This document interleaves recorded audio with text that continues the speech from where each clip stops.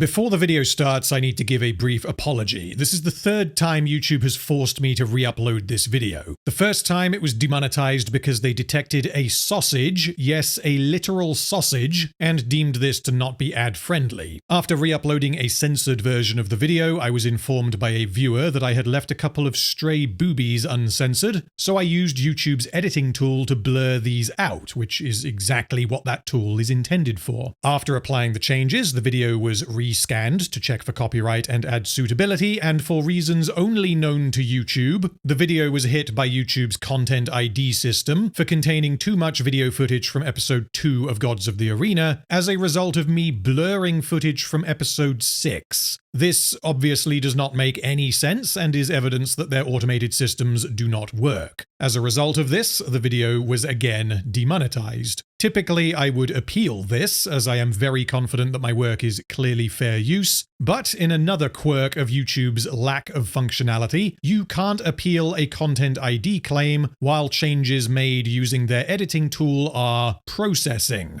So, I waited. And after what should have taken about 3 hours went on for 4 days, I decided, fuck it, this is my job and I kind of need the video to be monetized, and so I have been forced to re-upload the video for a third time. Thank you for your patience, now back to the video.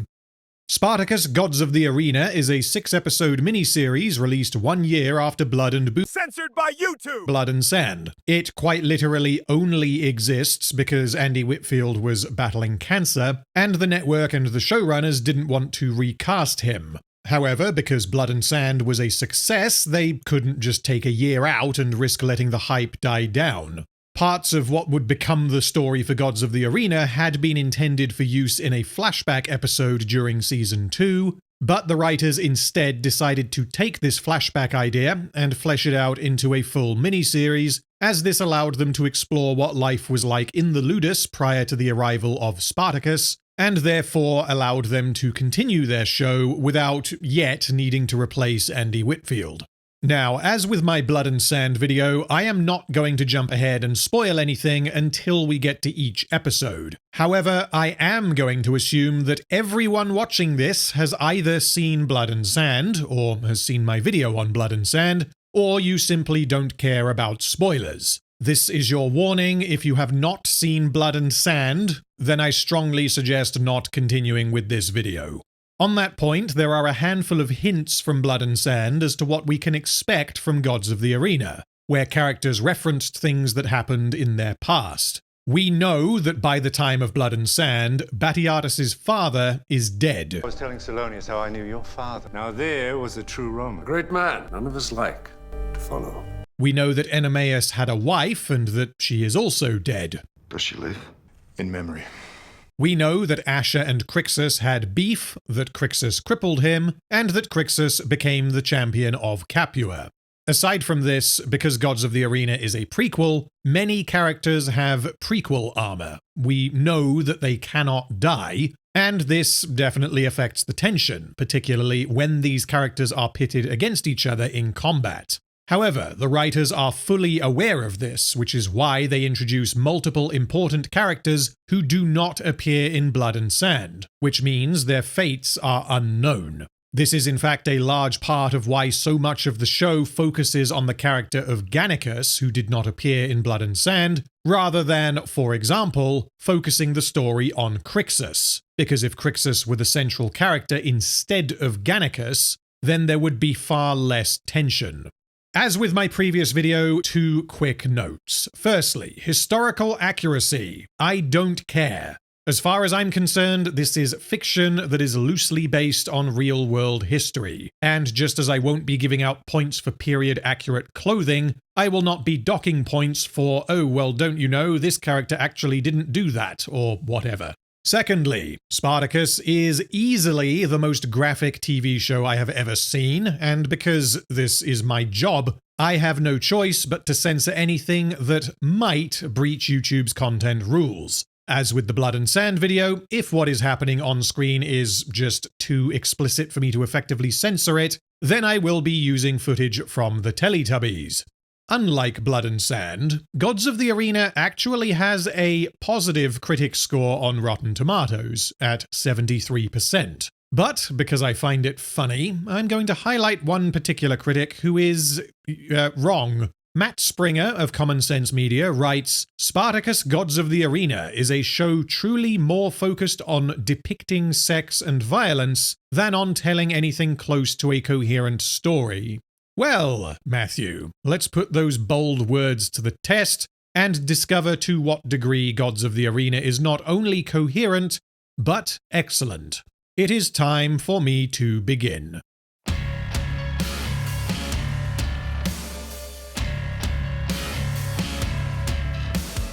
We open at the end of Blood and Sand, and this right here is why you should not watch the show chronologically, unless you are rewatching it for the second, third, or fourth time, which I highly recommend doing. It immediately spoils the ending of Season 1. We get a montage of the massacre at the house of Batiatus, leading to Spartacus delivering Batiatus' own monologue back at him, asking how many men he would kill to hold his wife again. We then get a montage of all the people who died as a result of Batiatus' insatiable desire to climb the ladder and surpass his peers. Ovidius' son, Barca, Calavius, Salonius, and Sura. The montage ends with Spartacus cutting Batiatus' throat, as we hear dialogue from episode 7, Great and Unfortunate Things. Lucretia tells her husband, "You will become the greatest lanista in the Republic," and he replies, "Under such a title, we will climb beyond our station, beyond Capua, perhaps to the very steps of the Senate itself." Not only is this a greatest hits of some of the best moments of Season 1, and so helps to place the viewer right back into that headspace, but it also frames everything we are about to see as the events that transformed Batiatus into the scheming, ruthless bastard he was in Season 1, and that ultimately led to his death. This tells us that this is going to be Batiatus, a Spart Wars story, but one where we already know how it ends. It is also darkly ironic, as the voiceover dialogue is taken from the first conversation between Batiatus and Lucretia following the death of Sura, which was the point of no return for Batiatus. Taking Sura's life sealed his fate, but their conversation was filled with optimism and ambition, and the decision to play this dialogue as the camera slowly zooms in on Batiatus' eye as he bleeds out is excellent visual storytelling, as it contrasts this hope and the promise of potential with the unforeseen yet inevitable consequences of Batiatus' own actions. So the camera zooms into his eye, and we find ourselves in an arena during a gladiator match. Precisely 4 seconds after we flash back, a man gets the upper half of his face chopped off before it lands on the ground with a rather comedic splat, which is certainly effective at establishing the tone. We are not meant to feel sorry for this man. We are meant to be entertained by his death. We are the roaring masses thirsting for blood, and there is no moral complexity to this spectacle of violence. That comes later. This is not the glorious arena where men become legends. These fights are scrappier, grittier, smaller, more intimate. The crowd is rowdier. In one episode, someone even falls into the arena during a fight. This is in many ways closer to the pits of the underworld, although the rules of the game and the general attitude towards these fights is far more in line with the more traditional gladiatorial matches. They are attended by powerful politicians, and the success of this smaller arena is presumably the reason why the much larger arena of Capua is being constructed. This smaller arena parallels Batiatus himself, as well as Capua as a whole. They are less refined and less established, but always wanting more. The show then delivers a whole load of important information, including Batiatus' investment in the upcoming fight, the setup of Gannicus as his best fighter, his desire to impress the local politicians, his status as an underdog, and his rivalry with Vettius. How would you accomplish this if you were a shitty writer? Well, it would probably go a little something like, Hello, Batiatus, my dear husband, whom I love very much. Hello, Lucretia. I really want to impress Tullius and the magistrate. I hope they show up before Gannicus fights. As you know, he was the only gladiator we were able to get into the games. Tell me again about how much you don't like Vettius and how you believe you should be sitting where he is. I really don't like Vettius, and I believe we should be sitting where he is. And honestly, this shit is barely even a caricature. This kind of blunt, vapid, and blatantly expository dialogue appears frequently in lesser shows and is an obvious hallmark of shit writing. Conversely, the writing in Spartacus is packed with characterization in addition to accomplishing the mechanical needs of the plot. And this characterization isn't just a flashy coat of paint that looks cool. It also serves as setup for later events that are then justified by this characterization. So we join Batiatus and Lucretia, who are in the crowd and not the Pulvinus. Batiatus and a new character, Vettius, smile at each other. Vettius is already looking directly at Batiatus rather than watching the fight, implying a prior relationship between them.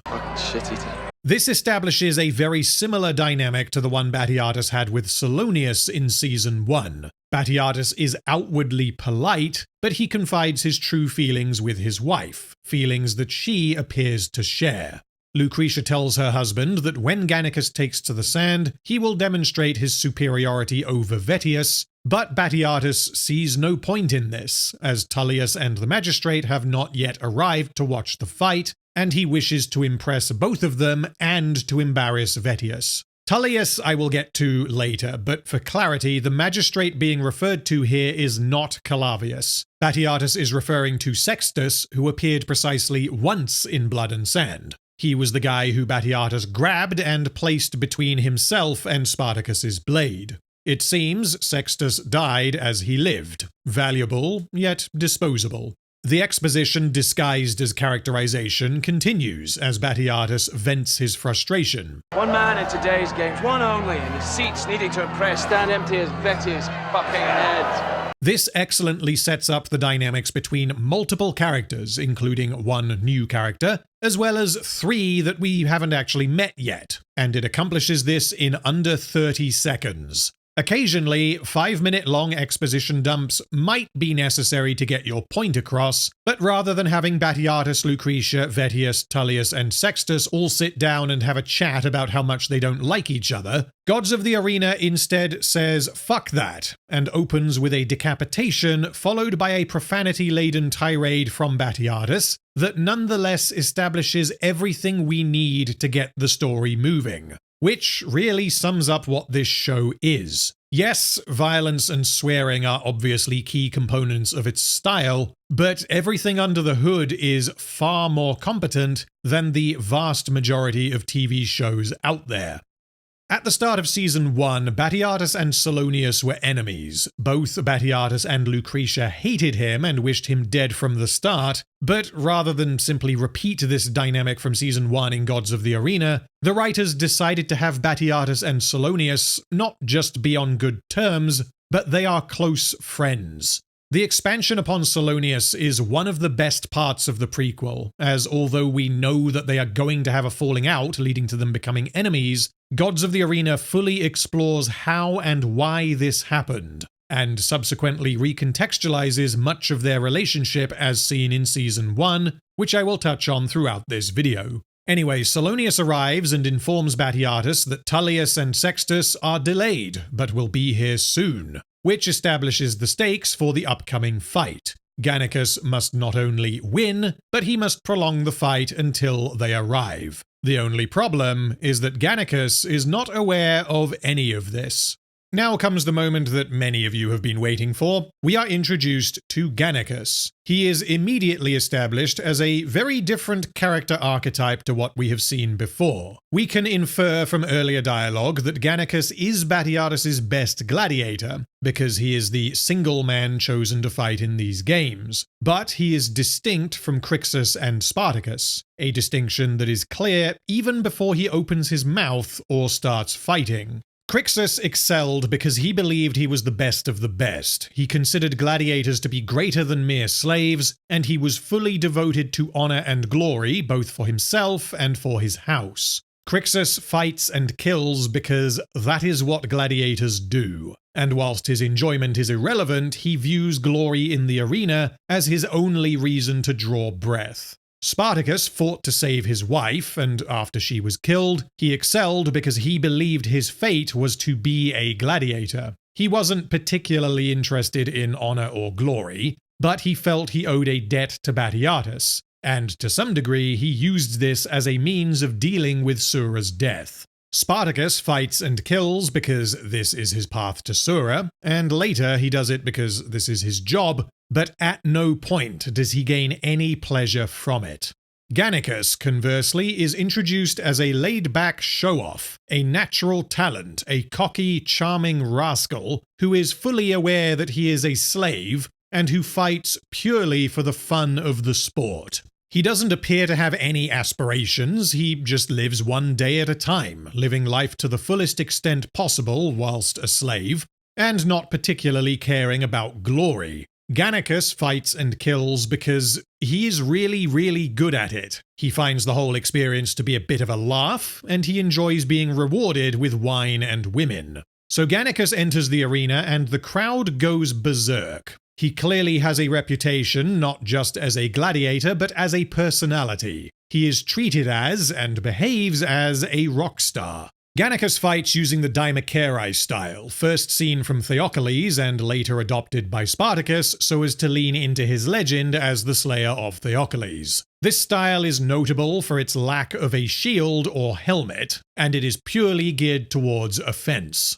In the case of Theocles, this was probably due to him enjoying being cut and so choosing not to defend himself, as well as his massive size meaning that he can fight with two much larger swords than anyone else, which gives him a greater threat range.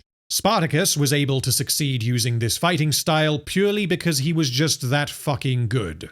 Gannicus, using the same fighting style, therefore immediately places him on par with Theocles and Spartacus. He simply has to be highly skilled in order to be fighting without a shield or helmet, and this also plays into his reckless, at times careless, personality.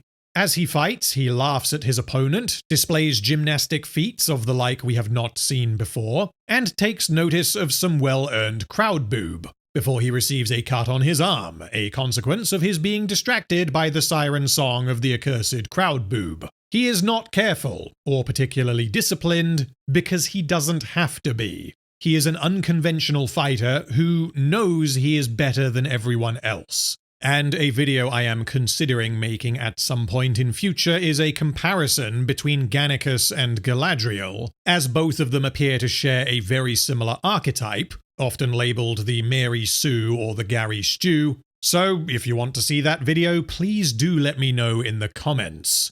Anyway, upon being sliced in the arm and blapped in the chest by a shield, most gladiators would probably be like, alright, damn, that was my fault, time to start paying attention. But Gannicus is not most gladiators. He drops both of his swords and starts punching his opponent. Getting cut on the arm pissed him off, so he decided, fuck it, we brawl. He later recovers his swords and skewers his opponent, and as the crowd calls for death, Batiatus realizes that Tullius and the magistrate have still not arrived, and he desperately but fruitlessly tries to command Gannicus to wait before dealing the killing blow. Gannicus cannot hear him, and before long a whole bunch of red stuff starts flying everywhere as Gannicus slices the man's throat. Gannicus certainly puts on one hell of a show, but unlike Crixus, for example, he is primarily interested in having fun. Gannicus just wants Capua to be a big fucking party. Unfortunately, this means that although Gannicus, and therefore Batiatus, won the fight, he did not get what he wanted from winning the fight. Winning the fight was not enough, it was a means to an end, because Batiatus is placing political and social elevation above his immediate interests as a Lanista, which excellently lays the groundwork for where this character is going to end up. Then we get a whole load of important exposition from Batiatus and Salonius as they leave the arena, which sets up what Batiatus wants, why he wants it, and the challenges that are in his way. But, true to form, this dialogue does not feel like exposition. We learn that the new arena will be finished in a few months. Batiatus and Salonius are worried that they will be excluded from the opening games, hence the desire to befriend Tullius, the man who is largely paying for the arena. In order to prove their worth, they figure they need to not only demonstrate the skill of their gladiators, but they specifically need to do so against Vettius's men, as Vettius is an associate of Tullius. Vettius's men only fight later in the day because he has favor with the magistrate and Tullius, which means Batiatus and Salonius can't simply ask nicely. Batiatus stresses that they must force an advantage before they lose the opportunity, whilst Salonius urges patience, saying that Batiatus's father would move with both respect and caution. Batiatus's father is not dead. He is currently living in Sicilia, and we are told that this is due to the climate being better suited to a man of his advancing years. Salonius suggests sending word to Batiatus's father to ask for advice, but Batiatus sees no reason to do this. He is not his father, and he is not interested in being patient. The writers then use this discussion between these two characters to give the audience information about Tullius. Batiatus says, as you know, Tullius was once a simple merchant. Yeah, I'm fucking with you. This dialogue is all contextualized and justified entirely by what the characters want. Batiatus is trying to convince Salonius to grow some balls. So he brings up Tullius as an example of a man who has tremendous balls. Tullius gets what he wants because he is persistent, intelligent, and will not take no for an answer. He is not a politician, he is a merchant, a highly successful one, who has managed to befriend the magistrate and various other nobles. He is also responsible for the construction of the new arena, which presumably came about due to a combination of his own financial investment and his political connections. Through the ambitions of Tullius, Capua is elevated. Batiatus seems to genuinely admire Tullius, which is markedly distinct from how he viewed Calavius and Glaber in Season 1, who were purely seen as tools, stepping stones on his own political career. After discussing Tullius, they notice a slave beating the shit out of another slave, and this man is revealed to be none other than Crixus. He is about to be punished for causing trouble, but Batiatus, in true Spartacus fashion, senses an opportunity. Crixus belongs to Tullius, and he is working on the construction of the new arena. Batiatus decides to purchase Crixus, claiming to value the promise in the man's eyes, when in actuality his intention is to get Tullius's attention. He borrows money from Salonius to purchase Crixus for an inflated price, believing that Crixus is nothing other than a means of getting favor from Tullius. Once again, his concerns as a lanista are placed second to his desire for political advancement. Additionally, this lines up in an unexpected manner with Crixus's claim in Blood and Sand. Your life traded for a few coins. More than a few. Crixus was indeed purchased for more than a few coins, specifically 50 denarii, when prospective gladiators appear to be worth about 10.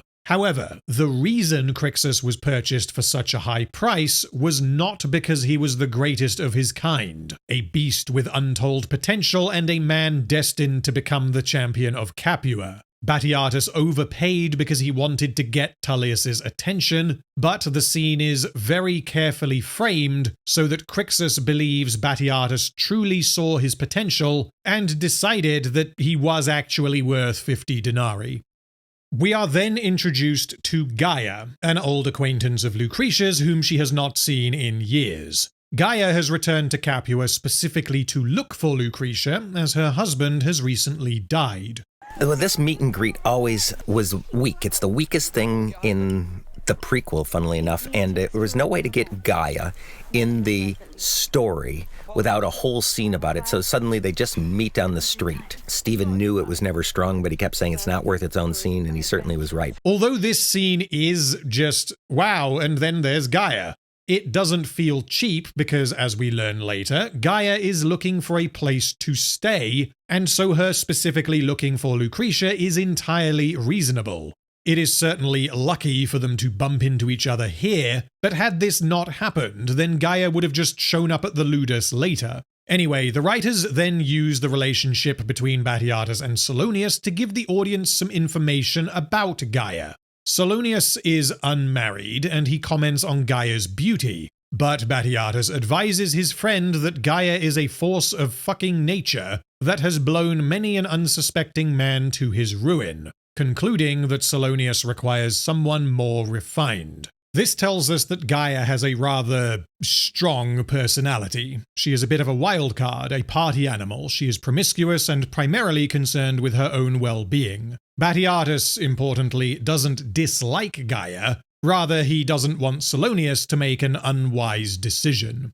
So that was the opening 12 minutes or so of Past Transgressions, and we have already had a huge amount of setup and character work. For comparison, 12 minutes into The Red Serpent from Season 1 is when the Thracians are complaining about the shitty food the Romans have given them. By that point, we had been introduced to Spartacus, Sura, and Glaber, and the Thracians were becoming increasingly pissed off with how the Romans were treating them. Conversely, in Past Transgressions, we have been introduced to no fewer than 7 characters. We have learned a lot about Tullius, and we have also learned a bit about Vettius and Batiatus's father. We understand in detail what will form the primary thrust of the narrative. We know what Batiatus wants and why, how he is distinct from his depiction in Season 1, as well as how he is very similar. And, of course, we had a pretty awesome fight scene with Gannicus, which was packed with characterization, informing us that he is a very different kind of champion to the gladiators we have seen before.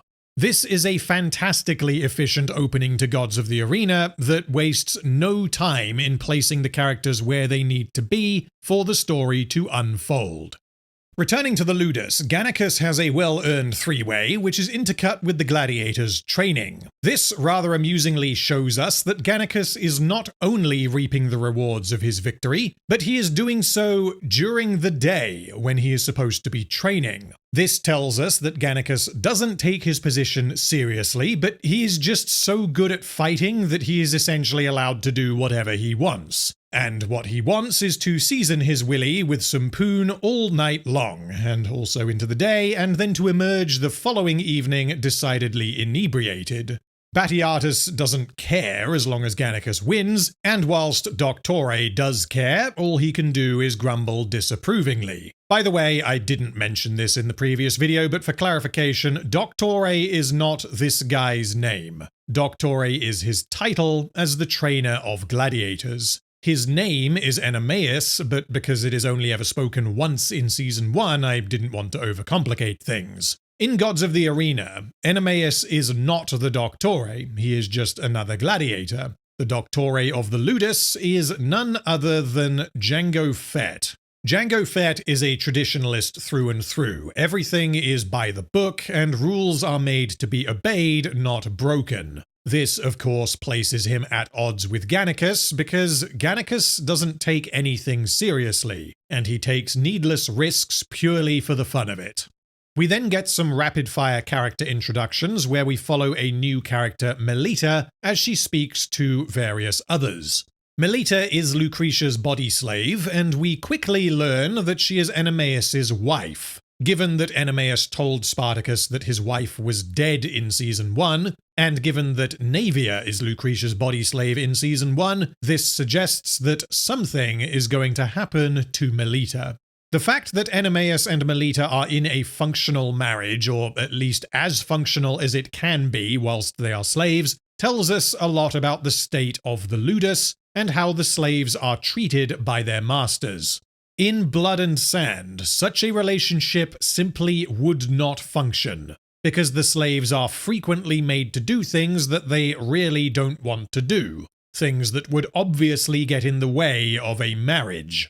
But at the start of Gods of the Arena, Batiatus and Lucretia have not yet begun seriously maneuvering so as to gain political favour. He is a Lanista, and she is his loving wife. They treat their slaves well, and they do not trade their dignity for the promise of favor from above. Batiatus and Lucretia also do not use their slaves for sex, and when this changes later in the season, it is a significant character moment. This clearly contrasts with their frequent use of slaves for such activities in Blood and Sand, and helps to depict Batiatus and Lucretia as good people at this point in their lives. Anyway, Melita goes to Gannicus's room on Batiatus's orders to make sure he was satisfied by the gift sent his way. They walk and talk and encounter Enemeus, after which she heads upstairs and speaks with Naevia and Diona. This is all very quick and establishes the dynamic between Melita and Gannicus, Melita and Enemeus, Enemeus and Gannicus, and Melita and the other younger slaves.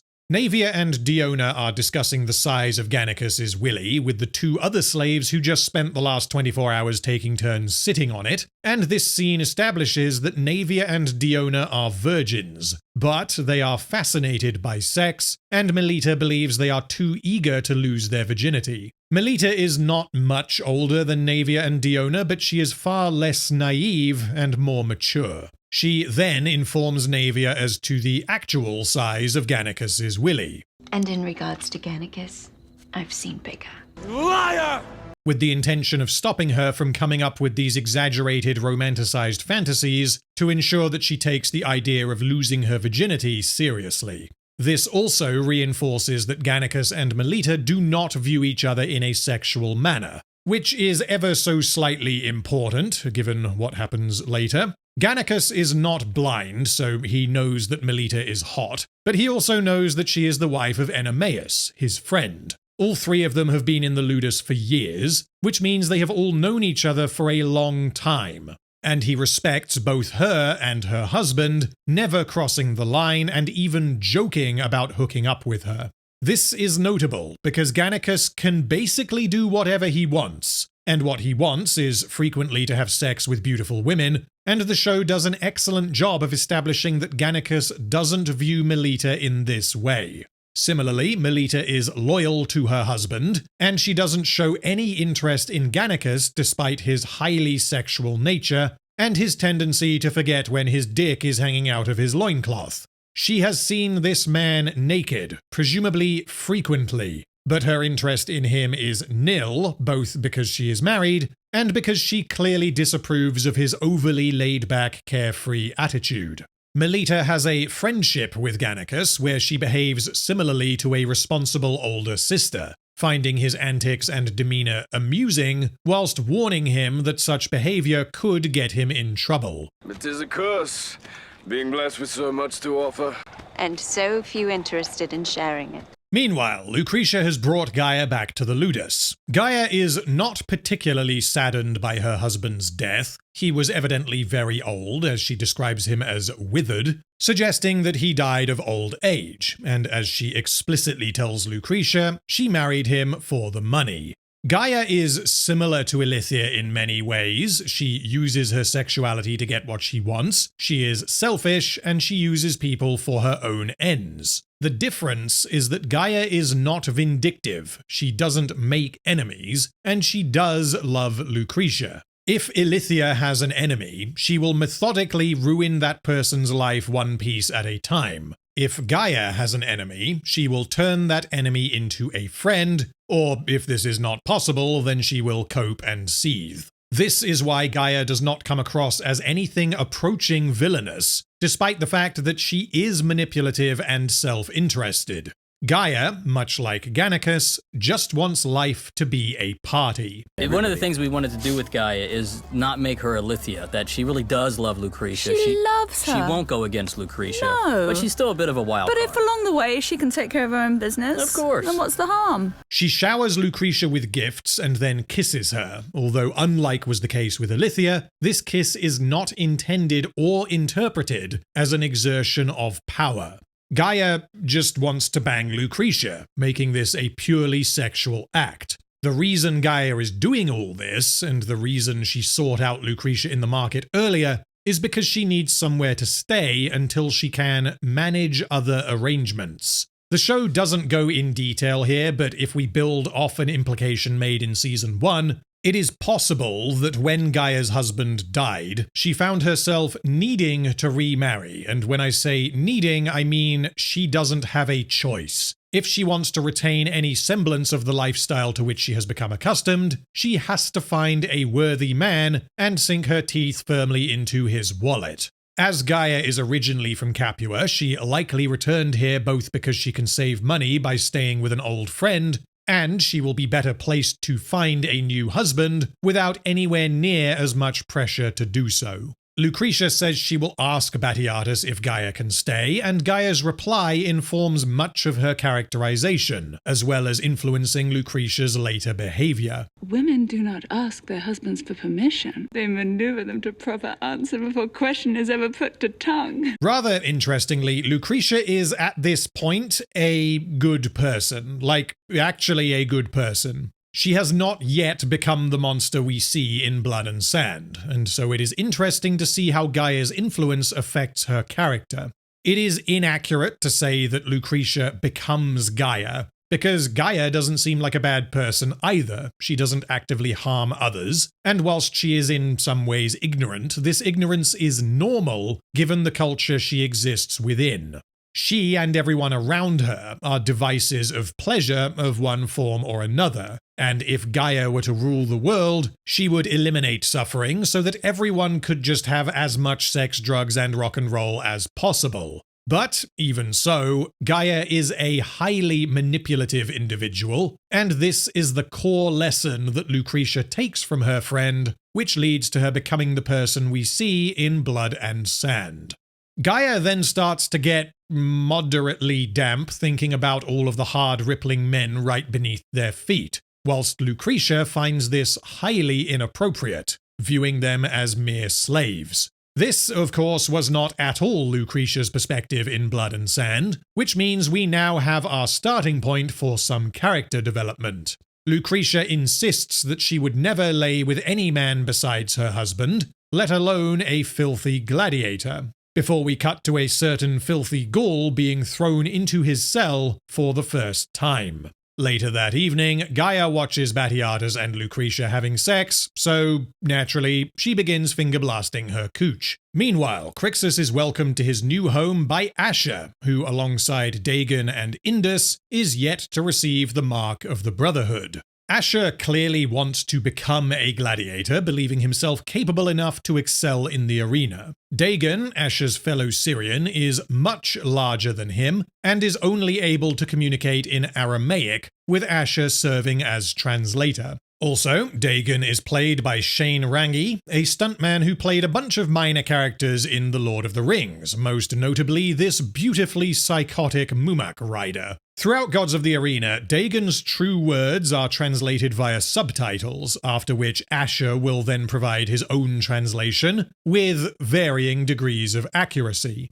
Dagon thinks you have a form, given odds in your favor. This is not only quite funny, but immediately establishes the deceptive power dynamic between Asher and Dagon. Asher repeatedly exploits his advantage over Dagon, and in this instance he does it purely to fuck with Crixus, to fill him with false hope. And although Asher's crime in this scene is so minor that we could just move past it, this is notably similar to something far more consequential that he does in Blood and Sand. When he schemes to have Batiatus execute Barca, his plan is such that it appears he is completely innocent of any and all wrongdoing. Similarly, because Asher holds all the cards, he can claim that Dagon said anything he likes, and neither Dagon, Indus, or Crixus will have the slightest clue that he is fucking with them. Crixus informs his fellow recruits that he deliberately caught Batiatus's attention in the market because he wanted to become a gladiator, believing himself to be worthy and capable of fighting for honor and glory. He longs to call you brother. This is useful, as whilst the writers could have just had Batiatus find some of Tullius's slaves having a fight and decide to purchase one of them, clarifying that Crixus intentionally made this happen means that he is characterized from the start as obsessed with achieving glory in the arena. And secondly, it means it was not random chance that Batiatus happened to walk past some slaves having a slugging contest. Like basically everything else in the show, this plot point is firmly rooted in characterization. It didn't just happen. It happened because a character wanted it to happen.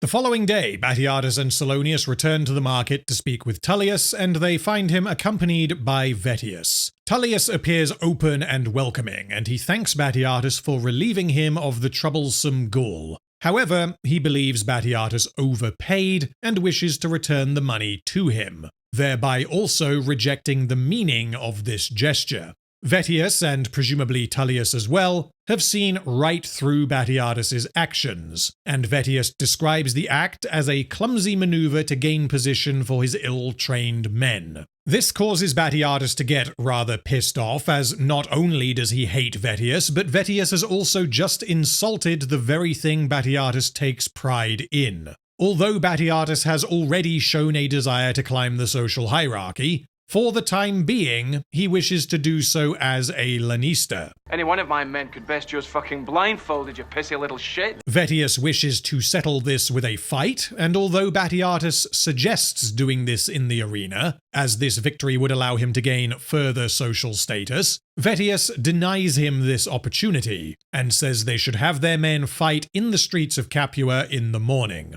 This is obviously not common practice, but it is made possible thanks to Tullius's connections with the magistrate, and because Batiatus's objective is to impress Tullius, he agrees. Their best gladiators will fight in the market tomorrow. As a brief aside, I need to ask what is actually wrong with Vettius? Why does Batiatus dislike him so much? Well, he is very young and is seen as inexperienced and therefore undeserving of the position he has. He is not from Capua, and potentially came to prominence in Capua through his connections with Tullius, which then caused the local Lanistas to feel slighted. Vettius demonstrably is not a particularly good Lanista, or at least nowhere near as good as Batiatus, but his connections to powerful men mean he has advantages that Batiatus and Salonius do not. Their dislike of Vettius is entirely rooted in a sense of unfairness, plus the fact that Vettius is a weaselly little scrotum. Anyway, Batiatus now has to decide which of his men are going to fight. Enemaeus was, and technically is, the champion of the house, despite not having actually fought in over a year, as he has been recovering from his injuries sustained at the hands of Theocles. Batiatus summons Enemaeus, and he speaks in a vague manner so as to create drama. Oh dear. Batiatus informs Enemaeus that his best man is to fight Vettius's dog in the morning. Is our man prepared for such a vital match? Enemaeus believes that Batiatus is talking about him, and is disappointed to learn that Batiatus is instead asking him if Gannicus is adequately prepared for such a fight. This kind of thing happens all the time in bad media, so why is it excusable in Gods of the Arena? Batiatus summoning Enemaeus is informed by him knowing Enemaeus very well and trusting his judgment, and he knows that Enemaeus is close with Gannicus. My preference would have been for Batiatus to not speak quite so cryptically, and for him to just straight up say, "Hey Enemaeus, is Gannicus ready to represent the house as my champion?" as this would then prompt the same disappointment from Enemaeus. This misunderstanding, however, is not leveraged for some big emotional payoff, as Batiatus clarifies his meaning about 5 seconds later, which means the purpose of this is character work for Enemaeus. He jumps on the opportunity to return to the arena, believing that he has just been complimented as the best fighter in the Ludus, before being informed that actually Batiatus believes that Gannicus has now surpassed him. This is also the second instance of Batiatus treating Enemaeus like a doctore. Earlier that day he was paired with Crixus, the least competent of the recruits, to bring him up to speed, thereby forcing Enemaeus into the role of teacher and mentor, a role that he does not want. If not for Batiatus's personal friendship with Enemaeus, it would have been more appropriate for him to summon Django Fett instead, as understanding the capabilities of the gladiators is Django Fett's job. And Enemaeus suggests precisely this. but Batiatus explains that Jango Fett is his father's man, and his judgment is clouded by outdated traditions. Or, in other words, Batiatus knows that Gannicus is not a normal gladiator, and he knows that Jango Fett does not approve of his undisciplined and laid-back approach, which means Batiatus suspects that Jango Fett would not be able to give an honest assessment of Gannicus's competence. He instead asks Enemaeus if Gannicus is worthy of being chosen to fight as the champion, and although Enemaeus was the champion and would very much like to be the champion again, he tells his master that he believes Gannicus is indeed ready. He values honesty and integrity above all, even when such honesty gets in the way of the thing he wants the most. This is because Enemaeus is a deeply principled and honorable person, as we know from Season 1. I would not give false tongue to gain advantage. Morning arrives and everyone assembles in the marketplace in preparation for the fight. Because Batiatus is Batiatus, he is overly confident, believing that none of Vettius's men will stand a chance against Gannicus. He then presents Gannicus as the fiercest Celt ever to take up arms in the arena, slayer of beasts, conqueror of giants, and the champion of the house of Batiatus. Vettius offers no introduction to his fighter, and he commands Otho to stand forward. Because the writers knew what they were doing, they added a very brief scene between Gannicus and Otho earlier in the episode, following Gannicus's victory in the arena. Perhaps one day the pretty little bitch will fight later in the afternoon with the rest of the men. You and your tiny cock best pray that day never come. And now they have the opportunity to confront each other with no bars separating them. The day finally comes. And yours ends. Magistrate Sextus raises his hand to begin the fight, but Vettius stops him, saying that something is missing. Where is your man's blindfold? It turns out that Batiatus's bravado and overconfidence has been weaponized against him. Any one of my men could best use fucking blindfolded, you pissy little shit. His exaggerated turn of phrase has willingly been interpreted entirely literally, and the fact that Vettius brought a blindfold with him indicates that he planned all of this from the start. The moment Batiatus carelessly made this boast, Vettius maneuvered him into a position where there is a strong likelihood that Batiatus's best man will be killed outside of the arena. And this is all because Batiatus couldn't keep his fucking mouth shut. Gannicus turns and looks at Batiatus like, bro, seriously? You said I would do what? Whilst Tullius agrees that, well, Batiatus, you did kind of say that your man could do it blindfolded. And this next bit is fucking brilliant. Batiatus is backed into a corner, but he is not the one who makes the call. Gannicus hands his swords to Jango Fett, who is like, no, this is a terrible idea, before Gannicus willingly accepts the blindfold. This is likely through a combination of him believing that Batiatus was going to order him to do it anyway, as well as his thoroughly established reckless attitude. Task should not be that difficult. I need only direct my blades towards the smell of shit. Okay, so the stakes just went up ever so slightly. Gannicus is hungover, he believes he is not the man for the job, and now he can't fucking see. This can't possibly go wrong.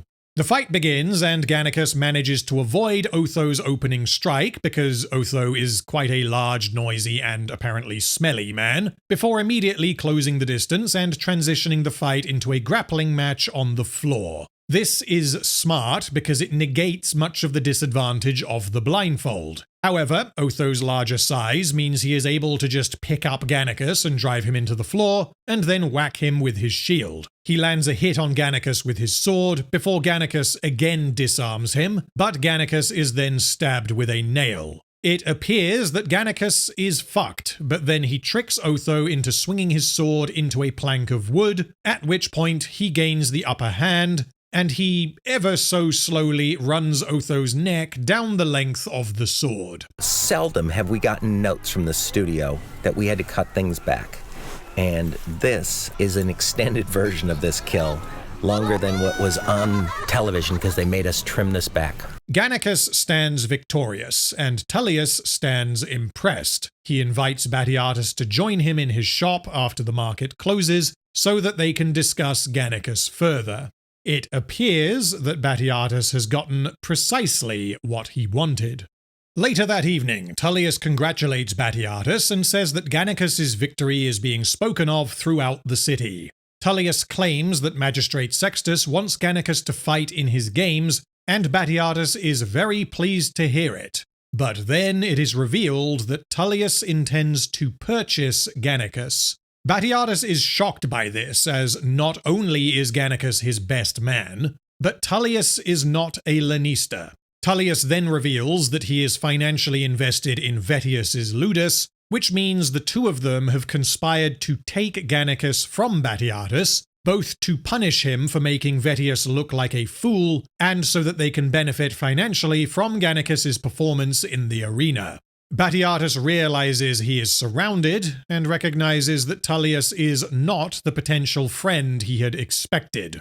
Tullius offers a substantial sum to purchase Gannicus, but Batiatus refuses to sell him. His bodyguard is subsequently hacked to pieces with a meat cleaver, and a bag is placed over his head. Batiatus is severely beaten before Tullius urinates on his face. Intercut with this, Gaia and Lucretia get fucking blasted on opium and start tripping balls as they strum each other. Lucretia was hesitant, but Gaia insisted, and so she agreed to have some fun. Gaia's influence is rubbing off on her, pun very much intended. This is a fantastic ending to this opening episode because it cements Batiatus as a highly sympathetic character. And bear in mind, this is a man who was the villain of Season 1. We know that Batiatus goes on to do horrible things, and yet in this episode in particular he is deeply sympathetic because he didn't actually do anything wrong. He tried to strong-arm a friendship with Tullius so as to gain position in the opening games of the new arena, which in retrospect was unwise, but entirely understandable. His means of doing this was not through harming anyone. Quite the opposite. He was overly generous when purchasing Crixus, believing that this would cause Tullius to take notice.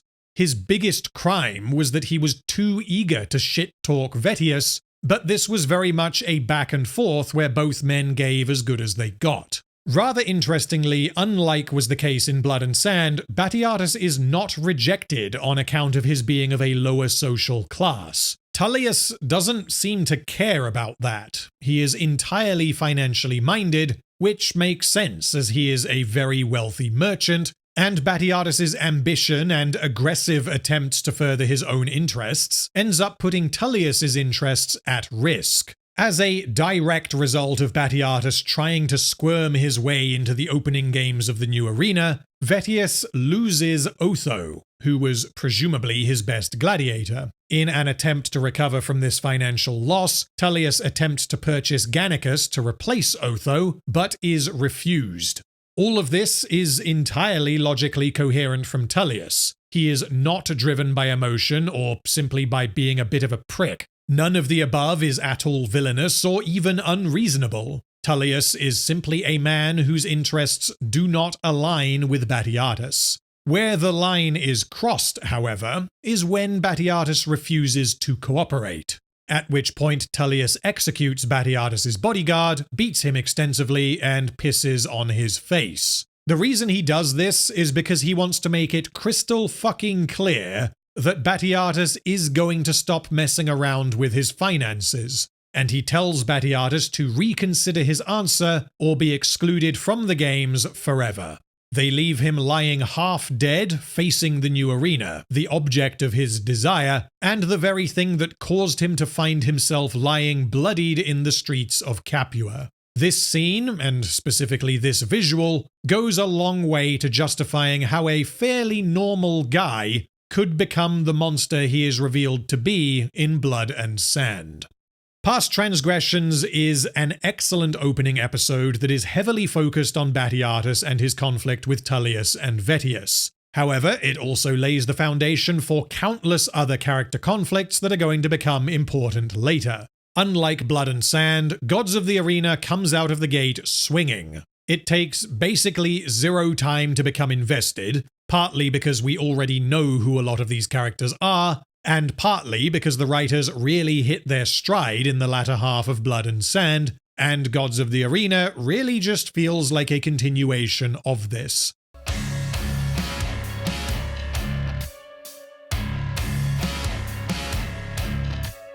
The opening shot of episode 2, Missio, is a POV shot of Batiatus waking up, having been left lying unconscious in the streets. He raises his hand to block the sun from his eyes, in a very similar manner to how the gladiators will raise their hand to plead for their lives if defeated. Batiatus is giving the Missio to the gods. He is stared at with disgust by the other citizens. His desire to climb has resulted in him falling, and being viewed not as Batiatus, the moderately successful Lanista, but as a repulsive creature, covered in blood and stinking of piss. We then jump forwards, and this sequence is revealed to be a nightmare, and a week has passed since Batiatus was beaten up. This is not just a visually creative way to establish a time skip, but it also shows us that Batiatus is having nightmares about what happened, which makes clear the effect Tullius's actions have had on him. This is not just a betrayal from a man from whom he wanted something, as was the case with Calavius. This is a betrayal by a man he truly admires and seeks to emulate. Lucretia is shocked that Tullius, as a favoured son of Capua, would be capable of doing what he did to Batiatus, and Batiatus replies, Man of ambition is capable of anything. We, of course, know that Batiatus is going to take this lesson to heart, but the interesting part here is that Batiatus is continuing to admire Tullius as a man to be imitated. He now understands how men are to succeed, and he commits to becoming the very monster that just humiliated and nearly killed him. Later that day, Enemeus and Gannicus drink together as Melita arrives to be with her husband. Gannicus is having a metaphorical dick-measuring contest with his friend. Usually I wouldn't feel the need to specify that this is metaphorical, but this is a Spartacus show, and this is Gannicus we are talking about here, and he asks Melita who performed better in training. She takes the opportunity to present Gannicus with a difficult question, one informed entirely by her disapproval of his general attitude. She asks him what would really happen if Gannicus and Enemeus had to face each other with no quarter given and no mercy shown. Gannicus laughs and replies that he would give her husband a glorious death. Melita does not like this answer, believing that he should not joke about killing a man he loves when one day he may be forced to do this. Melita and Gannicus having this disagreement then allows the writers to explore why all three of them are the way that they are. Gannicus says that Melita and Enemeus are a perfect match because they are both always worrying about what tomorrow will bring. He says that as slaves, they do not suffer the burden of choice and conscience. Gannicus likes not having to worry about anything because he likes having an excuse for pretending not to care, despite the fact that he clearly does care about Enemeus and Melita. He believes that they are truly free when they fight, or when they fuck, which is likely partially true, as when he is fighting or fucking, he is free to basically do whatever he wants. But this dodges the core of Melita's questioning.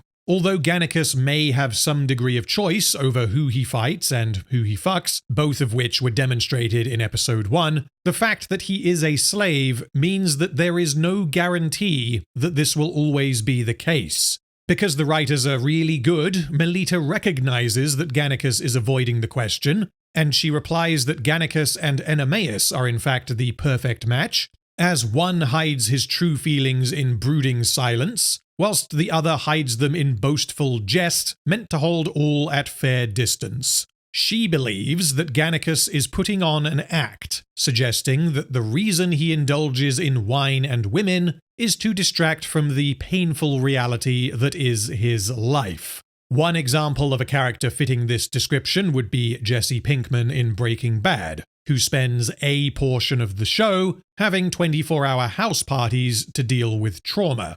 Another example would be Gary King in The World's End, who has serious problems with alcoholism, because his life didn't turn out the way he wanted. So interesting, Dustin's choice that his character is quite censored by YouTube, which is what allows him to just get up late and not give a damn, because dying would be kind of a mercy in a way. Additionally, Enemeus takes the idea of being forced to kill a friend very seriously, as he remains silent during this discussion. And yet, his wife knows exactly how he feels. We don't know exactly how long Gannicus has been in the house of Batiatus, nor do we know what he did prior to his arrival. But we do learn in Season 2 Vengeance that Enemeus has been here for at least 30 years or so, and although we have no specific examples of Enemeus being forced to kill a friend, he must have witnessed this happening on multiple occasions, if not having actually done so himself.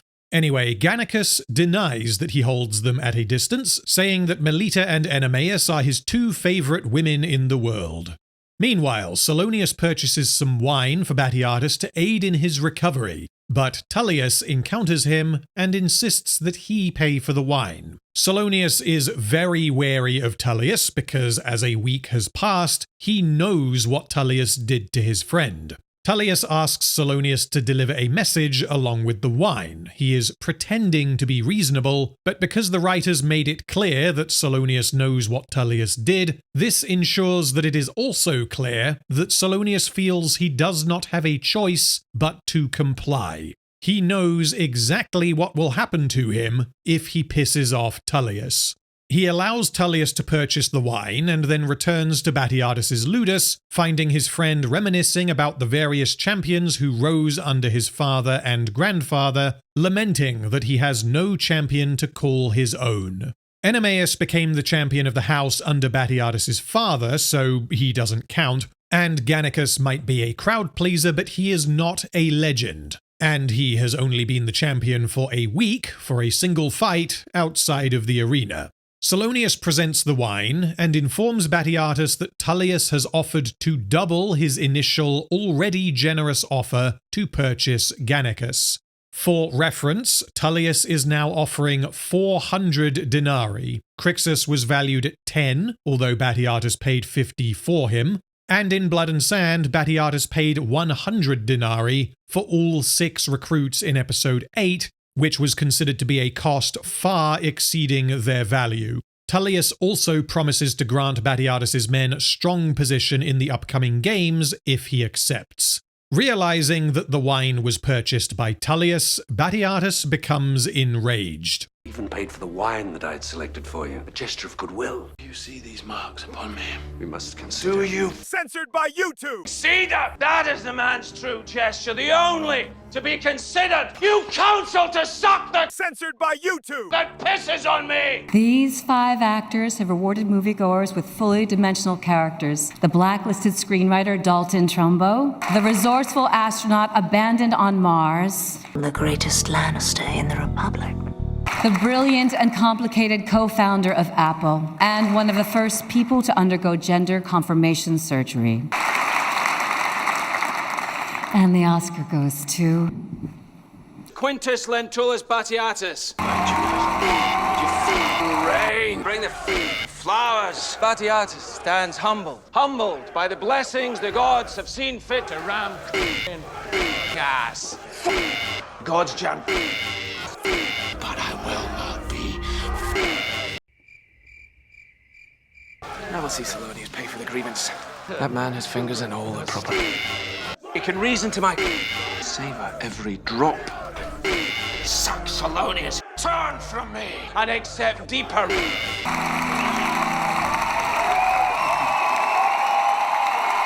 Of course, my wife is not. What's the purpose? He questions what Solonius will receive for, to use his words, convincing him to spread cheeks and accept deeper ramming. Solonius reveals that he will also gain position in the games if Batiatus accepts, and that if he refuses, Solonius will also be excluded. It was very important for us to set up Solonius is the guy getting squeezed in the middle. He just wants to, please everybody and get along. Solonius is just a people pleaser. He's not a bad person. He's not at all to start with, but he gets forced into a very bad position. This means that Salonius truly did not have a choice but to deliver this message. Batiatus then realizes that his friend has now been placed in a very difficult position, and the stakes have now risen. Salonius presses Batiatus for an answer because Tullius wishes to present Gannicus to Quintilius Varus, a wealthy Roman visiting Capua for the upcoming games, tomorrow. He leaves the decision with Batiatus, but says he stands with him whatever he decides. As he considers what to do, Batiatus watches his men training, and he notices Indus, one of the recruits, being knocked down by Dagon before giving the Missio. Batiatus then snaps and furiously commands Jango Fett to send Indus to the mines. We do not surrender in this fucking house! Seeing Indus surrender by giving the Missio is what gives Batiatus the final push to take action. His enemy thinks him defeated, but as he says, we do not surrender in this fucking house. Additionally, seeing Indus being punished so severely for surrendering potentially serves as further justification for Crixus never giving the Missio himself. Anyway, fueled by his desire to forge his own champion to rival those of his predecessors, Batiatus affirms that he will not sell Gannicus, and he forms a plan to subvert Tullius by gaining favor with Varus. Salonius revealed that Vettius has been instructed to meet Varus at midday as he enters the city, and the reason this information was communicated was so as to impress a sense of urgency in extracting an answer from Batiatus. The show avoids potential confusion by making it clear who Varus is before we actually meet him, and how he stands relative to Tullius. In short, if Varus wants Batiatus in the games, Tullius cannot refuse. Tullius is a businessman, and he will do whatever will earn him the most money. Batiatus then speaks with Jango Fett and instructs him to prepare his chosen slaves to accompany him into the market so as to enact his plan. We have already had multiple suggestions that Jango Fett disapproves of Batiatus's conduct. He noted the lack of honor in fighting Gannicus in the streets of the city, outside of the sacred grounds of the arena. Fuck honor. This is business. He thought Batiatus was mad for allowing Gannicus to fight wearing a blindfold, making this an unfair and therefore dishonorable fight, and he also disapproves of Batiatus using Barca as a bodyguard to replace his old one. Jango Fett was appointed to Doctore by Batiatus's father, and as such he holds the same strictly traditionalist perspectives. Every man has his place, be it as lanista, doctore, gladiator, recruit, bodyguard, or common slave. And Batiatus's recent behavior is challenging these norms. This culminates in him raising his voice in objection when Batiatus orders him to prepare Asher and Dagon to accompany him. Jango Fett accuses Batiatus of condemning Indus, whom he considered a promising recruit, to be sent to the mines purely because he was in a bad mood, and he suggests that Batiatus's father would never have even considered such a thing. Batiatus sharply replies that gladiators, recruits, and even Jango Fett himself are but slaves, and as their master, he can do with them whatever he chooses. However, after Jango Fett vouches for Indus, Batiatus does alter his plan, and he instructs that Indus will accompany himself and the Syrians, giving him the opportunity to prove his worth. Batiatus then heads into the market, accompanied by Barca as his bodyguard. He tells Asher, Dagon, and Indus that if they perform well here, they will earn the mark of the Brotherhood. This is their final test. The reason Batiatus is doing this is because the recruits do not yet bear the mark, which means they cannot be identified as belonging to him. This means that if anything goes wrong, Batiatus can feign ignorance. So Indus presents himself to Vettius without concealing his face, and he convinces Vettius that he belongs to Varus, before leading Vettius into a trap where he is assaulted by Asher and Dagon, whose faces are covered. After they finish beating Vettius, Asher kills Indus on Batiatus's orders, seen as an unfortunate necessity, as Vettius had seen Indus's face, which means if Indus earns the mark and becomes a gladiator, then Vettius will be like, hey, wait a minute, I know that guy. However, this makes me wonder, what exactly was Batiatus's plan prior to involving Indus? The only reason Indus is here is because Jango Fett vouched for him.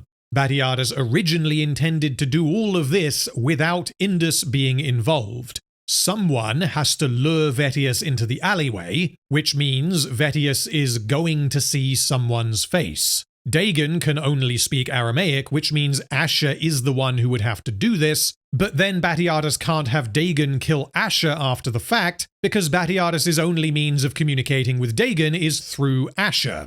I don't have a particularly good answer to this. The safest thing to do would be to return both Asher and Dagon to the Ludus, and then send them both to the mines, but this seems like a tremendous waste of a very promising recruit. Alternatively, perhaps Batiatus was intending to find a random beggar and pay them to lure Vettius into the alleyway so as to get jumped by Asher and Dagon. Neither of these are great explanations, but this isn't particularly important, as the primary function this all serves is to demonstrate Asher's willingness and skill at carrying out extracurricular activities for Batiatus, as well as Batiatus crossing the first of many lines by having one of his own slaves killed to advance his own interests. Asher did not want to do this. He wanted to be a gladiator and to become part of the Brotherhood, but to pass Batiatus's test, he is forced to betray a friend. This potentially means that the monster Asher became was in fact created by Batiatus, and it also shows us that the means by which Asher became a gladiator in the first place was through betrayal. Anyway, during the attack on Vettius, they kill his slaves, and Indus almost kills Vettius before Asher stops him. The reason for this is that Batiatus is not yet at the point where he will have other Romans killed, as he would go on to do later with Salonius and Calavius. Batiatus demonstrably believes that killing Vettius would be far too risky, and he simply does not consider it necessary. Instead, Asher instructs Dagon to piss on Vettius's face, mirroring what was done to Batiatus. Batiatus must have specified that he wanted this to happen, because otherwise Asher just randomly decided, hey, wouldn't it be cool if Dagon peed on him? And if Batiatus ordered this to happen, then this means Batiatus is sending a message to Vettius. Without the P, Vettius could have just assumed that he was accosted by random bandits, but the fact that he emerges sodden in Syrian urine, plus the fact that we do not see Asher taking the opportunity to rob Vettius, when we would expect Asher would typically do exactly this, means that Batiatus gave very clear instructions. Kill the guards, beat him up, pee on his face, and do not rob him. Batiatus wants Vettius to know who did this to him, but to remain unable to prove anything, hence why Indus is killed. Meanwhile, Lucretia and Gaia also have a part to play in this plan. Batiatus is using the fact that Gaia is, well, Gaia, plus the fact that she has met Varus before, to help lure him back to his Ludus. Gaia knows Varus, which is lucky but is entirely plausible given her heavily implied history of having mingled with many powerful men with varying degrees of intimacy. Gaia is also interested in finding a wealthy husband to leech off, and Varus seems to fit the bill. He is without wife, last I heard? She has a chat with Varus, who recognizes her immediately, indicating that she was not exaggerating when she claimed to know him. Gaia introduces Lucretia, they all start flattering each other, and Varus tells them that he is waiting to meet with Vettius so that he can choose gladiators for the upcoming games. As Vettius is currently being urinated on by a large Syrian man, they invite Varus back to the villa. Varus is entertained by Gaia and Lucretia before Batiatus returns and introduces himself. He then, accidentally on purpose, reveals that he is a Lannister, and with a little help from Gaia, he convinces Varus that his gladiators are far superior to those belonging to Vettius. Vettius offers shit. They then proudly display their gladiators for Varus to examine. Varus calls for a demonstration, and so Batiatus presents Gannicus. As he claims that no man stands equal to Gannicus, we get a close-up of Enemeus because the director knew exactly what he was doing. This is one of many instances of brief close-ups that help to build tension and establish how a character, otherwise irrelevant to a particular scene, feels about what is happening. This is highly efficient storytelling, it doesn't require dialogue, and it barely requires any time. It just requires that the director knows where to point the camera, and that the editor knows where to insert these shots. Anyway, Batiatus asks Varus to choose an opponent for Gannicus, offering the suggestion that he face Enemeus or Barca, but Gaia then interrupts. The reason why she specifically chooses Crixus is informed entirely by an earlier scene where she was mentally undressing him, and because these writers are more than capable of basic competence, they likely added that earlier scene to justify this one. Without that scene, this is just, oh, okay, Gaia chose Crixus, I guess. With that scene, it tells us that Gaia has a type, because Crixus was training with Enemeus, who is at this point in the story a far more impressive fighter, and yet she is still like, oh boy, Crixus really turns my crank. I like my men dirty and hairy. And the extra bit of spice on top of this Gaia-Crixus dynamic is how it is related to Diona and Naevia. We know from Blood and Sand that Crixus and Naevia fall for each other, but they also had not interacted until episode 3 of Blood and Sand, which means Gods of the Arena needs to tread carefully. Both the earlier scene as well as this one include dialogue from Gaia to Diona, where she is teasing her for her virginity, but also encouraging her to explore her sexuality. Diona knew Crixus's name and fighting style, despite the fact that he had only just arrived in the Ludus, and so Gaia assumes that Diona dreams of being given the Crixus special. For now, this is just playful banter, but this dialogue will be viewed very differently in a couple of episodes' time. Anyway, Batiatus and Lucretia advise against Crixus facing Gannicus because he does not yet bear the mark, and Gannicus would obviously demolish him. Their objective here is to impress Varus with an exhibition to demonstrate the skills of their gladiators, and having Gannicus steamroll a recruit will not accomplish this. However, because Varus is a little pussbag, he continues to complain about the heat, which is excellent character writing because he has done this like 3 times by this point, and his discomfort in the heat of Capua is then leveraged to excuse a fight between Gannicus and Crixus, which is the writer's ultimate objective. I fear such a match would be overly brief. A blessing, considering the heat. This is a difficult line to tread, because Varus both cares about gladiator matches, but also doesn't really care about gladiator matches. So the way the writers balance this is by having him be interested purely for financial reasons, which means they can excuse his lack of interest in the fight itself.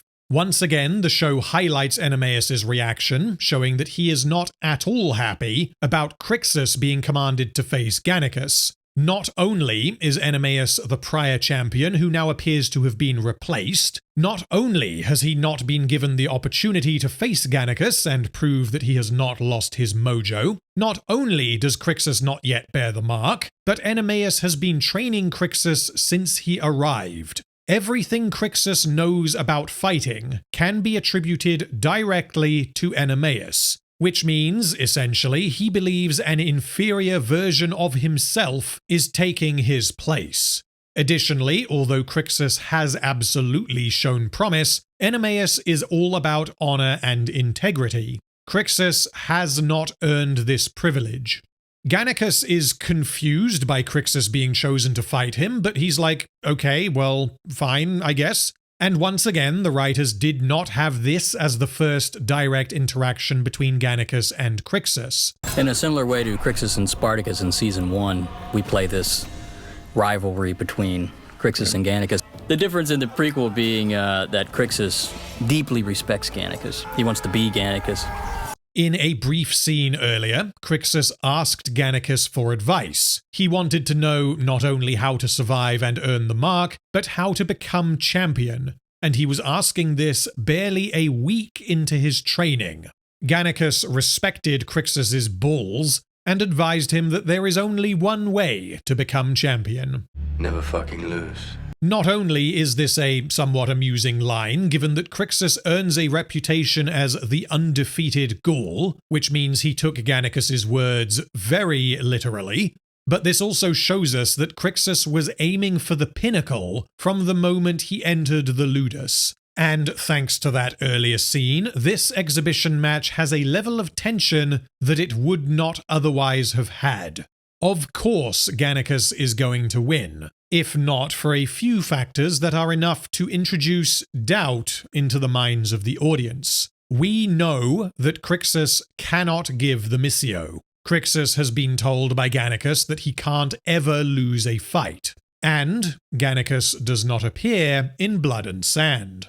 All of this combined means there is a chance that something unexpected may happen. The writers are well aware of this, and they then dial up the tension even further by having Varus insist that they use real swords instead of little wooden sticks, because he wishes to see them fight as men, not children. This is the second time we have seen Batiatus in a position where he has to compromise in order to impress someone. The first example of this was having Gannicus fight with a blindfold so as to impress Tullius, and there are countless examples of this happening in Blood and Sand.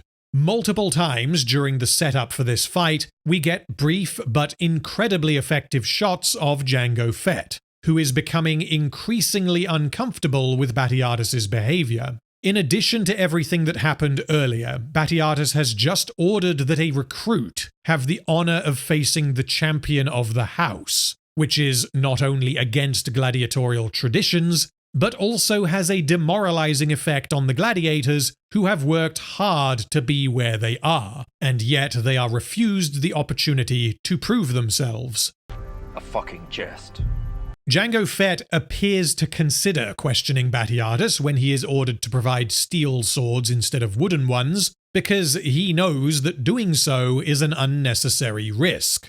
Jango Fett doesn't particularly like Gannicus, but he knows that Gannicus is the champion, and if anything were to happen to him, then this would be bad for all of them. Additionally, Jango Fett knows that Gannicus will himself take unnecessary risks in the name of showmanship, including but not limited to dropping his own swords during a fight, and so the idea of Gannicus facing Crixus, a man who has not yet been tempered by years of brutal training, using real swords, makes him very uncomfortable.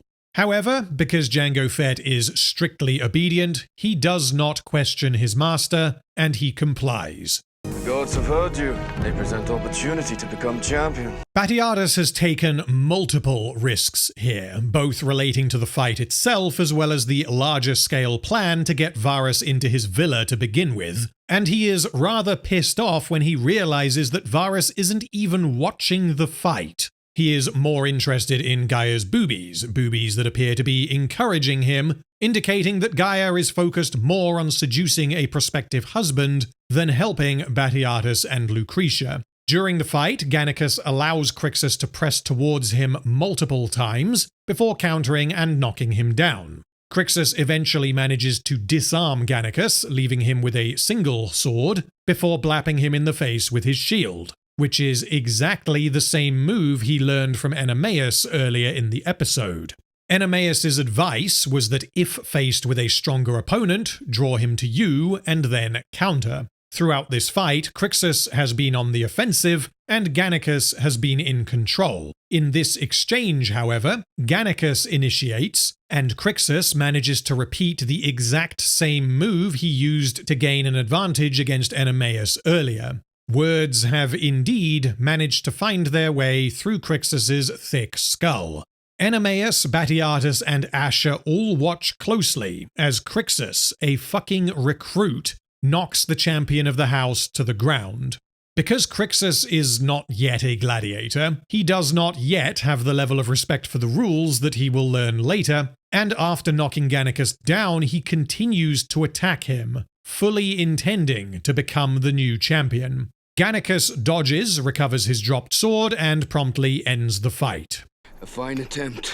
Batiatus asks Varus to pass judgment. He declines because he really doesn't appear to have any interest in gladiators, viewing them purely as a spectacle from which to extract money, and so he passes the decision to Gaia, because she chose Crixus. Before Gaia makes a decision, we get another close-up of Jango Fett, reinforcing that he is reaching his breaking point in having to deal with all of this ridiculous bullshit before... Let him live.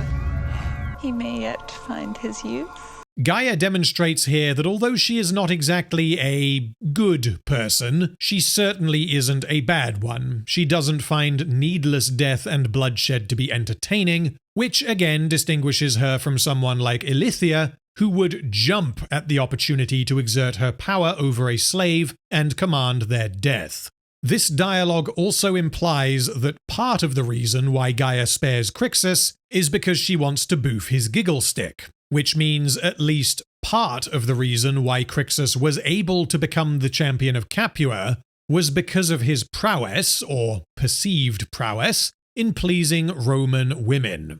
And later, in Blood and Sand, Crixus continues to be used for exactly this purpose, both by Lucretia and also by Ilithia, or at least that's what she thought was happening, even after the title of champion has been taken by Spartacus. This means that everything Crixus does as a gladiator can be traced back to the desirability of his long saucisse française. Batiatus asks Varus if he was impressed by Gannicus, but Gaia appears to continue putting her own desires first, and she says they should all go inside and get wasted because Varus is too tired to be talking about business. What the fuck are you doing? An excellent question, to which Gaia responds that she is doing what she does best, taking advantage of powerful men by understanding what they want and giving it to them. Or, in other words, she is maneuvering Varus to proper answer before question is ever put to tongue. Batiatus remains not entirely convinced that Gaia is placing his interests before her own, but he agrees that they should probably trust Gaia's expertise on this matter. Then things reach boiling point with Jango Fett. On Gaia's suggestion, Batiatus orders Jango Fett to prepare Gannicus with scented oils so that he can be presented to Varus, and Jango Fett asks what will be required of Gannicus. Again, Jango Fett does not like Gannicus, but in just the past week or so, he has seen Batiatus use the gladiators and recruits for things beyond their conventional purposes.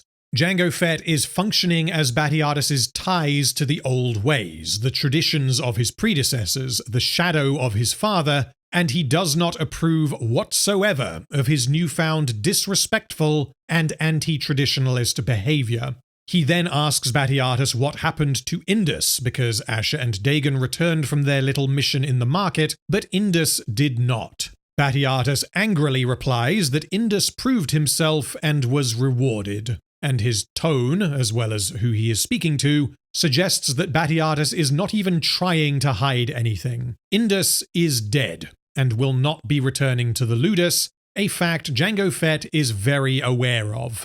Batiatus then instructs him to reward the Syrians with the mark of the Brotherhood. This is the ultimate betrayal of tradition, and Jango Fett realizes that Batiatus no longer has any respect for the ways of the Ludus. Everything else he could potentially put aside and ignore, even having Indus, a prospective gladiator, killed doing extracurricular activities. Indus was a slave, and so Batiatus could absolutely just do whatever he wants with him. What Jango Fett will not tolerate, however, is his master trivializing the mark of the Brotherhood. The final test exists for a reason, and all who succeed are welcomed into the Brotherhood, regardless of any personal feelings, because you cannot pass the final test unless you fight with both skill and honor. Batiatus has replaced the conventional final test with one of his own, one that required neither skill nor honor. It simply required that Asher and Dagon hide in an alleyway, shank a couple of slaves, and wee on Vedius's face. Your father would never... I am not my fucking father! Fact well known! This then causes Batiatus to order Jango Fett to inform Enemeus that he is to assume the mantle of Doctore. Jango Fett complies, realizing that he no longer has a place within the Ludus, nor does he wish to serve under Batiatus, who has decided to spit on the sacred traditions under which he has trained and been trained. Scrappy, would you like a cameo in my video? Good boy. Anyway, Gaia and Varus decide to get blasted on opium, as Batiatus instructs Gannicus that pleasing Varus must become his sole fucking purpose. Gannicus is like, excuse me, I know I'm a slave, but what the fuck? Indicating that a line is being crossed. This is the first time a gladiator from the House of Batiatus has been required to please a Roman through means other than fighting in the arena. If Varus wishes you to suck his cock dry, you will savor every drop. Gannicus is not thrilled by this idea, but he is not exactly in a position to refuse. Batiatus then presents Gannicus to a thoroughly stoned Varus, who proceeds to inspect him. And by inspect him, I mean Varus grabs Gannicus's Celtic custard cannon and compliments his circumference. Now that is... most impressive. Varus demands a demonstration, and Batiatus begins to clear out the room, before Varus clarifies that he does not intend to have his own shit pushed in by Gannicus. He wishes to watch from the sidelines as Gannicus has his way with another. This is a very good misdirect. When the scene is introduced, an expectation is given both to Gannicus and to the audience. Varus is a pervert who is loaded on opium, and Batiatus expects that Gannicus is going to be instructed to service him. As Gannicus is not gay or bi, he doesn't want to do this when he would presumably jump at the opportunity to have sex with Gaia, for example. This means that when Varus is fondling Gannicus, the presumption from Gannicus, Batiatus, and the audience is that this man is about to ask Gannicus to bend over, or to bend him over. Varus then asks for a demonstration, fulfilling this expectation. Additionally, slaves and gladiators were used regularly for sex in Blood and Sand, and the scene plays around with this preconception. Gannicus then apparently manages to avoid having sex with Varus, providing a brief moment of relief, before... Have him fuck this one, and I shall watch. Oh dear. Somehow I get the feeling that Gannicus would have preferred Varus. I regrettably can't show you what happens next, but it is very important, so I can't just say they bang and leave it at that. Lucretia immediately apologizes, intending to get Melita out of this because, firstly, she is her personal body slave, and secondly, she is married to Enemeus, the former champion of the house. But Varus interrupts her and says, "Why are you apologizing? Is she not a slave?" Batiatus replies that Melita is a slave and will do as commanded. Batiatus is well aware that Melita's position would typically preclude this kind of thing from happening. The problem he is faced with is that he has already taken multiple risks in getting Varus into his ludus, and he is not willing to back out now. The sunk cost is building, or I guess sinking. Gannicus is commanded to remove Melita's dress as she holds back tears. Not only does she not want to lie with another man, but she also doesn't want her friend to be forced to view her in a sexual manner. Before he begins, Gannicus starts to speak. Presumably he intended to apologize to her, but she interrupts and tells him to see it done. She knows there is no way out. Melita initially does not look at him as he does the deed, but she appears to gradually start to enjoy herself. It is possible that she was merely... Describing this is really difficult without being too explicit for YouTube. I really am doing my best, but yeah, maybe she was trying to encourage Gannicus so that the experience would be over and done with sooner rather than later, but with greater context from later episodes, the more likely explanation is that she is being like, oh damn, this feels amazing, and genuinely losing herself in the moment. She turns to look him in the eyes and clamps one hand on each of his perfectly forged butt cheeks. They keep going until the deed is done, A deed which culminates not just in Gannicus getting off, but Melita as well. She realizes that she probably shouldn't have enjoyed that quite as much as she did, and recognizes that she just emotionally betrayed her husband, even though her body was not hers to command. She may not have wished to lie with Gannicus, but once this was instructed, she did engage with him, and she did, climax, despite this not being in any way a requirement of her duties. This was such a pivotal moment in the prequel. You understood the story without any words being said. You understood that Gannicus really got into it more than he should have, and that Melita was swept away for a moment. It's that one shot of her hand coming up that really tells the story. The build-up to this climax is excellent. Throughout the first 2 episodes, we have had multiple shots of Melita when Gannicus is mentioned. These are reminiscent of the various close-ups of Navia whenever Crixus was being discussed in Season 1. This helps to subconsciously suggest to the audience that there may be a potential romance brewing between them, even though they outwardly consider the other to be so far off limits that they do not consciously consider this. Melita was worried about Gannicus or Enemeus dying in the arena, either through fighting each other or someone else, but she was blind to the possibility that she herself may be degradingly used to entertain a Roman. It is also heavily implied that Melita has only ever had sex with Enemeus. Melita cautions patience. Plucking flowers too quickly will bruise the petals. That's for a mouth that has only known her husband's cock. We learn later that Melita was given to Enemeus, that she was a virgin until she was given, and she has clearly not ever been required to do anything like this in her prior years of service. Additionally, Gannicus previously told Melita that as slaves, the burden of choice and conscience are equally removed. He does what he is ordered to do. He was willing to let Varus do whatever he wanted to him, and although he may have found the experience sickening, he was not in a position to refuse, and so he accepted that he had to do this. When he is ordered to lie with Melita, his view is the same. They do not have a choice, so let's get it done. Where Gannicus was expecting, or perhaps hoping, that he would be able to do his duty and then forget about it, as he is very aware that he did not do anything wrong, as lying with Melita was a command from his Dominus, Gannicus finds himself unable to forget about her, which then informs much of the drama in the rest of the season. We knew we wanted the love triangle between Enemeus, Gannicus, and Melita. And originally we had Gannicus just fall for her, and then we had Melita just fall for him, but it was like, we want to actually love all 3 of these people and understand them. So we came up with this idea that they were commanded, Gannicus and Melita, to have sex.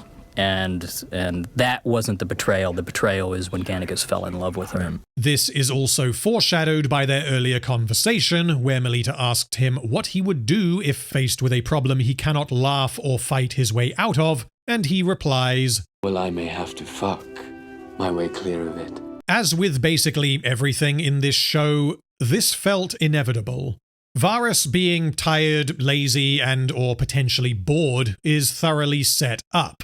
Melita's presence is entirely justified because she is Lucretia's body slave. Gannicus is specifically chosen because he is the champion, which again feels inevitable because Batiatus wants to show off his best man. This means the writers have perfectly set up an unwanted sexual encounter between Gannicus and Melita without either character being contrived into this situation through bullshit.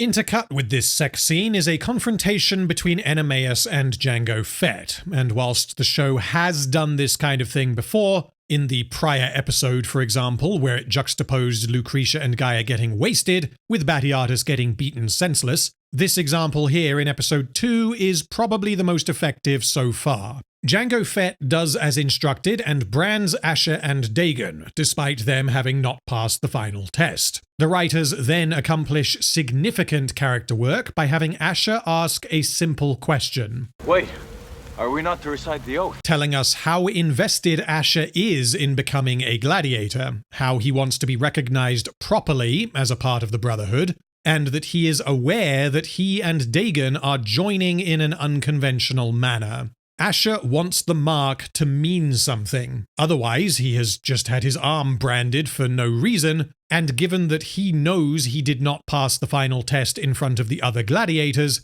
he is worried that he will not be welcomed into the Brotherhood.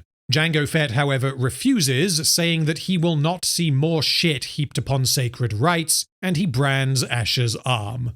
You may bear the mark, but don't ever think yourself a gladiator. He is about to strike Asher in the face with the branding iron before Enemeus stops him. This causes Jango Fett to call for swords, and he challenges Enemeus. Now let us see if you have learned all I have to teach. Enemeus blocks and dodges, refusing to attack because he has no idea what is going on. He has not been informed that he is to replace Jango Fett as the Doctore, which means, as far as he is aware, his mentor has just gone insane and started attacking him. The other gladiators attempt to stop the fight, also likely believing that Jango Fett is trying to kill Enemeus for some unknown reason. Enemeus receives a slash across his chest and realizes that his Doctore isn't fucking around, and so he starts to fight back. Jango Fett believes that the house has lost its honor under Batiatus, and although he likes Enemeus, he needs to know that he is leaving the Ludus in competent hands. Jango Fett's life is over. Once he is replaced as Doctore, he would likely be sold or used for some other purpose within the Ludus, and he has no intention of fading quietly into history. This all makes complete sense, and when you add in the extreme anger he feels at being ordered to desecrate the sanctity of the Brotherhood, attacking Enemeus feels like exactly what this man would do. We went around a lot of different ways to kill old Doctore. At one point, it was going to be an attempted breakout by some of the new recruits. Right. But then we came around to this idea. He couldn't imagine a life not being the Doctore. And he wanted to make sure the man that replaced him was worthy. It's funny, actually, because when we were doing the fight, we actually came with a couple of ways. One which was he actually grabs my wrist and pushes a sword into himself. Just tried so many ways to figure out how to do it and make it work. Intercutting this fight scene with the sex scene is not just a flashy gimmick. This whole sequence is essentially Enemeus being betrayed in more ways than one, culminating in the, ultimate acts of betrayal, which are presented simultaneously.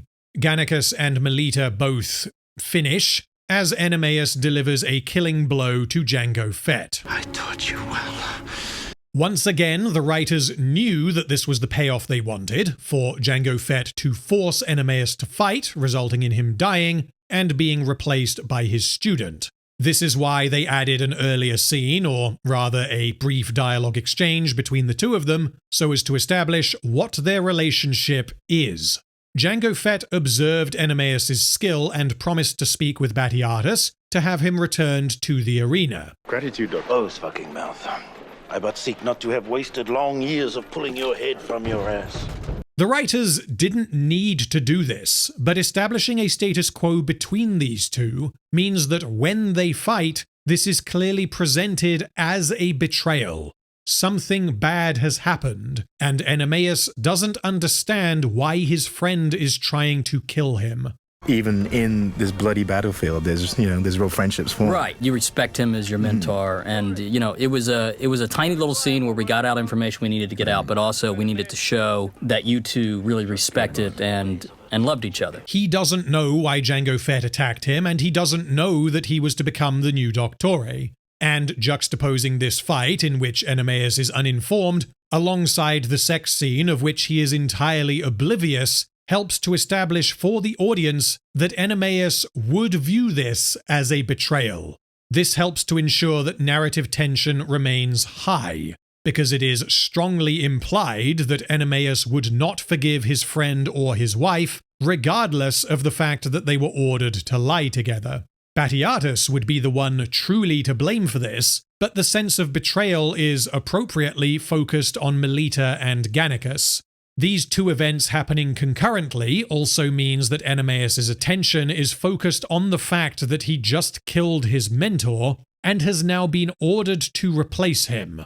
This gives a character-based excuse for him being perhaps less likely to notice any odd behavior from Gannicus or Melita, when he otherwise would. While all of this rather consequential character work was sizzling, Varus was jacking it, and he emerges from the experience thoroughly satisfied. He requests that Gannicus fight in the primus of his games, which means Batiatus' scheming has paid off better than he could possibly have dreamed. Batiatus apologizes to Gaia for ever doubting her, before congratulating Gannicus and Melita for their performance. However, he warns them not to speak of this due to how it will affect their personal relationships with Enemeus, although Batiatus is primarily concerned about how this will affect him. Batiatus is the reason why Gannicus was forced to bang Enemeus' wife, which means although Enemeus may forgive Gannicus and Melita, he would never forgive Batiatus. This is the first example of Batiatus only caring about his slaves insofar as their relative happiness helps get him what he wants. We then get a fantastic musical sequence similar to the one from Party Favors in Season 1. Jango Fett's body is carted away as Enemeus, the new Doctore, watches. What you couldn't see was, in this shot, they had they took the dead body away. It's actually to my right at that point in time, and Timura sits up and he's waving at me. Wow, oh, God. Thank you very much. Melita bathes, attempting to cleanse herself from what she just did. We cut to Batiatus and Lucretia having a celebratory shag, and Gaia shows up like, "Got room for one more?" And then they invite her to join them, as they are both thoroughly grateful for Gaia's help in elevating the house.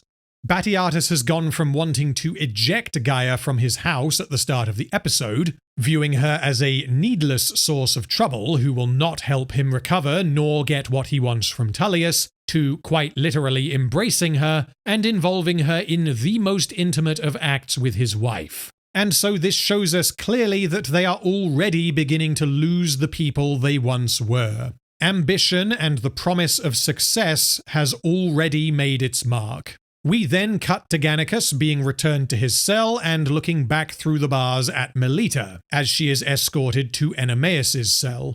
He's like, "Honey, I've just had a doozy of a day," and she's like, "Man, you have no fucking idea." I have done a terrible thing. We do what we must in this house. This is intended to comfort both her husband as well as herself. She cries a single tear, and we cut to black. Missio is where the ball begins rolling towards its inevitable destination. Where most characters were quite happy in past Transgressions, which is very unusual for this show, Missio is where the misery begins, as a wedge is driven between the Romans and their slaves. Batiatus and Lucretia manage not only to course correct following the conclusion of episode 1, but they achieve heights beyond what they could possibly have expected. And the price they pay is the suffering of their most trusted slaves, Enemeus and Melita. The only issue I take with this episode is the lack of clarity as to Batiatus' market plan before Indus was involved, but in the grand scheme of things, I consider this a very minor point. Overall, Missio is a fantastic episode that may not be as entertaining as past Transgressions, but I consider it superior, primarily due to the superb execution of the final 10 minutes or so.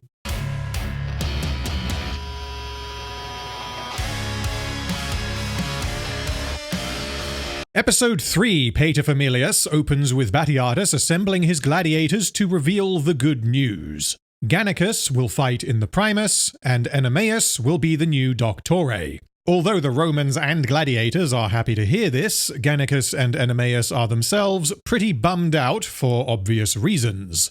Enemeus congratulates Gannicus for achieving such a feat, saying that he must have truly impressed Varus. The tragic irony here is obvious, as whilst Gannicus did not particularly impress Varus during the exhibition match against Crixus, because Varus didn't really give a shit about gladiator matches, Gannicus did thoroughly impress Varus by ploughing Enemeus' wife, because Varus is a raging pervert. The writers then use this tragic irony to draw out character conflict, as Gannicus is obviously uncomfortable given what he was forced to do to Melita, but Enemaeus interprets Gannicus being unable to look him in the eye as Gannicus not accepting him as Doctore. This is fantastic characterization based on a misunderstanding, which is made possible by the writers having both of these events coincide through understandable and coherent means, and by having a strong grasp on who these characters are. Enemaeus is worried that Gannicus's reaction will be shared by the other gladiators, and that the brotherly bond he had with them will be shattered through his elevation to Doctore. Melita comforts him whilst concealing the true reason for Gannicus's discomfort, saying that Gannicus is merely distracted by thoughts of the Primus, which will be the biggest match he has ever fought in. Enemaeus still views what he did to Jango Fett as a betrayal, but again, Melita tells him that his hand was forced, as is also true of herself. They commit to putting unfortunate events behind them and moving forwards. She will do her best to forget what happened between herself and Gannicus, and he will embrace his position as Doctore. Meanwhile, At last the gods remove... Censored by YouTube! Censored by YouTube! Batiatus continues to celebrate by getting exceedingly sticky with his two lovely ladies. Their sexual openness has gradually built over the last 2 episodes. At first, they were a conventional married couple who had sex with each other and had no thoughts towards anyone else. Then Lucretia got high as fuck with her friend and started jilling it. And now they are fully engaged in sexual activity with a third party. This sex scene is pretty full on, even by this show's standards. At one point, Gaia gets her jubblies out and starts pouring wine down herself in slow motion, and then Batiatus latches himself onto her titty while Lucretia rips open her curtains and starts playing double bass. This is, however, meant to be excessive, as this demonstrates both that Batiatus and Lucretia are becoming increasingly hedonistic. They are high on success after having achieved precisely one thing, and whilst getting Gannicus into the Primus is a big deal, this is no guarantee of further success. This extreme sexual behavior also allows for someone to rudely interrupt them at the height of their euphoria. This is so sexy, and there's some really this here I find probably the most sexy. Bizarre little that isn't that a great shot? I mean, it's just impossibly sort of wonderful. I remember we kept doing it, and I kept saying, let's get closer, but I just felt it really tells our story. Yeah, they're fully without boundaries now. Yeah. They're beyond the pale. Absolutely. Yeah, so someone walks up and rips open the curtains. The actual curtains, not the curtains of a lady's downstairs. And this someone is none other than Batiatus. Gaia finds this very funny, whilst Batiatus and Lucretia are horrified. So it turns out Batiatus has returned from his retirement in Sicilia, and has found his son mid-3-way with Lucretia and Gaia, neither of whom he likes very much at all. I leave this house in your care, and this is what greets me upon return. Batiatus is played excellently by Jeffrey Thomas, who played King Thror in the Hobbit movies, another one to add to the list. Although this is the first time we have met this character, Batiatus has been thoroughly set up in the prior 2 episodes, which means we know what to expect from his surprise presence. There have been multiple references to Batiatus and his father being opposites. Gaia commented that Batiatus had changed significantly since his father left. Lucretia said that he was overshadowed and was unable to excel in his own way. And Tullius noticed that Batiatus was far more aggressive in his business conduct than his father. This is a great way to introduce a very important character into an already large cast, and helps to ensure that he doesn't just pop up from out of nowhere without any kind of introduction. Anyway, Batiatus reveals that he already knows far more about recent events than expected. He knows that Tullius attempted to buy Gannicus, that Batiatus refused, and that he was subsequently excluded from the games. He also knows that Batiatus got beaten up, as evidenced by the bruises on his face. The reason he knows all of this, and the reason he is here to begin with, is that Salonius decided to contact him for advice. This, on its own, is perfectly sufficient. We already know that Salonius knew Batiatus well, and they clearly share similar views. Solonius often functions as a voice of reason that Batiatus declines to listen to, but the writers put in extra effort to explain this so as to ensure that Batiatus doesn't just show up out of nowhere. Back in episode 1, Solonius suggested asking him for advice, and Batiatus declined, figuring that he already knew what his father would say. My guess is that Solonius did not immediately contact Batiatus. He was likely pushed to do so after Batiatus had the shit kicked out of him, because he didn't know where else to turn, and he was worried that Batiatus was going to get himself killed. Batiatus then received Solonius's letter, and he has now travelled from Sicilia to Capua with the intention of making sure that his son doesn't do anything stupid. During this conversation, Batiatus reveals that Batiatus never wanted to be a Lannister, and claims that his son has never been able to look into the eyes of a man and gauge his true heart. Batiatus, of course, goes on to do precisely this with Spartacus in Blood and Sand, but the more interesting part here is that Batiatus defends himself, not by saying that he looked into the eyes of Crixus and saw how great he could become, but he instead refers to Varus, saying that he gauged Varus's heart and subsequently secured the Primus. Batiatus's reference for his competence as a Lannister and his ability to see and harness the potential of others is not a gladiator. He instead references a wealthy Roman from whom he wanted something, which truly shows where his priorities are.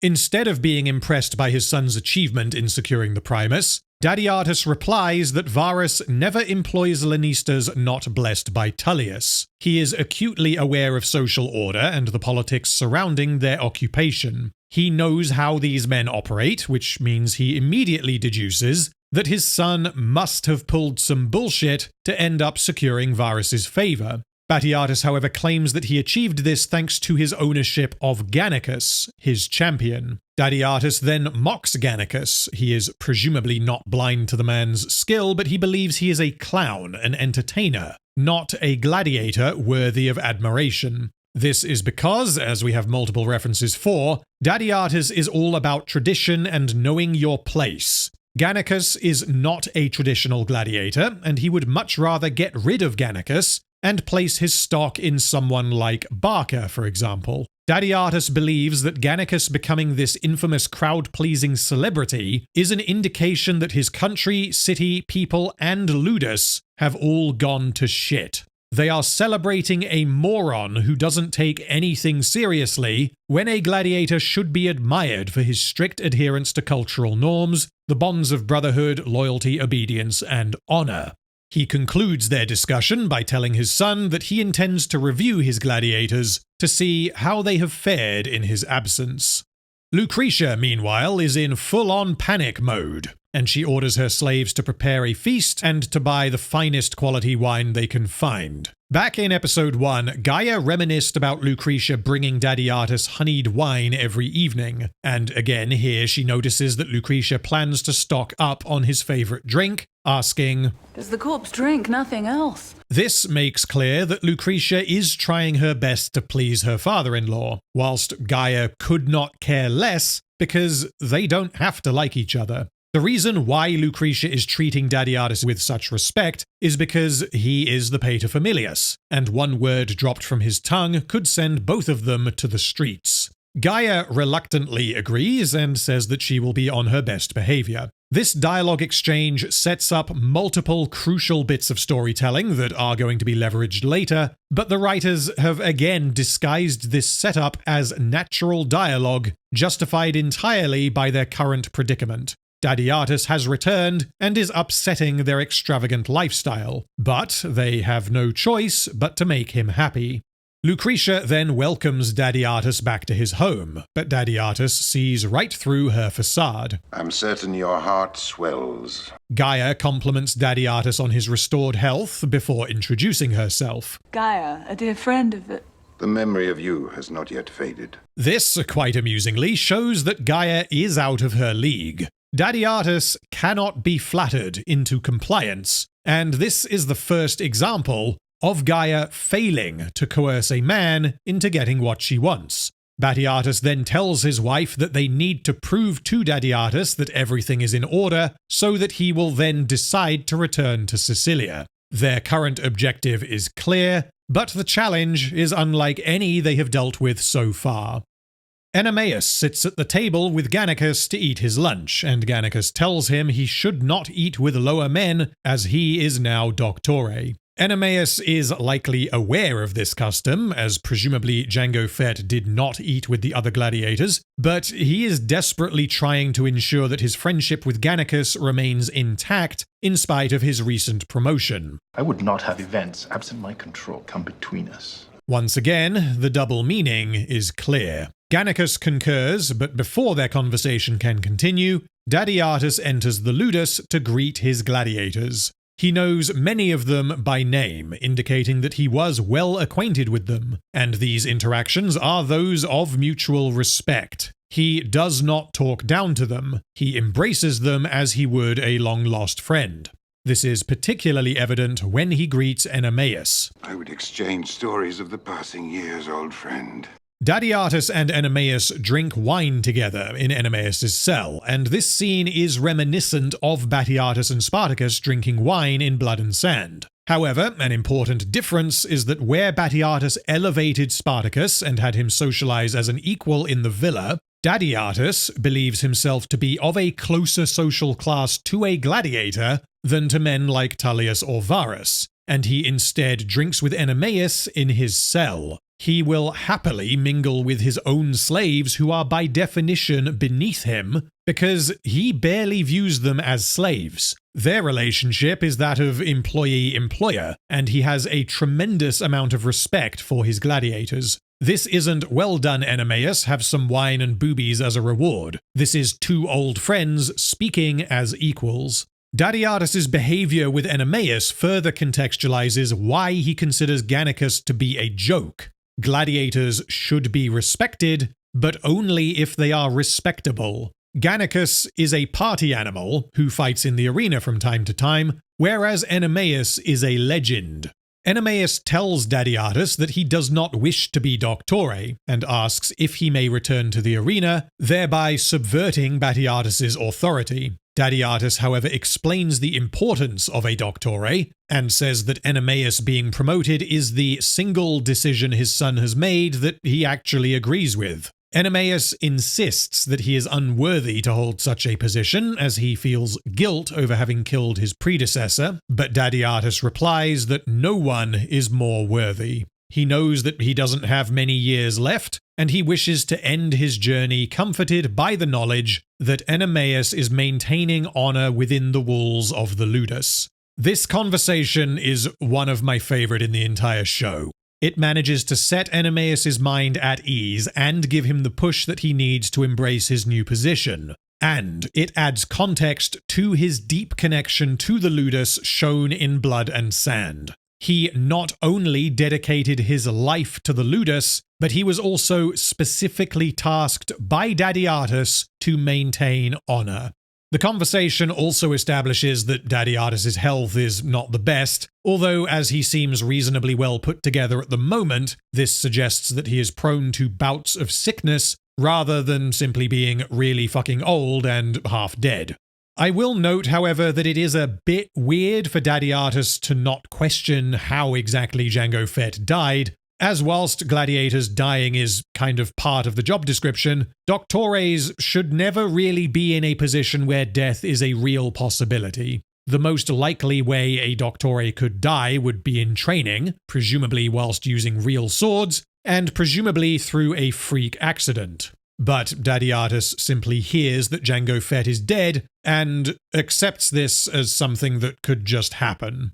Meanwhile, Batiatus is pissed off that his father has completely replaced him within a few hours of arriving. Aside from displaying a mutual respect for the gladiators and being embraced by many of them, we learn that he has also ejected Batiatus from his own bed. Batiatus and his wife now have to sleep in one of the other beds intended for guests. I secure the primus and he acts as if I shit upon the name Batiatus. This scene allows us to explore how Batiatus feels about his father. So far we have only been told that Dadiatus disapproves of basically everything that he does. Batiatus feels suffocated by his father's presence, and since he retired to Sicilia, Batiatus has felt free to achieve success in his own way. This was admittedly a bumpy road, but it culminated in him securing the Primus, something that would typically be celebrated. But Batiatus remains not only unhappy, but he has not even uttered a single word of congratulations to his son.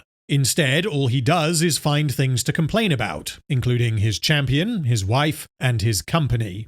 Lucretia comforts her husband, saying that Batiatus's health typically declines in Capua, attributing this to the climate, which is why he retired to Sicilia. She figures that even if Batiatus is not adequately convinced that they are doing a good job, his health will at some point force him to leave regardless. This establishes an expectation and a time frame, as well as some fantastic foreshadowing that I will get back to later.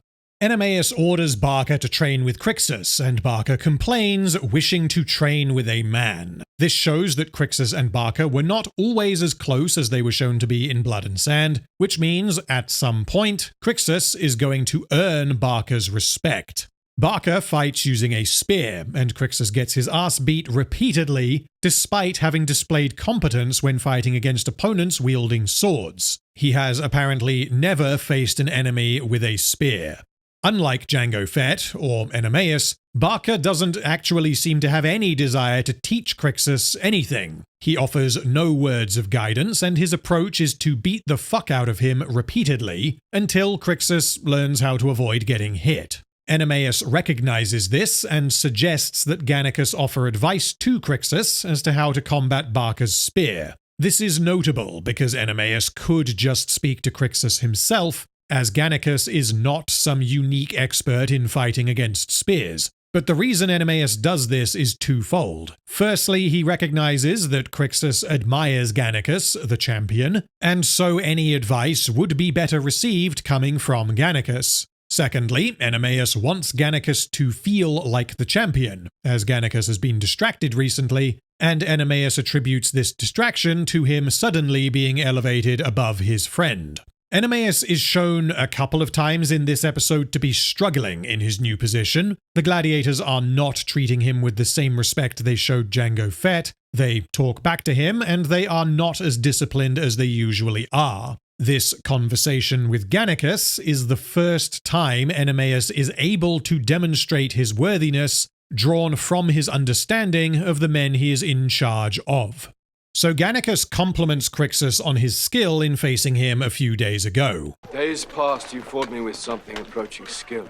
Yet opposite Barca, you act as his lover, face down with your cheeks spread. Although Crixus is not being taught by Barca in the conventional sense, Crixus nonetheless views each blow as an instruction, a mistake never to be repeated. His approach to learning how to fight is, rather appropriately, one of brute force. He will make every mistake possible, but only once. This is not a smart way to learn because it results in needless pain and injury, and it also takes longer than necessary. Although Crixus is willing and able to learn from his own mistakes, he has not yet been given the opportunity to learn from other people's mistakes.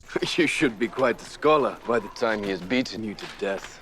Gannicus then advises him that if he rids a Hoplomachus of his spear, he is left with only one weapon.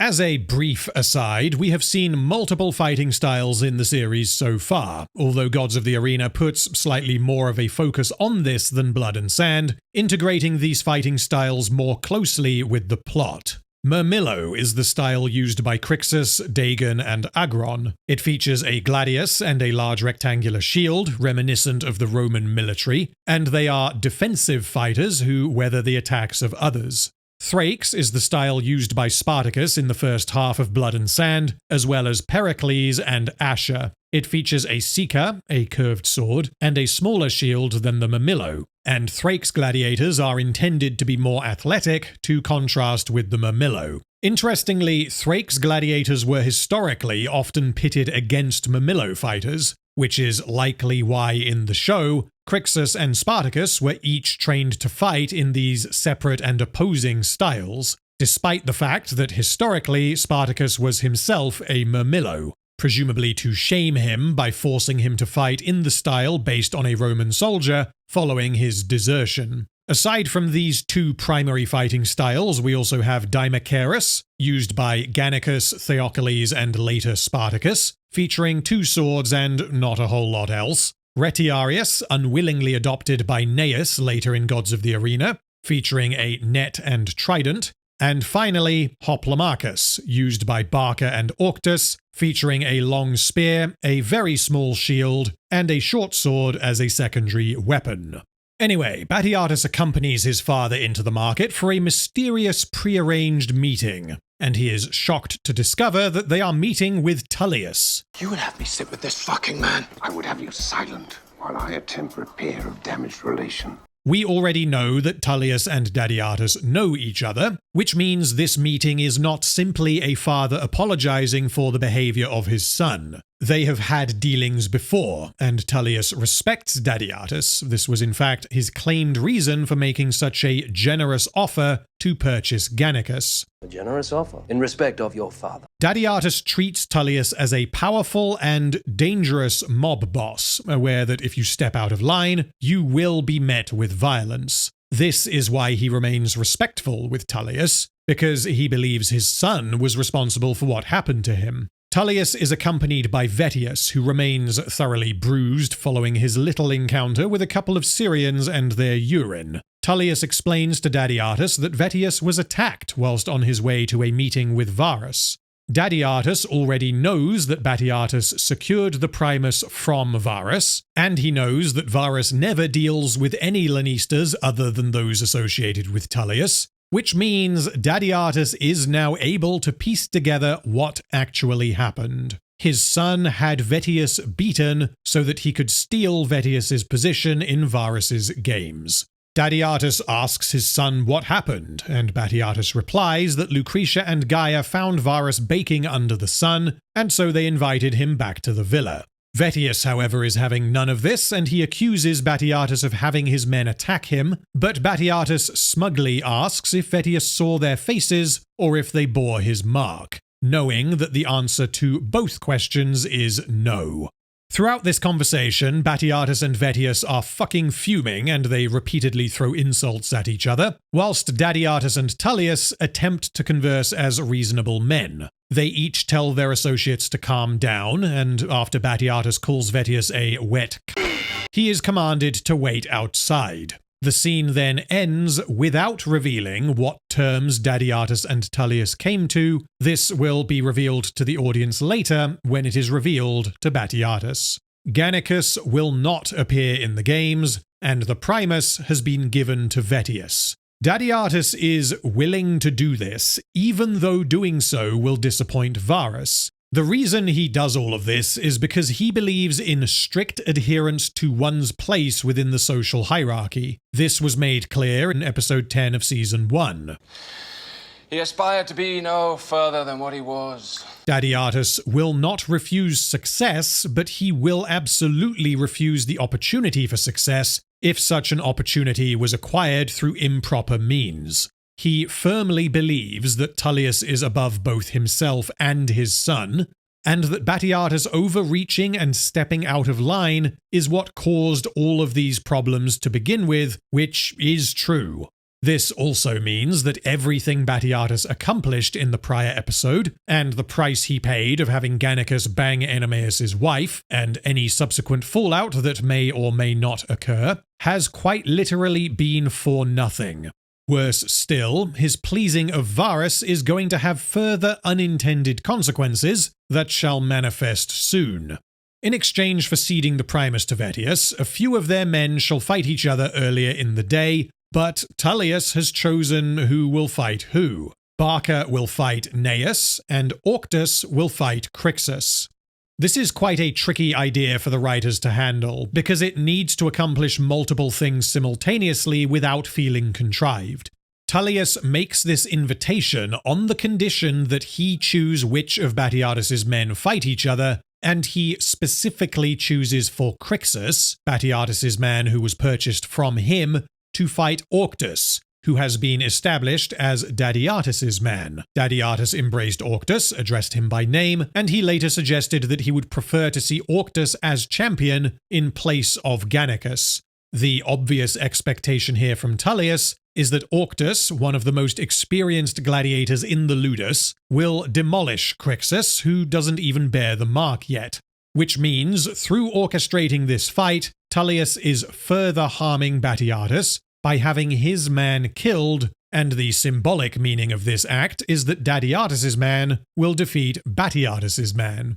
Whilst much of this makes sense, there is a weakness present that the writers try to conceal. From Tullius's perspective, he had a deal going with Batiatus. Batiatus will allow him to purchase Gannicus, and in return, the House of Batiatus will be granted position in the opening games of the new arena. Instead of making this exact deal with Dadiatus, and thereby getting exactly what he wants, Tullius makes a totally different deal, one that does not include the purchase of Gannicus. It is made clear repeatedly that Tullius wants Gannicus. He is now dealing with Dadiatus, to whom he shows more respect and considers far more reasonable than his son, and so it appears that there is no reason why Tullius would not try to purchase Gannicus. And if Tullius did broach the subject, Dadiatus has no reason to refuse. He doesn't like Gannicus at all, he believes Gannicus is not a champion, and he thinks his son was foolish for refusing the offer from Tullius in the first place. On a plot mechanics level, the writers can't let this happen, because if Gannicus was sold to Tullius here and now, then the plot cannot continue. And because the discussion happens off-screen, we have to do some deduction. The upcoming games are the Vernalia, organized by Varus. Tullius's intention is to please Varus, which is why he wanted to buy Gannicus. However, Batiatus has taken an inconvenient shit all over that plan because Varus has already been to Batiatus's Ludus, and he already knows that Gannicus is one of Batiatus's men. This means if Tullius were to purchase Gannicus and fight him in the primus of Varus's games, Varus would know that Tullius bought Gannicus from Batiatus, and this would appear as a blatant attempt to win him over. Tullius would not look good if he were to do this, and although Gannicus still has value as a gladiator, his value with specific regard to Varus is diminished, and so the best move Tullius can make here is to prevent Gannicus from fighting altogether, which is precisely what he does. This explanation is not in the show. All we get is that Tullius doesn't buy Gannicus from Dadiatus when he had the opportunity to do so, and in a bad TV show there would not be a coherent explanation for this. However, thanks to the depth and consistency of these characters and their motivations, it is entirely possible to justify why Tullius would not do the thing that he is otherwise motivated directly to do. I would have preferred that this be addressed, however, as no character mentioning this means that the scene itself comes across as though the writers knew that neither character was allowed to mention Gannicus, and to avoid the audience asking questions, they had the conversation take place off-screen. While Batiatus and his father are in the marketplace, a couple of guests arrive at the villa unannounced. Varus has returned, accompanied by good Casutius. Spoiler alert, this man is not good. He is in fact quite bad, but if I call him Bad Casutius, then this makes it sound like he's just a bit naughty, which would be something of an understatement. Good Casutius is played by Jason Hood, whom you may recognize as the They Took Your Gerbs guy from Rings of Power. It turns out that Varus has been telling Good Casutius all about how awesome it was when he jacked off the last time he was here, and Good Casutius was like, "Fuck yeah, bro, I'm into that shit." Varus doesn't care about being respectful and arranging meetings. He was apparently just chilling with Good Casutius, and he was like, "Oh yeah, man, you know how you are a despicable pervert? Well, I went to this place the other day. You'd love it." And they decided to pay Batiatus and Lucretia a visit. The reason they are here now is purely a case of good timing. They didn't wait until Dadiatus was out of the house, they merely just so happened to visit when Dadiatus is out of the house. This matters, because had Varus knocked on the door and Dadiatus answered, and Varus had been like, hey buddy, this is my friend good Casutius, he would like nothing better than to gauge the tightness of your slaves while I sit in the cuck chair jacking it, then Dadiatus would have probably had a heart attack. In all seriousness, I don't like this, because Varus and good Casutius' visit is very consequential for multiple characters. And I prefer for such consequential storytelling to be character motivated rather than, oh wow, wasn't that lucky. Anyway, Lucretia attempts to turn them away, saying that Batiatus is not here. Her true reason for rejecting them likely being that she knows she can't entertain them in the way they expect, with the looming threat of Dadiatus returning at any moment. But she is now forced to entertain Varus and his special friend, under threat of withdrawal from the Primus. Lucretia caves to Varus's demands so as to maintain position in the Primus, unaware that Dadiatus has already given this position to Vettius.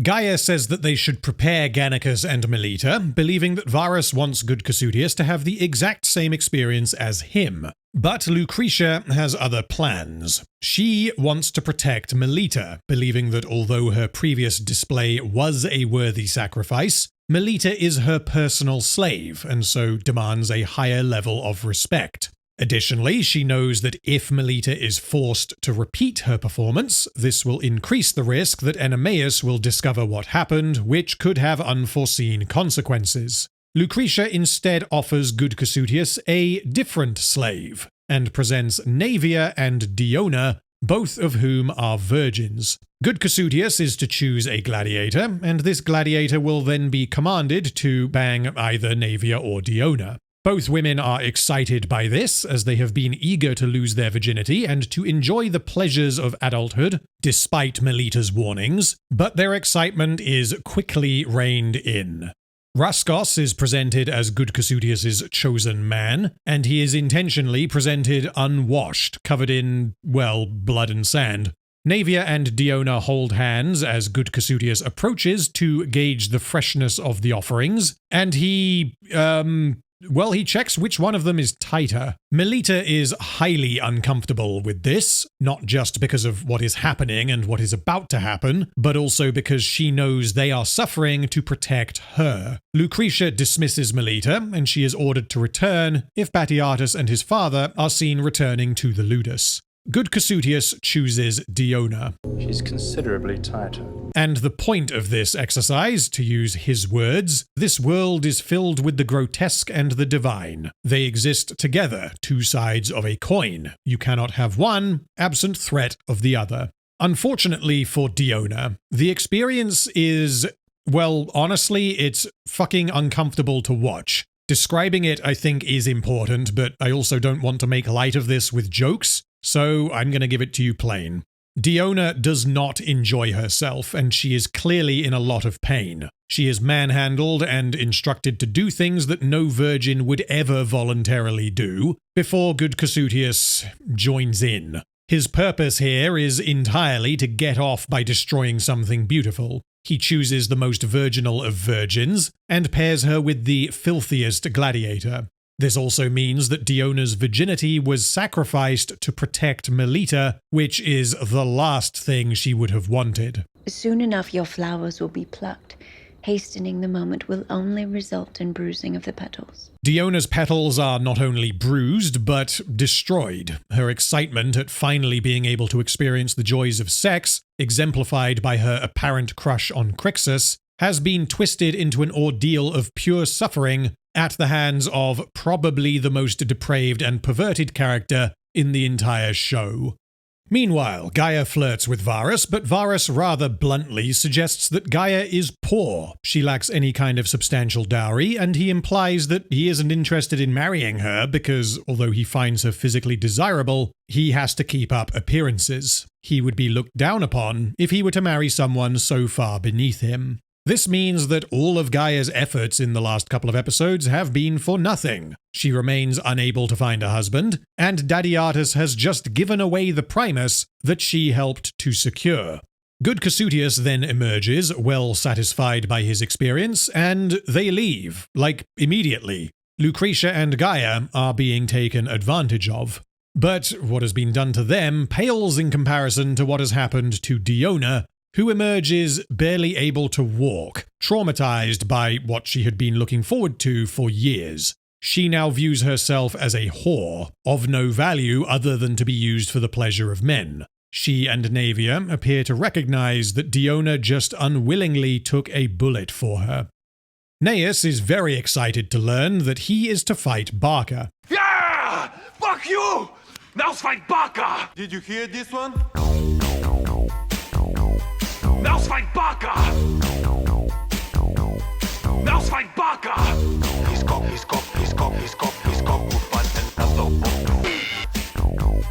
have your corpse. You! He'll be missed, especially his lips around my... Now fight Barca! One day maybe you'll prove yourself. Till then, you'll fight the dawn and the rest of the shitholes. You Barca! You Barca! You Barca!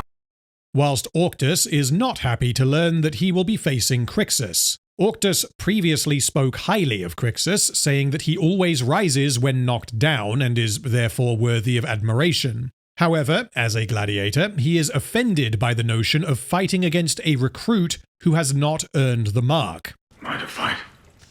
You are to die. Crixus tells Gannicus that although he longs to be a gladiator, he believes he has not earned the honor of fighting in the arena, which is actually true. The reason Crixus has been chosen is because Tullius wishes it, and the reason Tullius wishes it is because Tullius wants Crixus to die. The writers then excellently tie this in with Gannicus's feelings regarding what happened with Melita. He tells Crixus, "There are many things given to us in this life for the wrong reasons. What we do with such blessings is the true test of a man." He is telling Crixus that him not having earned this is irrelevant. He is going to fight. What is within his control is whether he wins or loses, and what he does afterwards. And as he told Crixus previously, never fucking lose. Additionally, this dialogue relates to Gannicus's growing feelings towards Melita. She was given to him for the wrong reasons. Neither of them wished this. But Gannicus now finds himself tested as he must decide what to do with this blessing. The meaning here is very similar to Gandalf's line to Frodo. All we have to decide is what to do with the time that is given to us. And this is one of many examples of beautiful dialogue in this show that has multiple meanings as interpreted by multiple characters. The following day, Crixus, Barca, Orctus, and Neas prepare to leave for the arena. Asher wishes Crixus good luck, hoping that Orctus and Barca both fall, as Orctus and Barca have repeatedly been urinating in their porridge, even after the Syrians earned the mark. Gannicus embraces the three gladiators and wishes them to return victorious, but offers only a nod of respect to Crixus, as Crixus is not yet a brother. Jumping forward to the fights, Barca narrowly defeats Neas, and Varus, as the editor of the games, is called to decide Neas's fate. Varus grants mercy, and this is partially down to the fact that he is still in the haze of post-nut clarity following episode 2. Your house is being most accommodating. Should be rewarded. Also, during this scene, Dadiatus begins coughing, attributing this to the dust and the heat. Before he fights, Crixus thanks Enemaeus for teaching him and giving him the opportunity to achieve glory. Batiatus then seeks a word with his man before he fights, aiming to do everything he can to ensure Crixus is victorious, despite the overwhelming odds. Although Batiatus's original purchase of Crixus was a means to an end, here Batiatus appears to speak honestly, having become convinced that Crixus does have serious potential. He says that many men better trained than him have fallen against Orctus, but he does not believe that Crixus will join them. Crixus has the blood of a champion to rival any heralded by his father. Seize fucking glory and see us both proven worthy. It is possible that Batiatus doesn't truly believe what he is saying, but assisting Crixus in defeating Orctus will not only prove Batiatus right and demonstrate his value as a Lannister, thereby giving his father peace of mind and prompting a swift return to Sicilia, but it will also function as a fuck you to Tullius.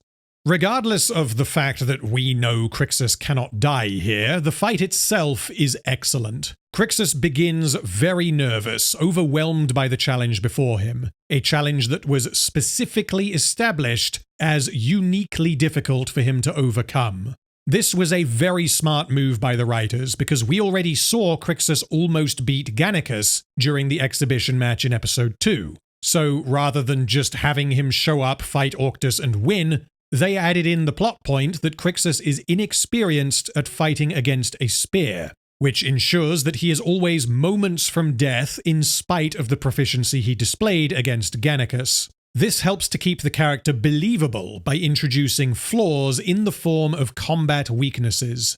Crixus does not attack Orctus, he holds his ground and parries, following Enemeus' advice to draw a more powerful opponent to him. He takes multiple hits, but manages to land a blow on Orctus in return. He blocks a killing blow using his shield, resulting in Orctus' spear becoming stuck, and Crixus uses this opportunity to break the spear and gain advantage over his opponent. Both men strike at each other, and then Barker has taught you well. Crixus has done the impossible, and he roars at the crowd, overwhelmed with passion. Barker looks into his lover's eyes as he dies. Varus is thoroughly entertained. Tullius and Vettius are disappointed. Batiatus is really fucking pleased with himself. And Dadiatus is surprised but undeniably impressed. A recruit chosen by his son just defeated a seasoned gladiator in the arena. Dadiatus is not in any way angry, which is precisely the reaction we would expect from Batiatus had this just happened to him. Instead of feeling embarrassed or stung at the loss of such a quality gladiator as Orctus, Dadiatus realizes that he was mistaken. Batiatus and Crixus have exceeded expectations. I have to ask, however, would this have been more effective had the audience not known that Crixus was going to survive? The only answer is yes. But rather than being a flaw with the writing, this is more down to the nature of prequels. We could say the same for the Star Wars prequels. We know that Anakin becomes Vader, and we know that Obi-Wan doesn't die. Had we not known this, and had the fight at the end of Revenge of the Sith been an open-ended, anything-goes prospective fight to the death, then this would, principally, have been more dramatically effective, because the stakes and tension would have been higher. However, the fight between Crixus and Orctus is not just a spectacle in which one man lives and the other dies. There is an additional layer to the fight, as it symbolizes the conflict between Batiatus and his father. Crixus' victory over Orctus is interpreted as Batiatus having learned a thing or two, as he claims that he looked into Crixus' eyes and saw his potential, but we know that this is, or at least was, bullshit, as Batiatus himself admitted that the only reason he purchased Crixus was because he belonged to Tullius. However, we can certainly attribute some of Crixus' success to Batiatus' pre-fight encouragement, which means it is not entirely incorrect to say that Batiatus did stoke the fire of Crixus, leading to his victory and eventual position as champion of Capua. Back at the Ludus, Crixus recites the oath, and Batiatus brands him with the mark of the Brotherhood. We get some juicy setup from the ladies. Gaia tells Lucretia that Crixus may one day prove himself as a match for Gannicus. In and out of the arena. In and out, in and out, in and out. And Barker tells Crixus that he fought well and addresses him as brother, in spite of the fact that Crixus just killed his lover. For now, all of this is set up. The really juicy bits come later, so I'll hold off for now. The episode concludes with a conversation between Batiatus and his father. Dadiatus concedes that he underestimated both Crixus and his son, and compliments him for bringing honor to the house. He emphasizes how Crixus' performance demonstrated Batiatus' skill as a lanista, indicating that when Batiatus isn't constantly trying to manipulate others and scheme his way to the top, he can achieve greatness and live up to the family name. Oh, you honor yourself and cleared of plots and schemes. Thoughts far removed, never to return. He says, whilst plotting and scheming to have his father return to Sicilia. Batiatus is happy to hear all of the above, and it appears that the rift between father and son has been mended, although the reason Batiatus responds positively has less to do with him finally getting approval from his father, or him having proven himself as a Lannister, and more to do with his belief that by accomplishing this, things will go back to the way they were. His father will return to Sicilia, and he will again be the head of the House of Batiatus. But, like most of Batiatus's plans, this one has unintended consequences. Seeing Crixus's victory stirred passions I have not felt in many years. The blood and the sand, the roar of the crowd, oh, it lifts spirits. More than change of clime could hope to offer. What has essentially happened here is Batiatus's number one objective was to have his father return to Sicilia, and this necessitated that he prove himself as a worthy Lannister to leave in control of the Ludus. The reason Batiatus stepped up and proved himself was not to excel as a Lannister. This was a byproduct. Once again, he used his status as a Lannister as a means to an end, as a part of a larger scheme to remove his father. And the unintended consequence of this scheme is that his father decides to stay, saying that they shall work together and restore the house to former glories. The episode ends with a dramatic close-up of Batiatus's ever so slightly pissed off face, revealing that his ambitious, scheming ways are not quite as set aside as he claims. Paterfamilias is a great episode of TV. However, in spite of the excellent dynamic between Batiatus and his father, this is the weakest episode of Gods of the Arena. This is due to an unfortunate reliance on convenience, as well as some unclear off-screen decision-making on the part of Tullius. The climax of the episode, the fight between Crixus and Orctus, is one of the best fights in the series on a technical level, and although the consequences of this for Crixus and Batiatus in particular are crucial, the impact is undeniably lessened because Crixus has prequel armor, whilst Orctus does not, when, for the most part, the writers managed to avoid the prequel armor problem elsewhere. But we are now at the halfway mark. I do hope you are enjoying the video, and a very special hello to those of you watching the live premiere on this fine Friday evening.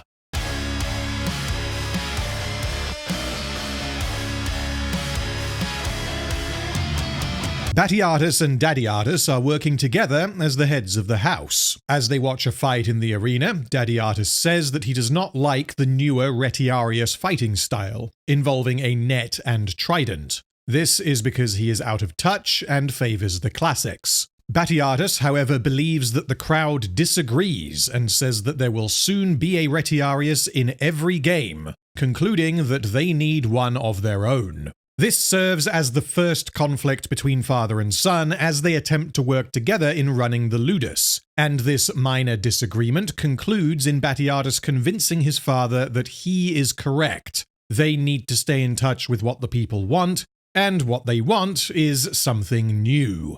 Dadiatus also reveals that he was invited by Tullius to sit in the Pulvinus, but he declined, preferring to stand among the people, further demonstrating that Dadiatus does not consider himself to be above anyone, and he feels he is performing a duty to the city he loves. This is why he concedes that, yeah, they probably do need a Retiarius, given that the crowd appears to find this fighting style thoroughly entertaining.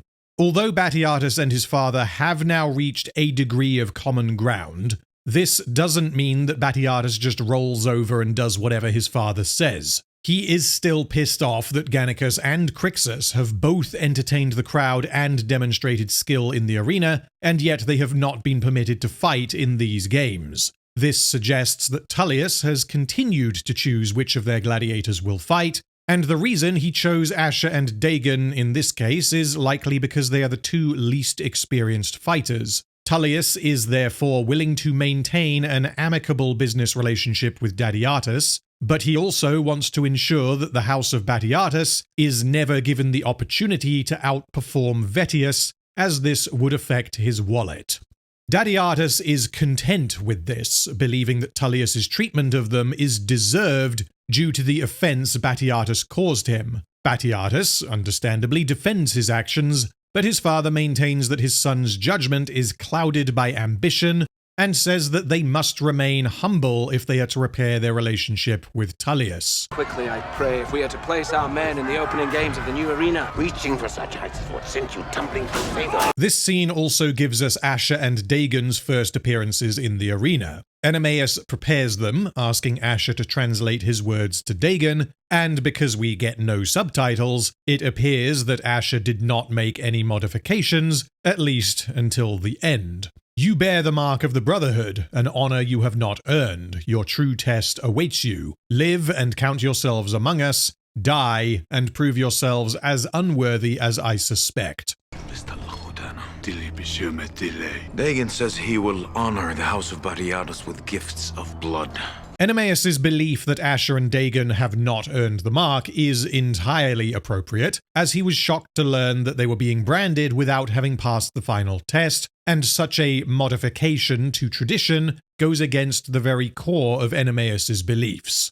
During the fight, Dagon defeats his opponent whilst Asher is knocked down. He is then saved by Dagon, after which point Asher begins furiously hacking his defeated opponent in the head before boasting about how awesome he is. This tells us that, as expected, Dagon is a very competent gladiator, whilst Asher is decidedly less so. He cannot succeed without Dagon, but he doesn't appear to appreciate this fact as he continues to mistranslate and thereby exert what little power he has over his so-called friend. A neat detail here is that this guy is the gladiator Asher was boasting about having defeated in Blood and Sand when he was trying to convince Batiatus to allow him to return to the arena. Part of my victory over Hasdrubal, how the crowd roared when I clove his head in two. Hasdrubal falls as all men who face Asher! Asher truly seems to believe that he defeated Hasdrubal, and Dagon was simply a helping hand. So they return to the Ludus, and Asher is like, "What up, boyos? It's me, Asher, the biggest, toughest motherfucker in here." And he receives a half-assed congratulations, a polite acknowledgement that he has somehow managed to win a fight as a gladiator. Enemeus hands Asher and Dagon payment as a reward for their victory. Dagon questions receiving the greater sum. Asher is then informed that Dagon receives twice the coin because Asher is half the man, and that if they did not require Asher's services as a translator, then he would never have been given the chance to pick up a sword. This is good because it suggests just how skilled Dagon is, but it does make me wonder what happens if Asher dies in the arena, which is what everyone seems to expect will happen. Batiatus and Enemeus would then be left with a Syrian who cannot speak their language. The answer to this question is likely that Enemeus is merely giving his opinion when he tells Asher that he is only here as a translator. This is not necessarily the truth.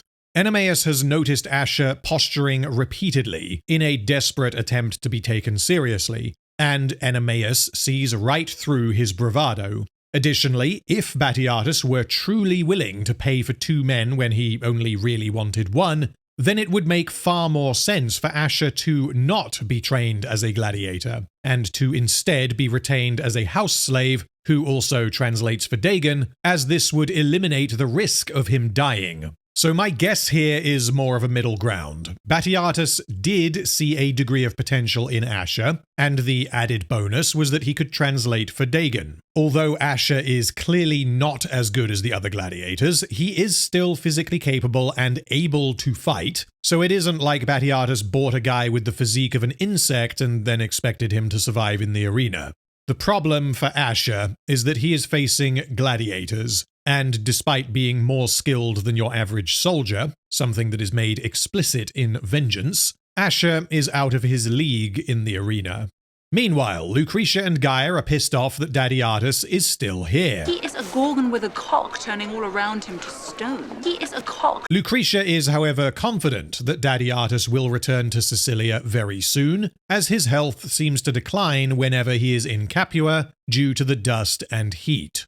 Gaia then tells Lucretia that she wishes to leave, as although Lucretia is to some degree protected by Batiatus, Gaia is alone. and recent events have convinced her that she needs to find a husband sooner rather than later. Then Gaia's like, oh my god, look over there, it's Petronius, I've seen him before without a wife, isn't that just the most convenient thing? But rather than this being a random encounter, it is strongly implied that Gaia has been keeping an eye on Petronius and has accidentally on purpose found herself in the market at the same time as him. She is basically doing exactly what she did with Varus, manipulating circumstances so as to contrive chance encounters. We really wanted to set up here that Gaia, for all the air she puts on, she has nobody right now. Nobody. She has no family, she has no husband. Gaia tries her usual, oh my god, fancy seeing you here thing, but Petronius is like, I'm sorry, who the fuck are you? Oh my god, it's Lucretia of the House of Spanking It, the fabled keeper of the cuck chair, purveyor of exotic goods, including but not limited to tits, nips, bits, and clits. I would love nothing more than to gauge the freshness of your wares, if you know what I mean. This is an inversion of what happened in episode 2. Lucretia was pissed off that Gaia was apparently interfering with their business needs by prioritizing finding a husband, whereas now Gaia is finding that Lucretia's business is interfering with her being able to find a husband.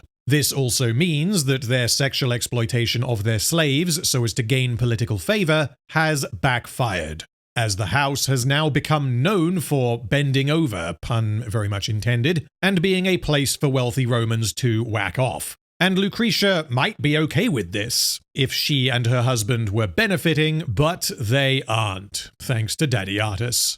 Lucretia is understandably worried that Daddy Artus will learn of her recent activities, given that word appears to be spreading uncontrollably. This not only plugs a potential question mark by addressing her perspective instead of moving past it, but it also helps to build tension. If Daddy Artus discovers what she has been up to, there will be severe consequences. After they return to the Ludus, Lucretia and Gaia discuss the prospect of entertaining Petronius and his friends, but Lucretia starts to get cold feet and tries to back out, realizing that the house is being defiled in the same way that her slaves are. But Gaia decides to explain everything to Batiatus, causing him to place all of his poker chips on the table.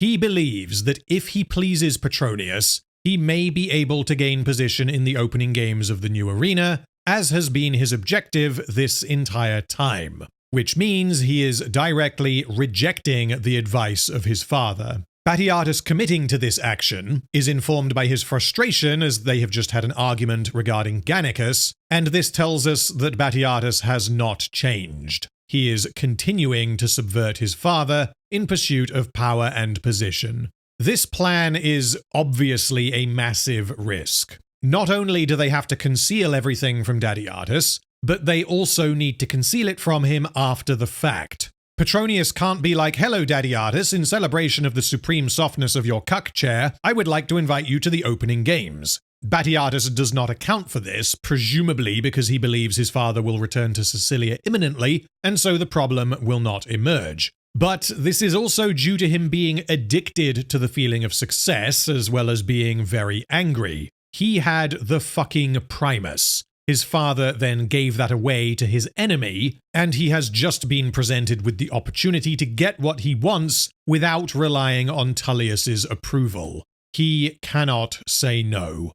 Gannicus is given an opportunity to speak with Melita for the first time following their encounter, and he asks why she is avoiding him. She wishes to ensure that her husband does not become suspicious, and Gannicus reasonably replies that he will become suspicious if two friends are no longer talking to each other. She says they must forget about what happened, but Gannicus has become infatuated with her. The memory will fade with time, as do all things born of misfortune. Enemaeus laments that his brothers no longer accept him as a gladiator, nor do they respect him as Doctore. The writers again use Melita to tie her problems in with her husband's, as she tells him that Gannicus only heeds his own desires, and that Enemaeus must teach him that he is in command. Essentially, she wants her husband to give Gannicus a boot up the arse, again, not literally, but I feel I need to specify, so as to gain respect. She knows that they can't go back to just being friends with Gannicus in the way that they were, as it would be inappropriate for a Doctore to have such a friendship with a gladiator. And the added benefit here is that she will not need to socialize with him either. Melita wants Enemeus to wall Gannicus off for both of them, at least in the short term. However, as she has sex with her husband, we get multiple brief flashes of her having sex with Gannicus. It appears his feelings for her are mutual. Barca, meanwhile, is distracted by Orctus's death, and Crixus notices. He brings Barca some bread for his birds, but Barca is not interested. This then prompts Crixus to tell Barca a little bit about who he was before arriving in the Ludus. His father and brothers all died in battle against the Averni, who were spear-wielding warriors, and Crixus dreams of proving himself worthy to his fallen family, as at the time he was too young to pick up a sword. This is already good, as it provides an explanation for why he fights beyond simply victory for victory's sake, but then the reason he is telling Barca his backstory becomes clear. Octus is the first life I've ever taken in battle. He will not be forgotten. Crixus is both telling Barca to remember Orctus and to fight in his memory, but he is also saying that he will never forget Orctus as he continues on his journey to become the champion and beyond. The dynamic between Crixus and Barca in Gods of the Arena is great, because it truly highlights the importance of the bonds of brotherhood, which is Crixus's core value in Blood and Sand. Crixus just killed Orctus, and whether Barca truly loved Orctus is irrelevant, because either way Orctus was close to him, and Barca clearly cared about him. And when he dies, Barca is saddened by this loss, but in no way does this sadness manifest as anger towards Crixus. They are both part of the Brotherhood, and such a bond transcends your own personal feelings towards each other. This is why Crixus has such a problem with Spartacus killing Gnaeus. He didn't care what Gnaeus had done. You don't fucking do that to a brother. We then learn that Barca did not care for these birds until after Orctus died. They belonged to Orctus, and Barca never had any interest in them. However, recognizing that they are all that is left, he commits to looking after the birds, as he continued to do when we saw him in Blood and Sand. This functions as a bit of a subversion, as in Blood and Sand, the reasonable presumption is that the birds belonged to Pietros, not Barca, the beast of fucking Carthage. Went around and round. There was some movement to cut this scene. I really went to the mat for this one because I thought it was very important. So a couple of things we get out of this scene. We finally get to learn a little bit of history about Crixus, and that Octus was the first man he killed, and that really bonds him and Barca. And we also get to learn the origin of the pigeons. And also, we thought it was very interesting. In Season 1, you assume that Crixus was a warrior when he was captured, but then you find out he was captured as a child and was not the fighter he was. He learned in the Ludus how to fight. And you would expect Barca to hate him after killing Octus, but he understands. Dadiatus, meanwhile, suffers another coughing fit, and Lucretia brings him more honeyed wine. Batiatus takes advantage of this in an intelligent manner. Instead of suggesting that his father return to Sicilia, as he has already said, "No, I am staying," Batiatus suggests that he and his father travel to Neapolis, which is on the coast, the true purpose being to remove Dadiatus from the Ludus, long enough for Lucretia to throw the wildest sex party in the history of sex and parties. What good wife wouldn't organise an orgy? However, there is a slight problem with this plan, a problem that the writers are aware of, and a problem that Lucretia directly addresses. She is worried that their honoured guests may take things too far, and that, as a woman, she would be powerless to stop them. The appetites of men are not easily set aside by the words of a woman. Batiatus says that he will ask Salonius to stand in his place, trusting his friend to maintain order while he distracts his father. At the port of Neapolis, Batiatus and Dadiatus briefly assess some prospective gladiators, which was Batiatus's claimed reason for travelling there. We get a meta-reference to Blood and Sand that somehow manages to avoid shattering immersion. The slaver offers a Thracian, and Batiatus replies, "Thracians are too difficult to control and aggravate the Gauls beyond reason." The meta-meaning is that Spartacus, a Thracian, was indeed difficult to control, and he also butted heads with Crixus, a Gaul.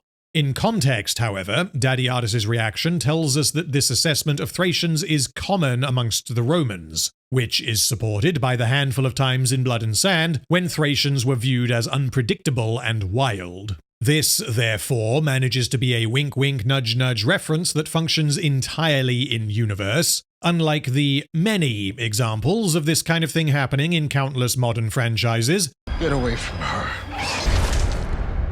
You bitch. Where characters say the thing purely so that the brain-dead audience can go, oh my god, he said the thing. Narratively, this meta-reference also serves a purpose, as this is an example of Batiatus and his father bonding as they assess the quality, or rather lack of quality, of the wares being peddled in Neapolis. What I love about this scene is that Batiatus' little scheme here actually accidentally brings them closer, and the dad is actually touched by this gesture. Yeah. This is a rather wholesome scene, or at least it would be, if not for the fact that Batiatus has lured his father here so that his wife can turn their villa into a wretched hive of cum and villainy. Dadiatus tells his son that he is not disappointed with him, because disappointment requires an expectation that he would be listened to, and Batiatus has always been disobedient.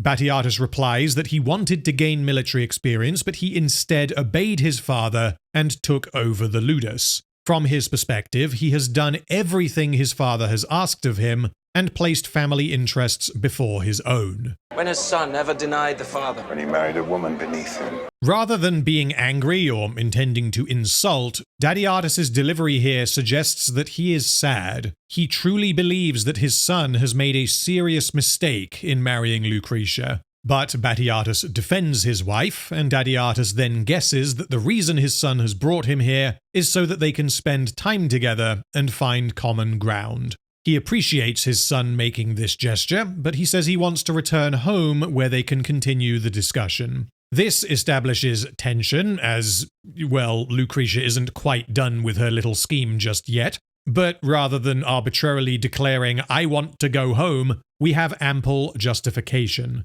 Dadiatus is an old man who would much prefer to sleep in his own bed, or technically Batiatus's bed. He refers to Neapolis as a wretched city, and he is too cold by the coast, preferring the warmer evenings of Capua. This scene has fantastic characterization, establishes a ticking clock for the sex party, and demonstrates the depth of Batiatus's love for his wife as well as his desire to please his father. This helps to build an implied past between these two characters, and so helps to ground this, honestly, wacky as fuck character into something very relatable. As she prepares for the party, Lucretia says that she wishes for Melita to remain at her side the entire night, and that she will not be personally entertaining any of their guests. In return, she asks Melita to ensure that Enemeus does not tell Dadiatus about the party. Or I fear that other secrets will find their way into the light. This is as brilliant as it is devious. Lucretia is asking Melita to do this in return for not offering her up to please more Romans, when, in actuality, this is an order. She is pretending to be nice, as if Lucretia not forcing Melita to have sex with people is her doing Melita a favor. This also acknowledges a potential hole, plugging it quickly so as to ensure that all loose ends are as airtight as they can be. Enemeus is loyal to Dadiatus, and he would obviously not approve of this demented sex party, and if not for Lucretia's request that Melita ensure his silence, we would be wondering, wait, but why would Enemeus be okay with this? This is the opposite of honor, tradition, respect, and discipline, all values that define him. And in threatening to reveal her encounter with Gannicus, Lucretia is demonstrably leveraging the power she has over Melita to ensure obedience, which is exactly what Varus did to Lucretia, taking advantage of her hospitality and demanding that she do it again under threat of withdrawing his invitation to the games, an invitation that was secured the first time around. The party begins, and the first visual we see is Diona being dog-eared. She hasn't spoken with Navia since her encounter with Good Casutius, and she has seemingly become numb to the experience of being used in such a way. Afraid that the same thing will happen to Navia, Melita orders her to head to the pantry and to remain there. Where Diona's virginity was used to protect Melita, she is unwilling to allow the same to be done to Naevia.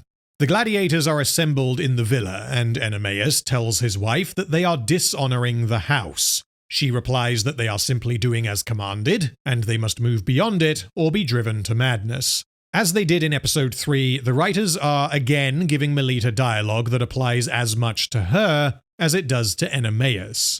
However, this is not a substantive discussion between the two of them, and so we must infer that Melita spoke with Oenomaus previously as instructed by Lucretia. I would very much like to have seen this conversation, as whilst there are ways I'm sure she could convince him not to tell Daddy Artus about the party, this feels like a conversation that is too complex to be inferred. But their brief exchange here confirms that she has somehow managed to convince him not to reveal anything.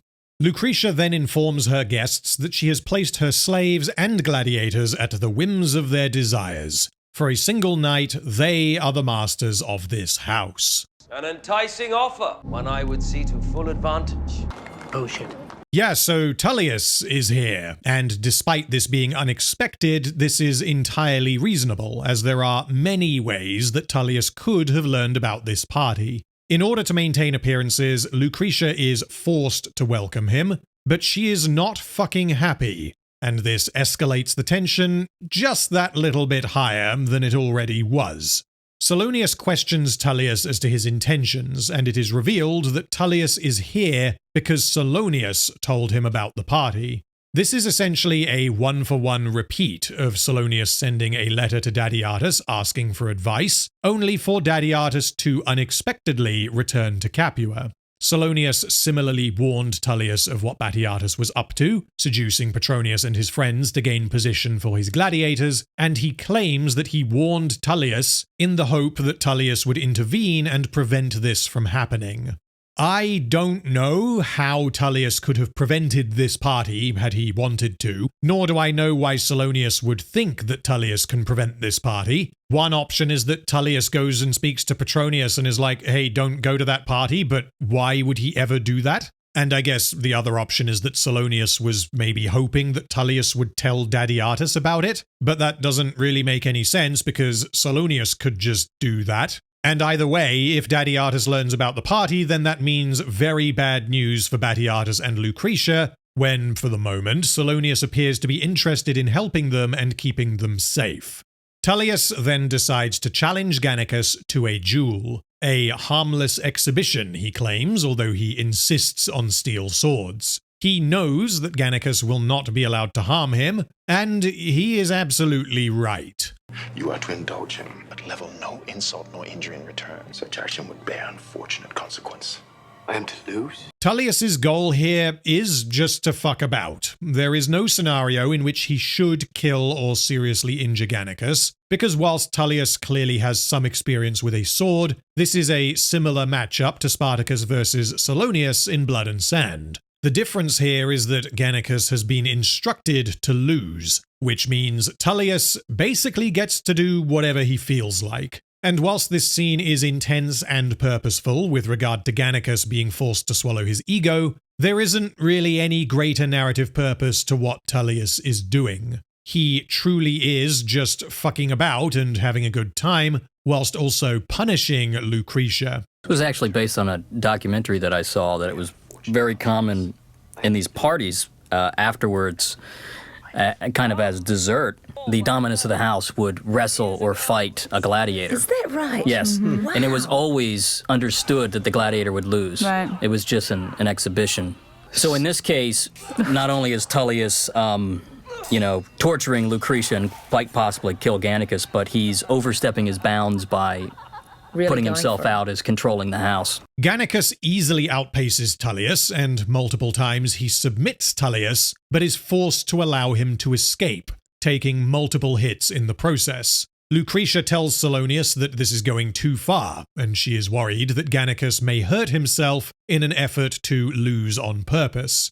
Solonius is here to maintain order, but he is also trying to please Tullius, which means Solonius isn't stopping jack shit. Gannicus allows himself to be disarmed and knocked to the floor before he gives the Missio. Tullius can't believe his luck, and he is about to be like, fuck that, and kill Gannicus anyway, before Lucretia stops him. The man gives the Missio. The match is yours. God of the arena, saved by a woman. As with the fight between Crixus and Gannicus in episode 2, this one has a degree of tension purely on the basis that Gannicus does not appear in Blood and Sand. There is no way that Tullius should ever be able to kill him, but Gannicus has been ordered to let Tullius win, which means he ends up at the man's mercy. This means it is entirely possible that Tullius will straight up murder Gannicus. Solonius isn't stopping him. Lucretia has already said that she believes men won't listen if she tries to control them. And none of the gladiators can step up, because this is technically an exhibition match which follows the rules of conventional gladiatorial combat. Although Enemeus, for example, would strongly object to Tullius executing Gannicus, he would not be able to do anything about this until after Tullius ignores the Missio, by which point it is too late. There isn't a particularly good reason for Tullius to kill Gannicus. Presumably he was just really, really angry and lost control, partially reasoning that if he can't buy Gannicus for himself, then no one should have him. But this explanation doesn't really work because Tullius could just buy Gannicus whenever he likes, which means, for better or worse, he comes off like a fucking lunatic. Gannicus and Melita again find themselves with the opportunity to speak, as she is ordered by Lucretia to take Gannicus to the Medicus following his fight. He proceeds to flirt with her again by reminding her of that fateful night. I was ordered not to raise hand. Other commands have been more pleasurable. But she thinks he is just fucking around and being Gannicus. Are you never serious? She doesn't realize that he is actually being serious, or rather, she doesn't want to acknowledge that Gannicus is being serious. She asks why he is doing this, and he replies that he cannot lie to himself or to her, as he considers that lie to be deeper than any they tell Enemeus. This romance is a tricky line to tread, because Gannicus is breaking the bro code. You do not hook up with another man's wife. This presents a potential problem for the writers because Gannicus needs to be both likable and emotionally engaging for the story to properly function. If the audience is like, fuck you, Gannicus, you did something unforgivable, then the writers have failed. A huge part of why this works is that the characters explicitly did not choose this, a fact that they both acknowledge multiple times. They didn't behave inappropriately behind Enemeus' back, and this is not an affair in the conventional sense. The relatability factor is somewhat obfuscated due to the fact that they were ordered to lie together, and that is something that basically no one can relate to. This means we don't actually know what feelings Gannicus and Melita would develop for each other, because this is not an ordinary scenario. However, it is perfectly natural and intuitive for two people to develop feelings for each other after having sex. Someone could find this unbelievable and still consider it selfish or inappropriate for these two to be hooking up, but the funny thing about love is that you don't get to choose how you feel. And this, plus the fact that their relationship was initiated without their consent or desire, means that Gannicus and Melita remain sympathetic and likable, despite their repeated acknowledgement that their romance is a betrayal of Enemeus. The only other option for them would be to tell Enemeus before doing anything, but firstly they were ordered not to do this, partly because it would cause problems for their dominus, and secondly, there is a strong probability that one or both of them will be killed were this to happen, which would prompt further repercussions from Batiatus. Whilst their Roman masters acknowledge that some harm was done in the act of making them lie together, they could not care less about the longer-term emotional impact this will have on their slaves.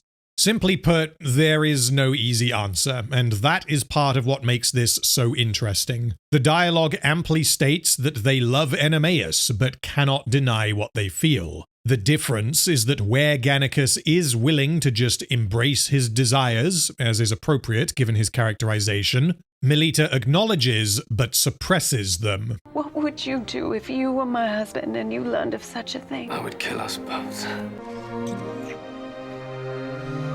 She does kiss Gannicus, but she is not interested in having an ongoing affair with him or anything. They both recognize the risk of accepting their feelings for each other, and this leads me into something that I have been waiting to talk about since episode 2. Gods of the Arena set up a rivalry between Gannicus and Enemeus as far back as episode 1. Enemeus believed he was to be chosen to fight as champion, but was deflated upon realizing that he was being asked for approval for Gannicus to replace him. Jango Fett told him to instruct Gannicus in the ways of a true champion during training. Gannicus joked that he would give Enemeus a glorious death if they were to face each other. In a similar move to what Blood and Sand did with Spartacus and Varro, the writers plant the idea of Gannicus and Enemeus being forced to fight each other, and this idea is planted before any potential rift emerges in their friendship. Then we get the sex scene and Gannicus and Melita's gradual acceptance of their feelings for each other, culminating in both of them acknowledging that Enemeus will kill them if he finds out. We know, based on information we received in Blood and Sand, that Melita dies before the start of Season 1, and Gannicus does not appear, nor is he mentioned. This is not just the characters being like, oh no, he might kill us if he finds out. Because this is a prequel, and we have some idea of where the story will or will not go, there is now a strong likelihood that Enemeus is going to find out, and he is going to kill them, which cranks the tension through the fucking roof. Meanwhile, Lucretia rolls out the sex women, who are all wearing masks and just masks, and she invites her guests to do the same. The masks go on, and the clothes come off. We then get the most extravagant orgy so far in the show, which means everything is going to be blurred for a bit. Sorry. I actually can't remember if anything in seasons 2 or 3 tops this, but we will find out when I cover those. Speaking of, if you are enjoying the video and you want me to cover the rather more controversial second season of Blood and Sand, please do like the video and let me know in the comments. Anyway, an entirely undressed man walks up to Dagon like, hello, gorgeous. I do not care for struggle nor complaint. Will you submit to all I ask for? He's agreeable. Asher then tells Dagon that he must do whatever this man asks of him, otherwise both of them will be killed. Asher has just tricked his friend into getting censored by YouTube. The writers pull a trick here that I quite like. Dagon is a slave, which means he doesn't have a choice. But the writers also needed Asher to be at fault, not the Roman man. The way they accomplish this is by having the man be quite picky, as he asks if Dagon will give him what he desires in a sexual encounter, which suggests that him saying no was always an option. At which point, the man would presumably find a more compliant slave. Asher also ensures that Dagon complies with this man by telling him that he will die if he does not, which is a lie that covers up his deception. This is really the moment where Asher crosses the line.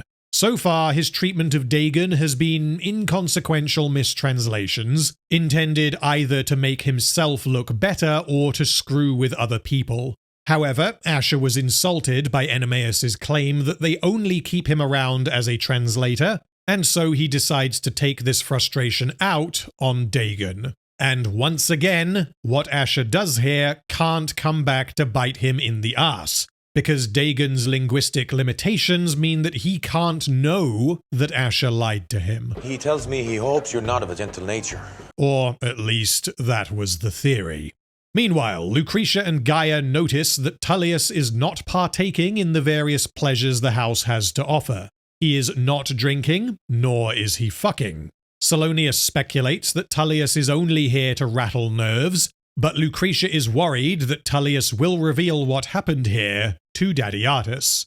Gaia then senses an opportunity and suggests that she will keep Tullius occupied, believing that she can convince him not to reveal anything, and also intending to do her best in securing a husband. Before we get into this, let's recap what Gaia and Tullius know about each other, because I have glossed over some of it. Tullius knew Gaia when they were younger, and he fancied her. The first time they see each other is just before the market fight in episode 1, and Gaia later asks Batiatus to send Tullius her regards, seeing him as a prospective husband due to his wealth and position.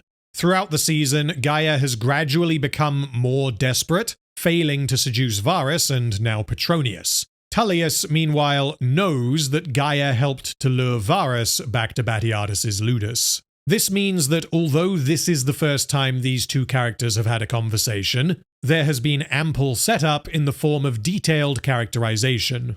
We know what they both want, and although Tullius did beat the shit out of Batiatus, he appears to like Gaia quite a lot. He is single, and he knew her as a child. This really means anything could happen here. Well, not anything, but you get my point. I think Gaia was a little bit scared of him. I think she really liked him. Really? Yeah, I think she liked him and was scared of him, you know? It's kind of Well, Tony she's attracted to Soprano his kind of power, I thing. think. He's somebody that could really change her life for the better. She needs him.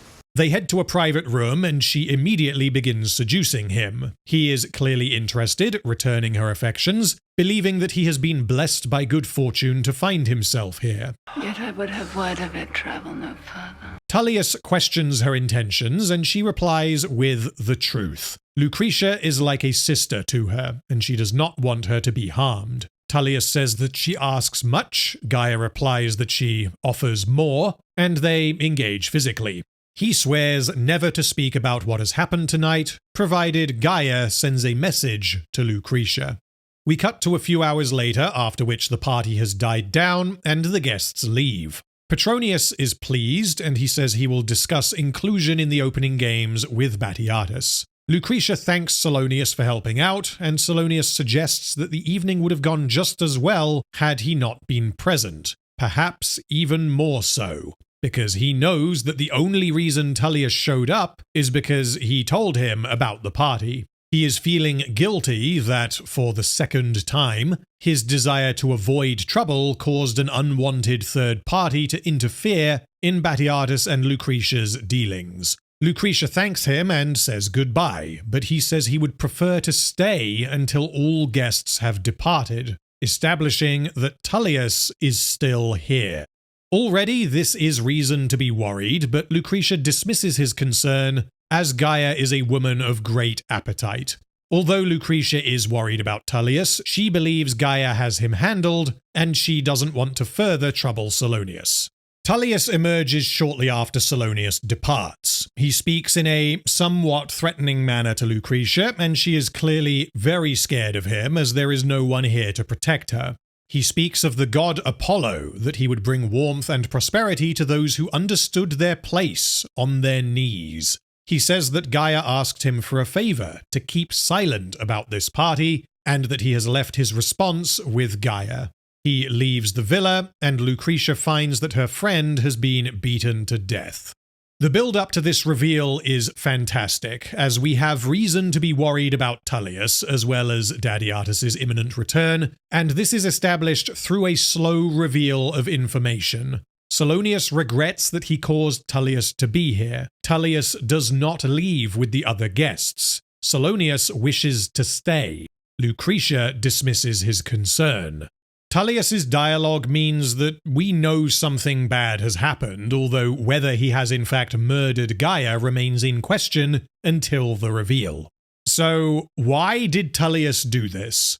There is an emotional reason as well as a practical one. Gaia tried to use her sexuality to control him by offering him something that he did genuinely want, only to reveal that part of the reason she was doing this was to manipulate him. If not for Gaia asking him for a favor for Lucretia, she would almost certainly still be alive, as this revealed that the House of Batiatus has not learned its lesson and is still trying to climb above its station. This made Tullius very angry, and so he murdered Gaia.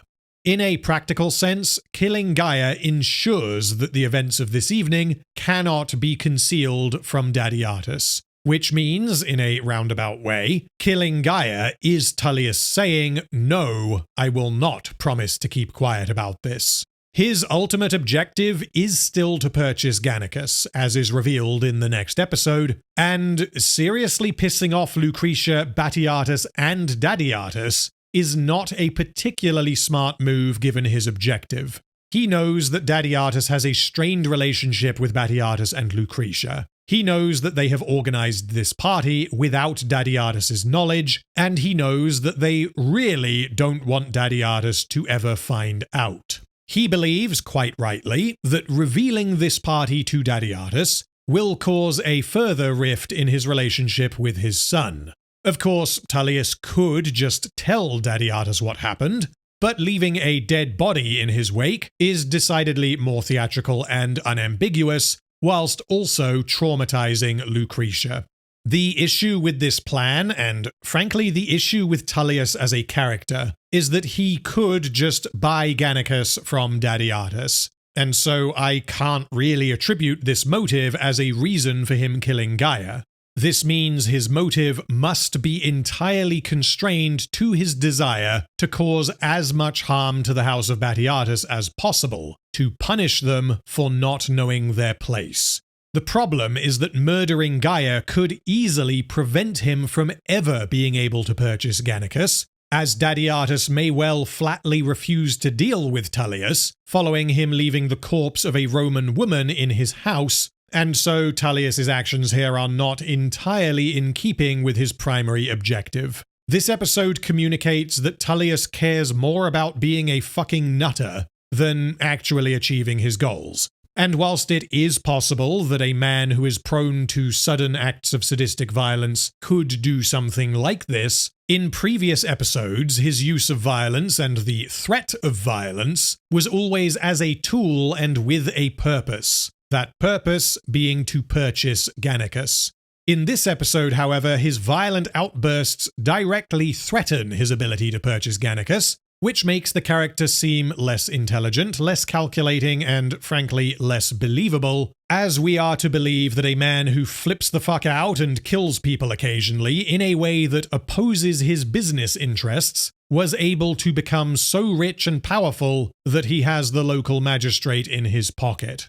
I can believe that he could do this, but if I were to tweak how this plays out, I would focus the writing harder on Tullius being emotionally unstable and lashing out at Gaia specifically when she tries to manipulate him, and rather than just having him play this off as part of some master plan, have him show regret, if only because he lost control and may have sabotaged his own interests.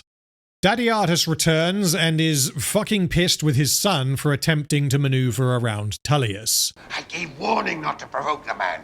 You ignore it, and here are the results. Lucretia, meanwhile, wishes to avenge Gaia. I claim vengeance. His life for hers. Blood and brains on the fucking floor. Dadiatus refuses and commands that there will be no retribution against Tullius, and that Gaia's body is to be thrown over the cliff so as to conceal the crime and the party. Although Dadiatus knows that Batiatus is also partially responsible for this, he places the blame almost entirely with Lucretia. Lucretia has given Batiatus nothing. No name, no dowry, no heir, only shame. The two of you feed off each other, fattening yourselves with lies. He commands his son to dissolve his marriage, or they will both be ejected from the house. Dadiatus is able to do this because Batiatus doesn't actually own anything, and the only reason he was able to marry Lucretia in the first place is because his father foolishly allowed it. He doesn't have any power when his father is present. This means that Batiatus's relationship with his father goes from being perhaps better than it has ever been when they start to find common ground in the marketplace, before it reaches its lowest point, when he realizes that the whole reason they were in Neapolis was because Batiatus was again scheming to maneuver around Tullius. Again, we have a textbook emotional contrast that does not feel contrived because it is fully grounded in characterization. We finish with a beautiful goodbye between Lucretia and Gaia. Just before her friend's body is thrown over the cliff, Lucretia kisses her before barely containing her anger both at Tullius and Dadiatus, as the screen fills with blood and we cut to black. Beneath the Mask is good, and occasionally great. As with episode 3, the highlight is the relationship between Batiatus and his father. However, Salonius's reason for telling Tullius about the party is weak, and Tullius goes a bit too far down the I am a deranged psychopath route for my liking. He is revealed unambiguously as a fucking lunatic, which is fine from a characterization standpoint, but occasionally this makes his effect on the plot feel cheap and somewhat contrived. Aside from this, though, we have serious progression of all subplots. Asher goes too far with Dagon, Melita and Gannicus admit their feelings for each other, and, of course, Gnaeus gets his net. I would consider episodes 3 and 4 to be the weakest, a bit of a mid-season lull, but as there are only 6 episodes, this doesn't particularly impact the season as a whole. And despite my criticisms, episodes 3 and 4 of Gods of the Arena are absolutely better than the weakest episodes of Blood and Sand. But there are now only 2 episodes left, and things are about to get spicy.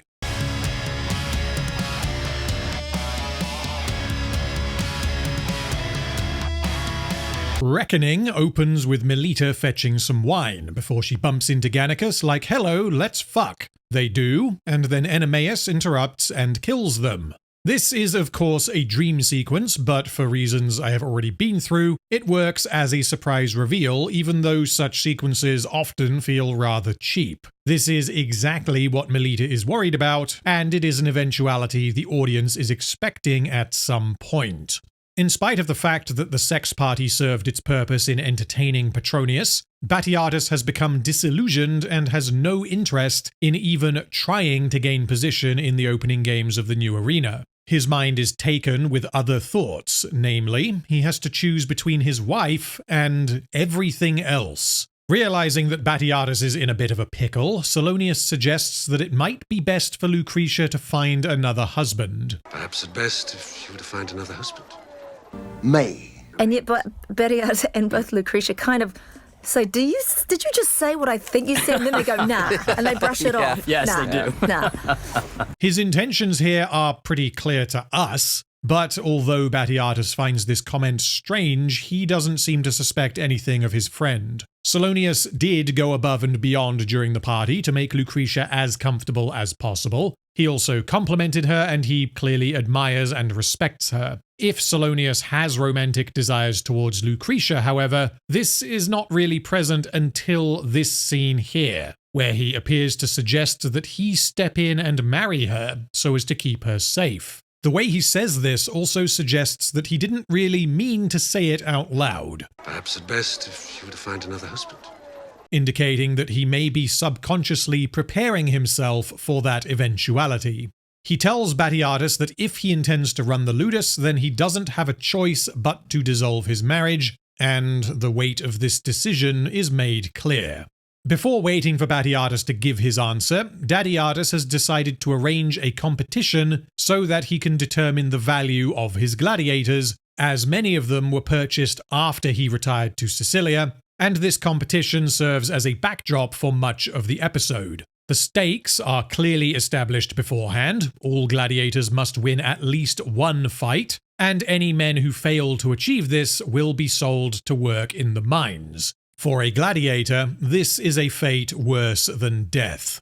Throughout the episode, we see multiple sequences in which the gladiators fight each other. Crixus and Barca continue to grow their friendship, whilst Dagon is rather angry about that unfortunate incident where his bum was invaded by a Roman. As Dagon only speaks Aramaic, he doesn't know what Asher did, but given the state of his bottom, he certainly suspects something, and he is not a happy Syrian. But then, Dagon reveals that he is slowly learning the language, and that soon he will no longer need Asher to translate for him. This makes Asher very worried, as he believes the only reason he is kept around is to translate for Dagon. This reveal avoids feeling contrived because it is plausible that Dagon could understand Your fortune shrivel.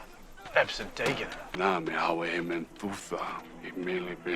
Whilst not understanding the request made by the man during the party. The Roman was speaking in a noble accent that Dagon would have been far less familiar with, and he was asking questions using words he would never have heard before. Either way, Asher went too far. Dagon has now become suspicious of Asher's intentions, and soon he will have no use for Asher. The power dynamic between them is shifting in Dagon's favor. During the competition, Asher asks Dagon to allow him to win, as he has not yet achieved a single victory. Dagon refuses and spits on Asher's request. Recognizing that Dagon is not going to cooperate, he instead asks that Dagon doesn't make him look like a fool. Asher has accepted that he cannot defeat Dagon, but he wants to go down swinging, perhaps hoping that even if he loses, a good performance will mean he does not get sent to the mines. Dagon absolutely batters Asher, quickly defeating him, but Asher asks his friend if he can end this on his feet. In exactly the same move he pulls in the finale of Season 1, Asher exploits Dagon's sense of honor and brotherhood. And when Dagon allows him to stand up, Asher sucker punches Dagon in the nuts and blaps him in the eye with his sword, causing Dagon to go down and lose an eye, but securing Asher the single victory he needed to avoid the mines. This fantastically means that Asher became a gladiator because he betrayed Indus, and he remained a gladiator because he betrayed Dagon. And the best part is that everyone saw him do this. They won't have understood what words were spoken in Aramaic, but they will have seen Dagon clobber Asher, then allow him to stand back up, only to find himself receiving a severe injury far exceeding any others during this contest. It is in fact slightly surprising that Asher is not punished for this, because whilst injuries are inevitable and even likely, this kind of injury being inflicted upon Dagon, who was seen as a very promising gladiator, maybe should have resulted in Asher receiving at the very least a stern talking to. Then Tullius arrives at the villa by invitation from Dadiatus. Batiatus and Lucretia are like, what the fuck, he murdered Gaia, why is he here? And Dadiatus reminds them that this is his house. Tullius should be hurled from the fucking cliffs. Instead, my father takes knee to swallow cock. And you do nothing to stop him. Tullius brings Dadiatus some honeyed wine as a peace offering, but Dadiatus is not at all happy with Tullius. He did respect Tullius, and he didn't like Gaia, but that doesn't mean he is suddenly okay with him murdering her. This was an interesting scene to work on, because Tullius is above Titus, but we didn't want Titus to roll over, because according to our historical consultants, what Tullius did was a serious offense, no matter what the position was. They could have made us think about it.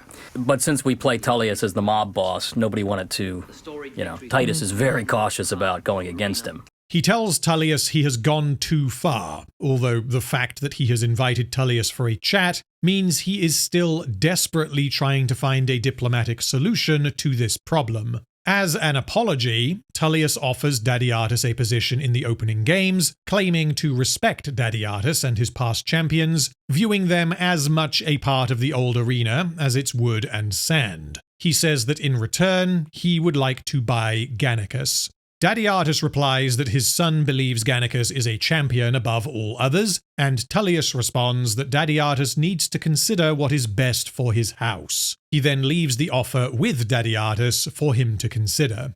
This scene is really quite good in how it carefully balances Dadiatus being respectful, whilst also condemning Tullius for his actions, whilst also having Tullius shift back into being diplomatic. The issue I take with this is that Tullius had multiple opportunities to purchase Gannicus, and he did not. And because circumstances have changed following the sex party, this means Dadiatus does not offer a clean sale. This scene is in fact the first and only time that Tullius has told Dadiatus that he wants to buy Gannicus, and unfortunately this feels as though the writers prevented him from doing this until he had the opportunity to cause Dadiatus's opinion of him to sour. Dadiatus's only reason for not immediately accepting Tullius's deal, which was the exact same deal Tullius tried to make with Batiatus in episode 1, is because he doesn't like that Tullius murdered Gaia, making me wonder what precisely did Tullius expect was going to happen here.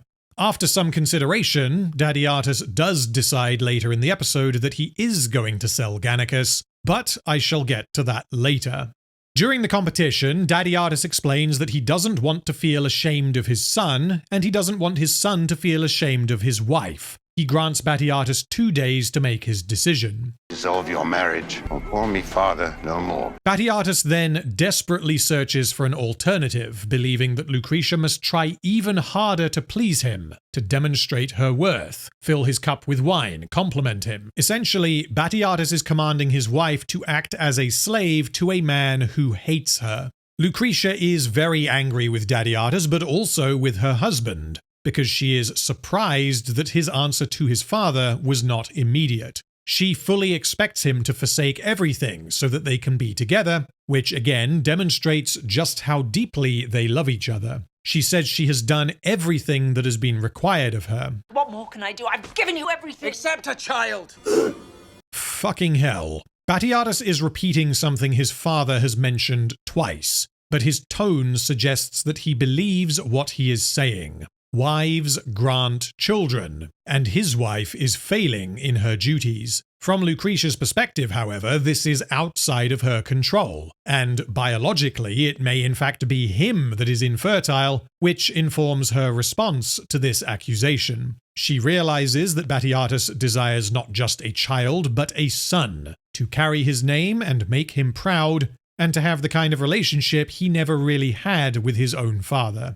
This adds a bit of context to Lucretia's actions in Blood and Sand. Batiatus was never particularly pushy regarding children, but following Ilithia's comments, Lucretia began to feel inadequate, as if she was failing her husband. She laid with Crixus multiple times with the goal of becoming pregnant, believing that Batiatus's nuts were the problem, but not wanting to bring this up. This scene in Gods of the Arena establishes that her apparent infertility was very much a sore subject. Her feelings of inadequacy were not just her own insecurities, he basically straight up told her that she was inadequate. This leads into her lying with Crixus for the first time, purely using him as a censored by YouTube, which then leads into her developing feelings for him. Which means, with this added context, Batiatus caused his wife to fall in love with another man. Lucretia says she will do anything to give Batiatus a son, but Batiatus replies that they have no time. He has to give his father an answer tomorrow. She encourages him that it is never too late. He asks what they are going to do. Whatever we must to rid ourselves of this problem. The clear implication here is that she is suggesting that they kill Dadiatus, but she is also talking about the prospect of children. Lucretia is willing to do whatever she must to solve the problem. During this discussion, Crixus fights in the ongoing competition and stands victorious. Lucretia has already shown a particular interest in Crixus for a few reasons. Her husband specifically chose him. Crixus defeated Dadiatus's favoured man Orctus, and so he symbolically stands as proof of Batiatus's worth. And Gaia favoured Crixus, both eyeball-fucking him, giving him the opportunity to fight Gannicus in the exhibition match, and sparing his life on account of his good performance.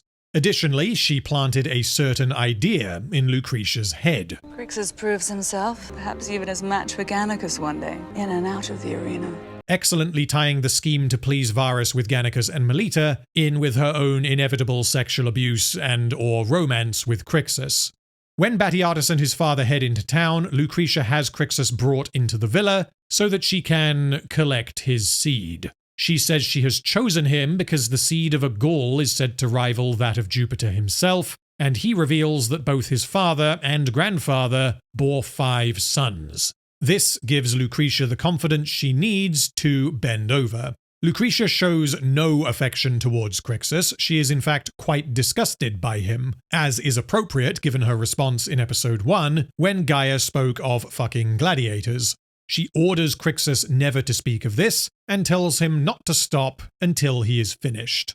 During the episode, we get some progression of the Diona subplot. Naevia confronts her, asking why they have not spoken since her encounter with good Casutius. She has tried multiple times to reconnect with Diona, but has been rejected. Diona is understandably angry about what has been done to her, and she vents this frustration on Navia. Do not think you stand above me. Cassutis could easily have chosen you had your not been so loose. Navia remains very much naive. She doesn't understand why Diona is behaving in this way. She just wants them to be friends again, giggling about willies. But Diona knows that she can't do that anymore. She has grown up, but not in the way she wanted to. And she believes that because she is now a whore, she does not deserve to be happy. Navia later finds Diona hiding in a room, crying. She apologizes to Navia for rejecting her previously, saying that her friendship is a reminder of what she has lost and who she used to be. Diona wants to die, unable to continue living in this way. Later, taking advantage of the ongoing fight, Navia brings Diona to the gates of the villa and tells her to flee. She hands Diona a bag of coins taken from Gaia's belongings and tells her to buy passage away from Capua and the memory of what has been done to her.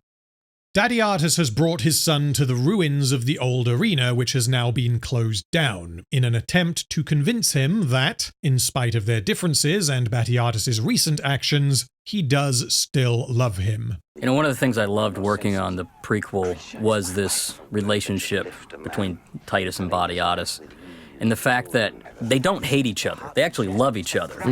They just can't figure out how to make the relationship work. And all Batiatus wants is for his dad to say, you did a good job. And also to be able to make those decisions on his own, you know? Because it's not all the son's fault. The father has to give you space to be able to do that. Right. But he never quite does. Right, and Batiatus is constantly living in the shadow of what Capua perceives to be the better man. But who refuses to evolve. When Dadiatus starts coughing, Batiatus turns and picks up a plank of wood, as Dadiatus delivers one of the best monologues in the entire show. You have caused much heartache, never heeding my words, fighting me at every turn. Your ambition the bolt hurled against my wishes, and here is where it has led. Two men at constant odds, mired in the ruins of what might have been. Ruins I aided in creation. I wanted you to join me here to see them buried. You are my son, Quintus, and I will always love you, no matter the path you take. Throughout this monologue, Batiatus slowly approaches his father holding the plank of wood, his intentions clear, and this fantastically means that throughout the rest of the conversation, we know that Batiatus is intending to kill his father, resulting in a significant increase in tension in addition to the highly emotional character work.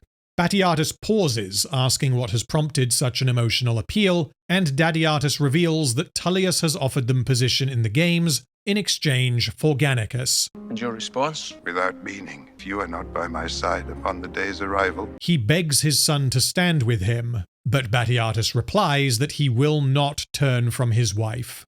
Dadiatus realizes that his son is set on another path, and he prays that he finds peace. Such a great moment from Titus, because you really see that he does love his son. It was almost like he was inviting. He was inviting the action and you know, the sacrifices a father will make, you know, for the son, even to the point of removing himself from life in order to allow that. And I was imagining this final moment, Titus absolutely knows what you were thinking. Absolutely, yeah. And that the reason that emotion came out in that speech was because he was saying his goodbye in a way. Yeah. The stage is perfectly set for Batiatus to murder his father, but in an incredibly well-executed subversion, he instead chooses to hand the plank of wood to his father as a memento of days past. This is one of the best scenes in Gods of the Arena. It would have been entirely appropriate on every narrative, character, and thematic level for Batiatus to kill his father using this plank of wood. Batiatus has the motivation to do this. Dadiatus says in this scene that he always knew he would give his life to this arena, which has two meanings, and we have the symbolism of Batiatus murdering his father using a piece of the old arena, which would clearly demonstrate so many things. Batiatus has moved on from the past, the old arena and his old father, and he wishes to forge his own path. Dadiatus is a relic that no longer has a place in this world, having been replaced by his newer, improved, and updated version. The dialogue at the end of episode 3 heavily suggested that Batiatus would eventually do this. You remain here until breath flees wearied flesh. We already know that he dies before the events of Blood and Sand, and Lucretia told him earlier in the episode that they must do whatever is necessary to rid themselves of their problem. But Batiatus doesn't do it. He can't bring himself to kill his father. He has never killed anyone, and his unwillingness to raise hand against his father means that he has accepted that he and Lucretia must leave their home in the morning. He reveals this failure to Lucretia, and she says she was wrong to suggest such a thing. They reaffirm their love for each other, as Batiatus has committed to staying with his wife at the cost of losing everything else. Their love for each other is their unbreakable value, and this is why these two characters are some of the best villains I have ever seen. They gradually choose to do terrible things for what appear to be selfish reasons, but all of this is grounded in love rather than greed or hatred, which means they remain deeply sympathetic characters in spite of all the awful shit they get up to. I love you, even though you're a pussy. I couldn't kill your dad. By the end of the contest, 2 men have gone undefeated, Gannicus and Crixus. Batiatus informs Enemeus that Gannicus can be removed from contention, as he has finally decided to sell him to Tullius. Enemeus tries to convince Batiatus not to sell Gannicus, partly because they are friends, and partly because he believes Gannicus is a worthy champion. Because Enemeus is an intelligent character written by intelligent writers, he appeals to Batiatus's values. Batiatus trusts him as Doctore, and just praised him for the performances of his gladiators. If anyone is in a position to accurately assess Gannicus's value, it is him. Batiatus respects Enemeus, but he is worried that if he backs out of the sale, they will be excluded from future games, and Enemeus replies, "A heavy price, as is often that of the honourable choice." They reach a compromise. If Gannicus proves himself against Crixus, he will remain. If Crixus defeats Gannicus, Gannicus will be sold. Enemeus then reveals the stakes of this fight to Gannicus, because this is exactly what he would do. Going into this fight, we know that Crixus can't lose because he becomes the undefeated Gaul. Gannicus does not appear in Blood and Sand, and so this suggests either that he will somehow die, or potentially that he will lose and be sold to Tullius, which is why we do not see him in Blood and Sand. Both men fight flat out. Gannicus because he doesn't want to be sold because Tullius is a prick, and Crixus because he wants to prove himself. Batiatus and Lucretia are invited to watch the fight before they leave, and they realize that this is the last time they are going to see their gladiators fight. This goes on for quite a while, as multiple other bits of storytelling happen concurrently. We have the Navia Diona bit, as well as Batiatus and Batiatus saying their goodbyes. Both gladiators appear on equal footing, until Gannicus sees Melita on the balcony. As Gannicus is distracted, Crixus begins to gain the upper hand, and Gannicus begins to realize what he needs to do. He has repeatedly made it clear that he loves Melita, and as much as he tries to return to his old ways, he cannot get her out of his head. Earlier in the episode, Melita told him that she has never felt greater love than when she holds her husband in her arms, which means, in spite of the fact that she also has feelings for Gannicus, she will not betray her husband. Gannicus realizes that they can never be together, and so he allows Crixus to defeat him. The only way he can forget about Melita is by leaving the Ludus, and so he intentionally loses so as to be sold to Tullius. As he lies on the sand, defeated, he gives Melita the Missio, thereby asking her to forgive him for his actions. The scene could end right there, but because these writers have such a tight grip on who their characters are, they use this as an opportunity for even more character work for a character who is otherwise entirely mechanical in his purpose throughout this sequence. Crixus recognizes that he did not truly beat Gannicus, and he immediately asks him why he dropped his guard. This serves as a fantastic thematic and narrative repeat of episode 3. where Crixus knew that he had not earned the right to face Orctus, and Gannicus told him that didn't matter. All that matters is what he does now that he is going to fight Orctus. Here, Crixus knew that he had not earned his defeat of Gannicus, and Gannicus replies, "You are champion now. That is all that matters." Fucking beautiful. Gannicus has conceded his position as champion, leaving Crixus to assume a position he wants, but has not fully earned. But, as Gannicus tells him, don't ask questions. You are now the champion. It doesn't matter that you only became champion because I dropped my guard. What matters is what you do now that you are the champion. As Batiatus prepares to leave, Dadiatus tells his son that it is not too late to change his mind, effectively begging him to reconsider, but he suffers a coughing fit and collapses. These coughing fits have gradually escalated, and this was established earlier in the season as both normal and expected. We were told that Dadiatus' health deteriorates in Capua due to the climate, and he begins coughing midway through episode 3, shortly after he drinks some wine.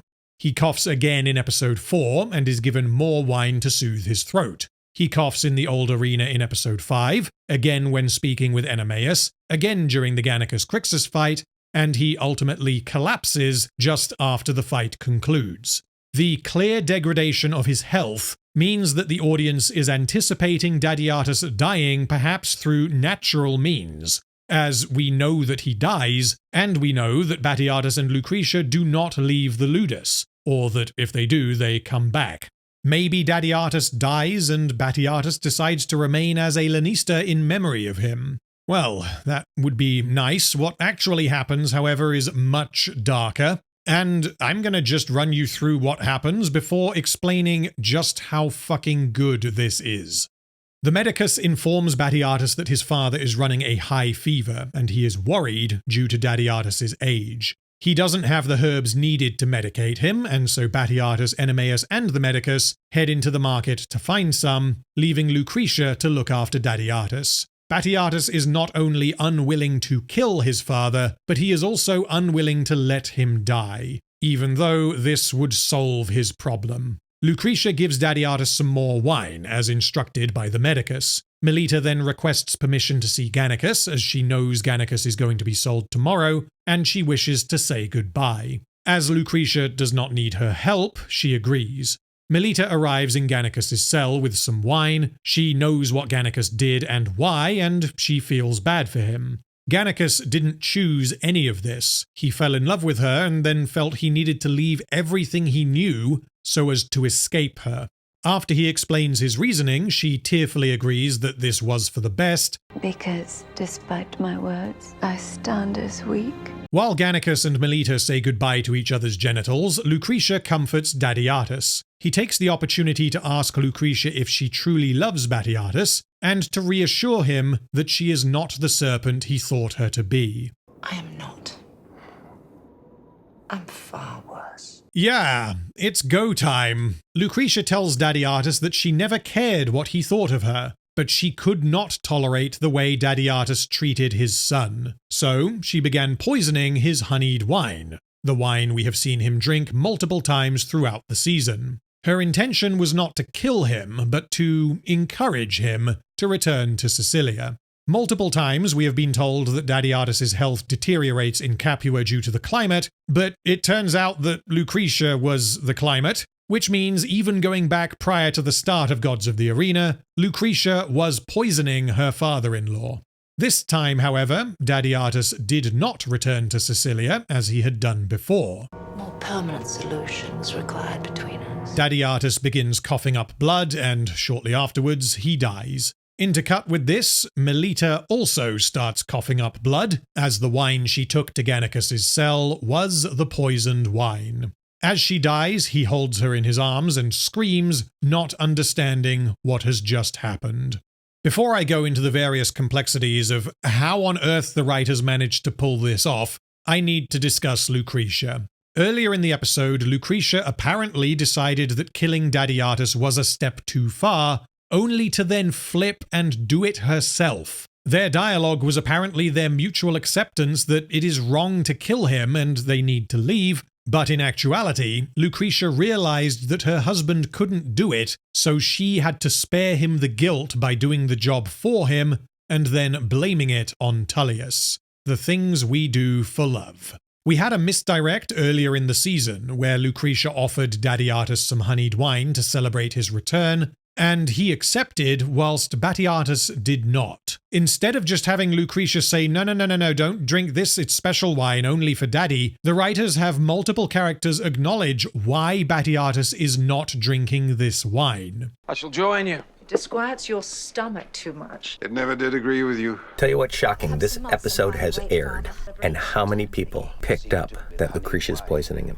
When he went to have some. And you say, no, it disagrees with your stomach. We talked about it. I remember we talked about it and we tried to make it as underplayed as possible, but I think you're going to make that decision. You're going to make that inference. How does the old man get killed? And they know everybody dies. Everyone dies, right. yeah. And I tried to talk about him to Gaia as sympathetically and straight as possible, like a daughter who's trying hard would, because she can't even tell her best friend. This means that although there are a handful of scenes where Lucretia gives Batiatus honeyed wine, and this is often in response to him coughing, and so it is certainly possible to guess that something fishy is going on, this is not excessively obvious. This scene serves as the turning point for Lucretia. Multiple times this season, Batiatus has attempted to convince his father that he was wrong about Lucretia, when, like many things, he was absolutely right.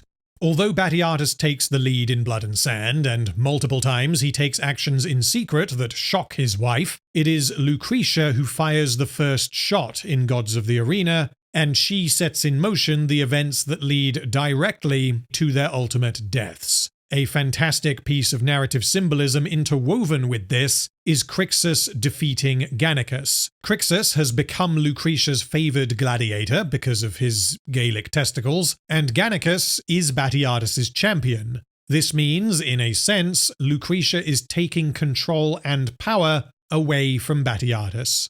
Also, Gaia's wig needs mentioning, as Gaia chose to wear red in episode 4. Red being a colour that symbolises love and passion. However, red can have other meanings, including danger and anger, which is what you need to add to Gaia to get Lucretia. Lucretia wore Gaia's red wig for the first time when she went to say goodbye to Batiatus, and the innocent interpretation at the time is that she wants to keep a part of her dear friend with her after she leaves. Whilst the darker interpretation is that Lucretia is never going to forget what was done to Gaia, and she is going to punish those responsible. The infamous red wig. One of the first things that we had talked about when we started kicking around the prequel was we wanted to do little things that really inform season 1, and we had this idea of where did the wigs that Lucretia wear come from. So we wanted to use this red wig very symbolically, especially in this episode. When she puts it on is very important. And it tied into something else we wanted to do, which we had talked about last year, was give Lucretia a good friend. You know, a friend that there wasn't such an agenda with. It was so brilliant of you because it explains her confusion with Alithia. Yeah. You know, she thought you looked like a friend. It's that I think you're a friend, but can't figure out Alithia at first. And it gave us a whole new thing to play with Lucretia, too. You know, it was just a whole new avenue that opened up, and it made this stuff really heartbreaking. You know, you totally understand where she's coming from. So when we get to the end of this episode and see what she's done, you know, it's totally informed by what Titus had done. So much. This stuff with Gaia's wig really exemplifies how Gods of the Arena is precisely what a prequel should be. It uses the fact that it is a prequel to expand upon the main season in a meaningful way that fleshes out the characters and their motives. This is not the kind of superficial bullshit we typically see in prequels or flashbacks, where the audience's meta-knowledge of the film and love for a particular iconic character or prop is leveraged by the film to provoke an emotional response, purely on the basis that, oh look, it's Jack Sparrow's compass, gun, and hat, now I know where he got them, and I got a dopamine hit because it's the iconic thing that I know. The importance in-universe is exaggerated so as to match its importance out of universe. Conversely, in the case of Spartacus, Blood and Sand doesn't draw any attention to the color of Lucretia's wig, and if I were to make a list of the most iconic props from Blood and Sand, Lucretia's red wig would obviously not appear. Something that probably would appear, however, would be Enemeus's whip, and whilst Gods of the Arena does draw visual attention to the whip, this is closely tied to Enemeus's own plot in Gods of the Arena. The whip is an important part of his emotional story because he has to come to terms with his new role as Doctore, and that this will necessitate that he punishes his brothers. Anyway, going back to the poison sequence, let's look at it more broadly. There are so many moving parts here with multiple potential failure points that make this simply one of the most complex and impressive payoffs in the entire show. I'll briefly list off everything that needed to happen for this to play out as it does. Tullius gifts Dadiatus some honeyed wine. Lucretia adds poison to this wine and feeds it to Dadiatus. Batiatus and Enemeus are not present for any of this. Melita spends the evening with Gannicus. Lucretia allows her to spend the evening with Gannicus. Melita takes the poisoned wine to Gannicus's cell. Melita drinks the wine. Gannicus does not drink the wine. If any one of these narrative points does not happen, or happens because, wow, wasn't that lucky, then the whole sequence will feel contrived because of how tightly everything is tied together. And sequences like this are when the writing quality of this show truly shines. Dadiatus was known to drink honeyed wine, hence Tullius presenting it as a gift. He does this as an apology for things getting out of hand in the prior episode, so as to enable him to purchase Gannicus. Setting aside my issues with Tullius's actions in episode 4, if we accept what he did as believable, then it is entirely coherent for him to give honeyed wine to Dadiatus as an apology. He in fact gave precisely the same gift to Batiatus back in episode 2. Lucretia adding poison to this wine makes complete sense. She has committed to killing Dadiatus, and she uses Tullius's wine so as to pin the blame on Tullius, which is smart. Not only does she avoid suspicion by being like, oh, I dunno, I guess it was just bad wine, she ensures that Batiatus mobilizes against Tullius, thus avenging Gaia.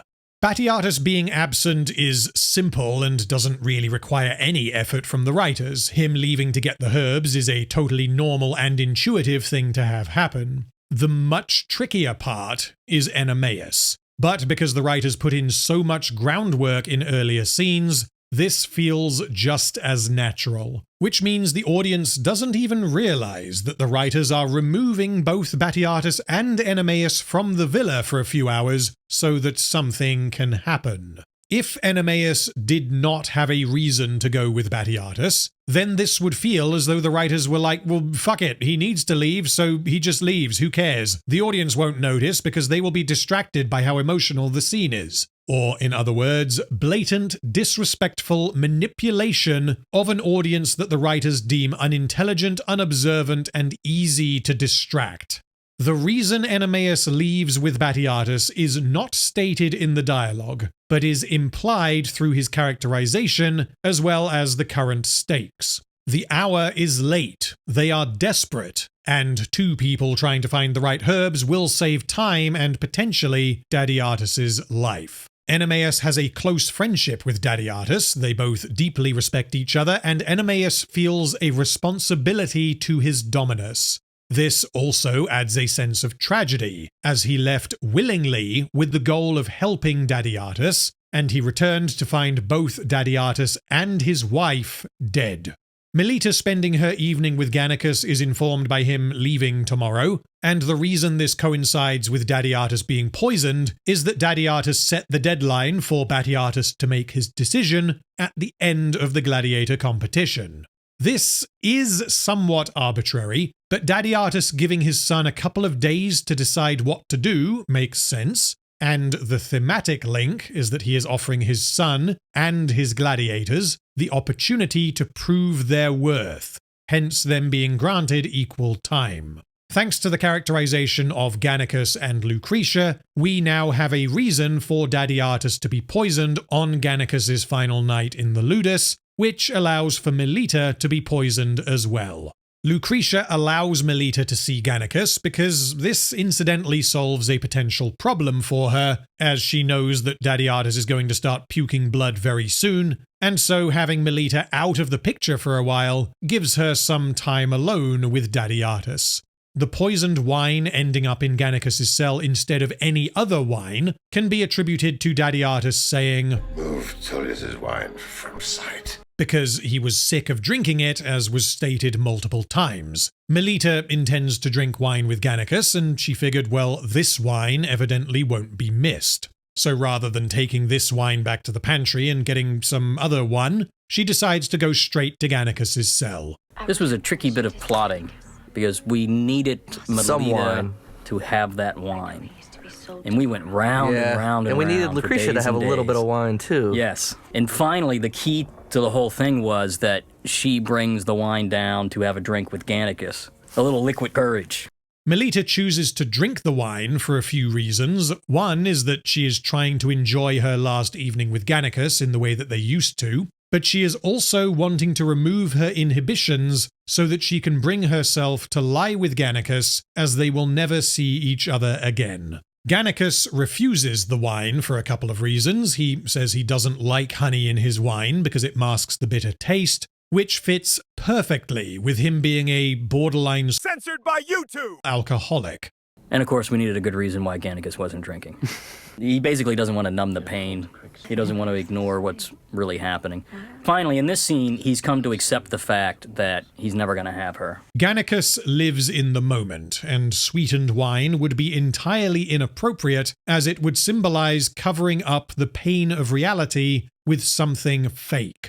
But he also refuses the wine because he no longer views Melita as a friend, so he has no interest in drinking with her. Gannicus loves her, and he can't go back to the way things were. The writers put in the work to make this make sense because they cared, and because they understood that in order for the payoff to hit as desired, the justifications of the actions of all characters involved need to be both present and coherent. You can't just be like, well, this is my payoff. It's a really cool idea that will hit hard because these characters are suffering a tragic loss, and then just leave it at that. If it isn't clear just how exceptional this sequence is, let's consider how a less talented writer might accomplish the same narrative payoff. Tullius brings Daddy Artis honeyed wine as an apology because he thought Daddy Artis might like honeyed wine. Lucretia adds poison to a bottle of wine without realizing it was the one given by Tullius. Daddy Artis heads out to buy some herbs and says, "Oi you, come and help me," and randomly picks Enemeus. Gannicus' final night coincides with the poisoning plot because, wow, wasn't that just fucking lucky. Melita drinks the wine because she likes honey for no particular reason, and Gannicus does not drink the wine because he dislikes honey for no particular reason. If everything had happened like this, which is to say, like shit written as a first draft by someone who doesn't know how storytelling works, then the emotional payoff would have been the same. Daddy Artis realizes that Lucretia has killed him, and Melita gets caught in the crossfire. The difference is that this would not hit anywhere near as hard, because it would be reliant upon multiple layers of random chance and unexplained characterization. Conversely, the way this actually goes down in the show is incredibly effective precisely because of how well set up all of this was in the prior 4 episodes. Looking back, everything feels inevitable. There is no part of this that is just a gaping hole of blind luck, and payoffs like this in Spartacus are the perfect demonstration of how the degree to which your emotional payoffs actually land is dependent upon characters having well-established goals and behaving appropriately, instead of relying on things happening due to random chance. This ensures that these emotional payoffs feel genuine and earned, rather than feeling like the writers are fucking with you and trying to elicit an emotional response. As the episode closes, a devastated Gannicus carries Melita's body to Lucretia, and she realizes what has happened. The unintended consequences of her murderous scheme. Batiatus and Enemeus return to find a father and a wife dead. Enemaeus' reaction is much like Spartacus' reaction to Sura's death, and is pretty much exactly the response we would expect. Batiatus' response to his father is more reserved, but he is clearly very saddened, despite the fact that he was intending to kill this man yesterday. His problem has solved itself, and he no longer has to pull the trigger, but he did not wish this. The final shot is the camera moving down so that Dadiatus rises out of frame, ascending to the heavens, leaving his son behind. I don't have much of a conclusion to give to episode 5, other than to say that this is the best episode of Gods of the Arena so far. It is a tightly focused story containing a number of critical character beats that are all fantastic in execution, including multiple highly emotionally effective scenes. Everything is prepared for the finale. Lucretia has ensured that everyone wants Tullius dead. How that will come to pass? Well, let's get stuck into it.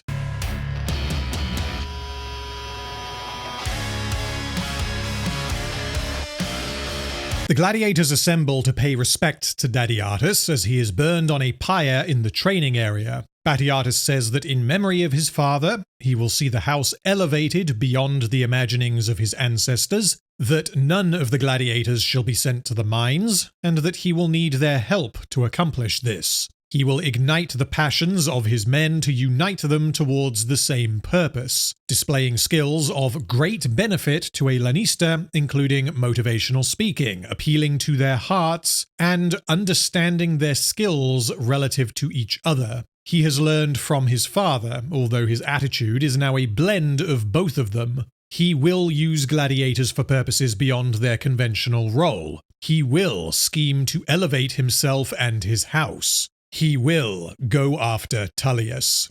We then get a fantastic montage of the gladiators fighting and drinking wine, accompanied by some excellent music, to honor their fallen dominus as his body is burned.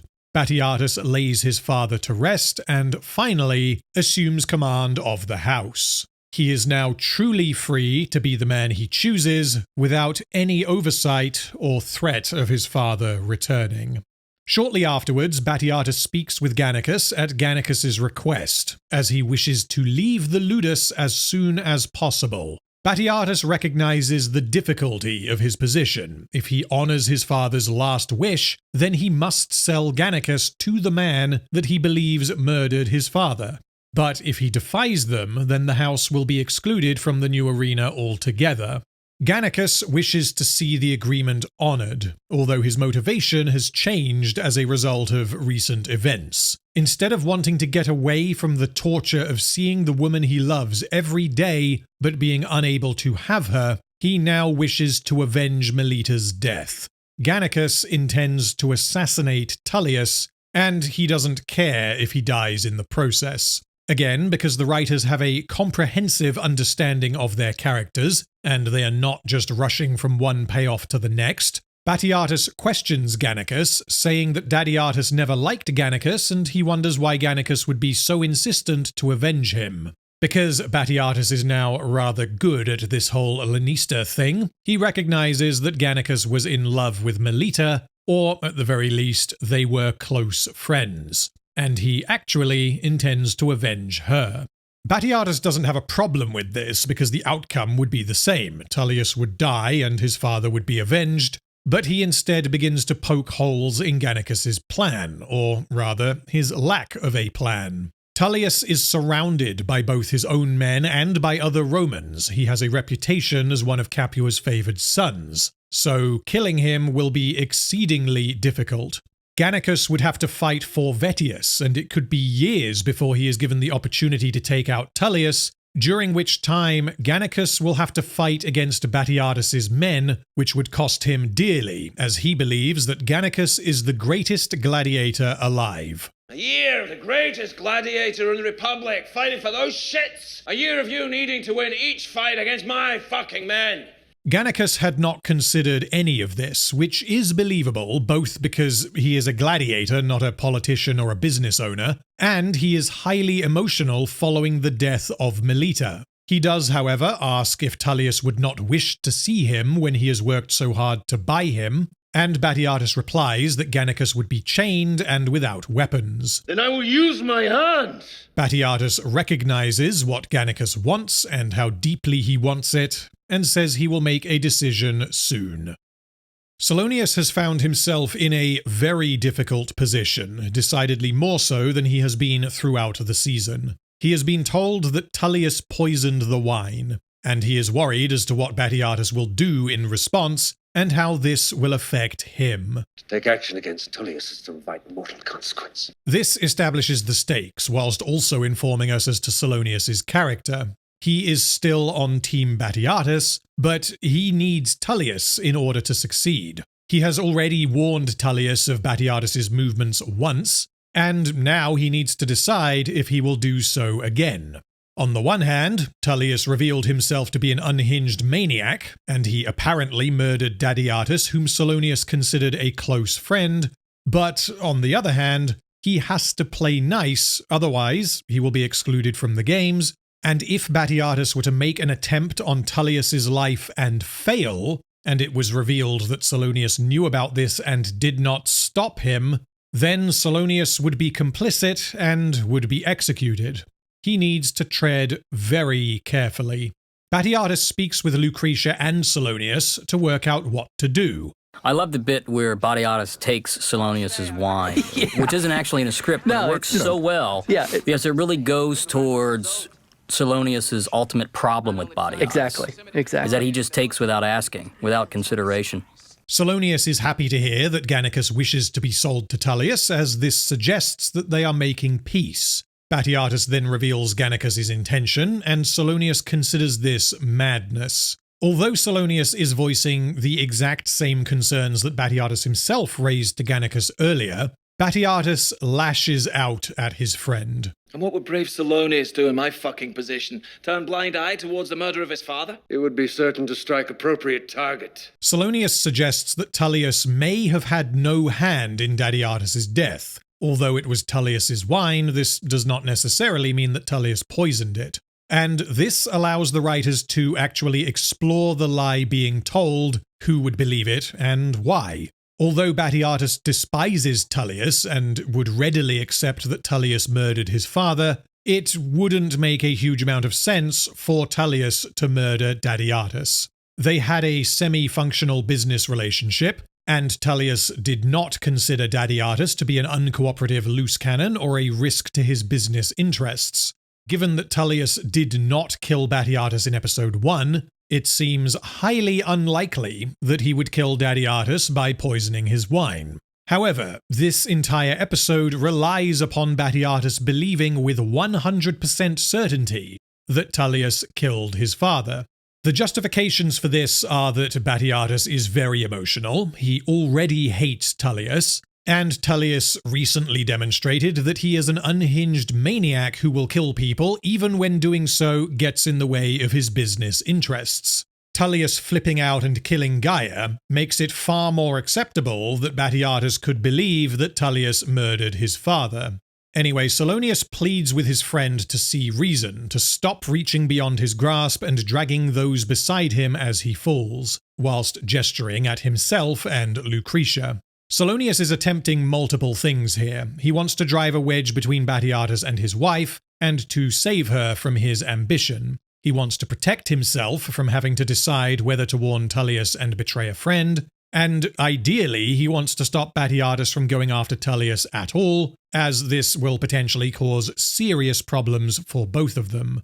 Batiatus then becomes very fucking angry with Solonius, telling him that he never had the stomach to make a fucking name in this world. Good Solonius, forever bowing and scraping in the shit of his betters. Is it any wonder no woman would have you? Solonius is deeply hurt by this, but he does not respond, whilst Lucretia diffuses the situation, and without truly understanding how deeply he just insulted Solonius, Batiatus apologizes. He then asks Solonius to help him, and together they come up with a plan that Batiatus believes Tullius will not see coming. The plan is not revealed until later, so let's put a pin in this and wait for the inevitable climax. Meanwhile, Gannicus returns to drink now that the woman he loves is dead, and Enemaeus reveals to him that Batiatus has now decided to sell him to Tullius, although Enemaeus strongly objects to this. The man has lost fucking sense. Gannicus explains that he also wishes to be sold to Tullius so that he can avenge Melita. You would have better chance flinging yourself from the cliff and praying to land upon him. Enemaeus thinks this is a terrible idea and says he will speak with Batiatus and convince him not to do this, saying that when he meets Melita in the afterlife, he does not wish to explain why he allowed Gannicus to forfeit his life. He does not want to lose his brother as well as his wife. However, Gannicus is set on his path. He believes that he deserves to die given what happened between himself and Melita, and if he is able to make his death mean something, then he will use it to take out Tullius. In this scene, you get some very, very important emotional information. We see how deeply affected Gannicus is by the death of Melita, and more importantly, we see that Gannicus hates himself for what happened. He blames himself, and he is clearly willing to die to avenge Melita's death. More importantly in this scene is something you really don't get from the rest of the episode, is you get Enemaeus really thinking about what happened to Melita and asking some questions about why she stole the wine. She wasn't a thief. What really happened? Gannicus covers that up. Also, what you get from this scene is this very strong bond between Enemaeus and Gannicus. You see how much Enemaeus loves Gannicus, how much he doesn't want Gannicus to go on this censored by YouTube mission, which of course makes Gannicus hate himself even more. Gannicus really wants to tell Enemaeus here. As you can see, he's about to tell Enemaeus the truth, but Batiatus interrupts this. Batiatus comes in, brooms Enemaeus out, and has a conversation with Gannicus that's very important. This is really explains why Gannicus never comes clean. It's not that Gannicus ultimately is trying to hide his own guilt. It's that he doesn't want Enemaeus to think any less of the wife that he loved. He wants Enemaeus to keep that golden memory of the love of his life. Meanwhile, Salonius delivers the bad news to Tullius, who, again, flips the fuck out because Batiatus has backed out of the agreement. For the moment, it is unclear which side Salonius is on, as both options are equally plausible, which means the tension and intrigue remains high. Has Salonius decided to betray Batiatus and reveal information to Tullius, as he has done at least once before? Or is his presence here a part of Batiatus's plan? Then things get complicated because we have three separate layers to deal with. What Salonius claims Batiatus is doing, what Salonius claims Batiatus will tell Tullius, and what Batiatus is actually doing.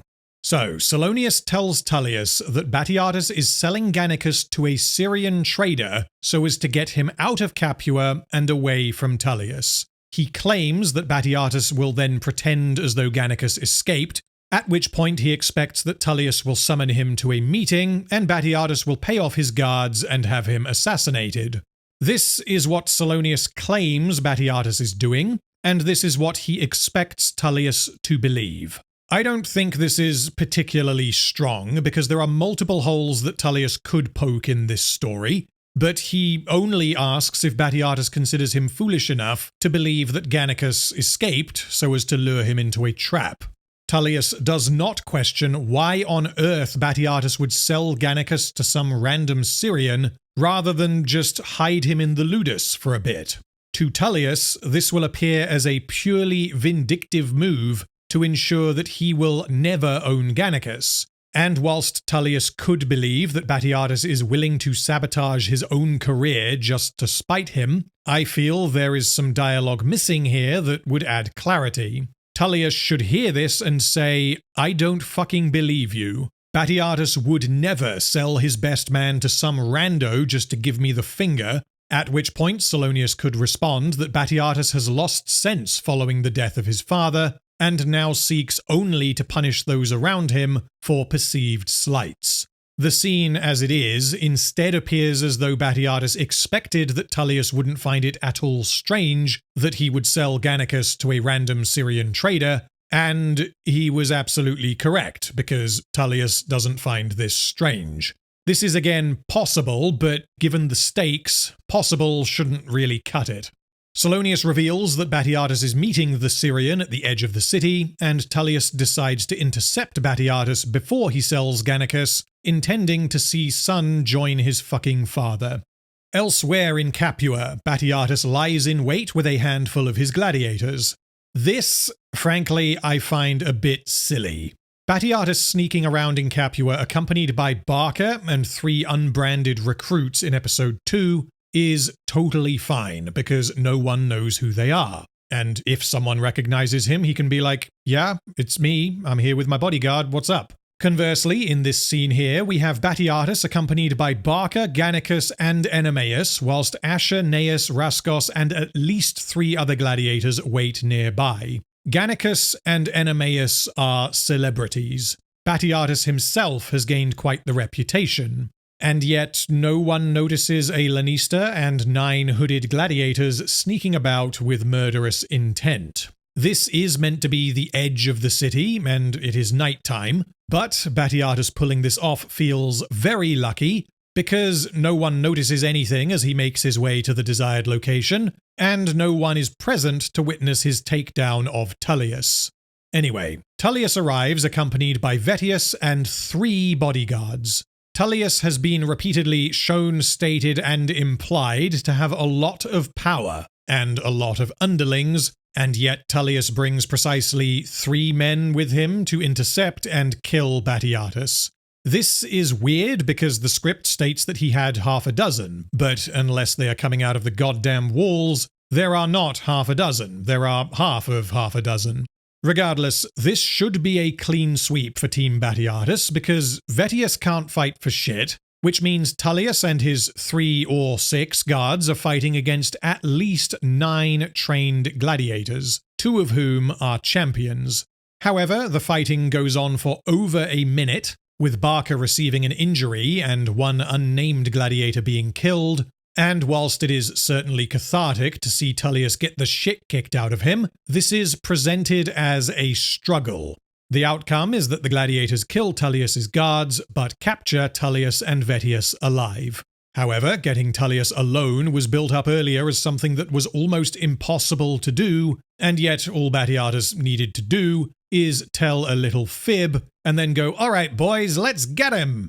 Batiatus then reveals that Solonius played his part to perfection, revealing that Solonius did indeed lure Tullius here with the lie about selling Gannicus. But after being congratulated for his performance, Solonius delivers a line I find very interesting. When passion for vengeance overtakes caution, even the keenest of minds is easily deceived. He is not referring to Tullius. He is referring to Batiatus.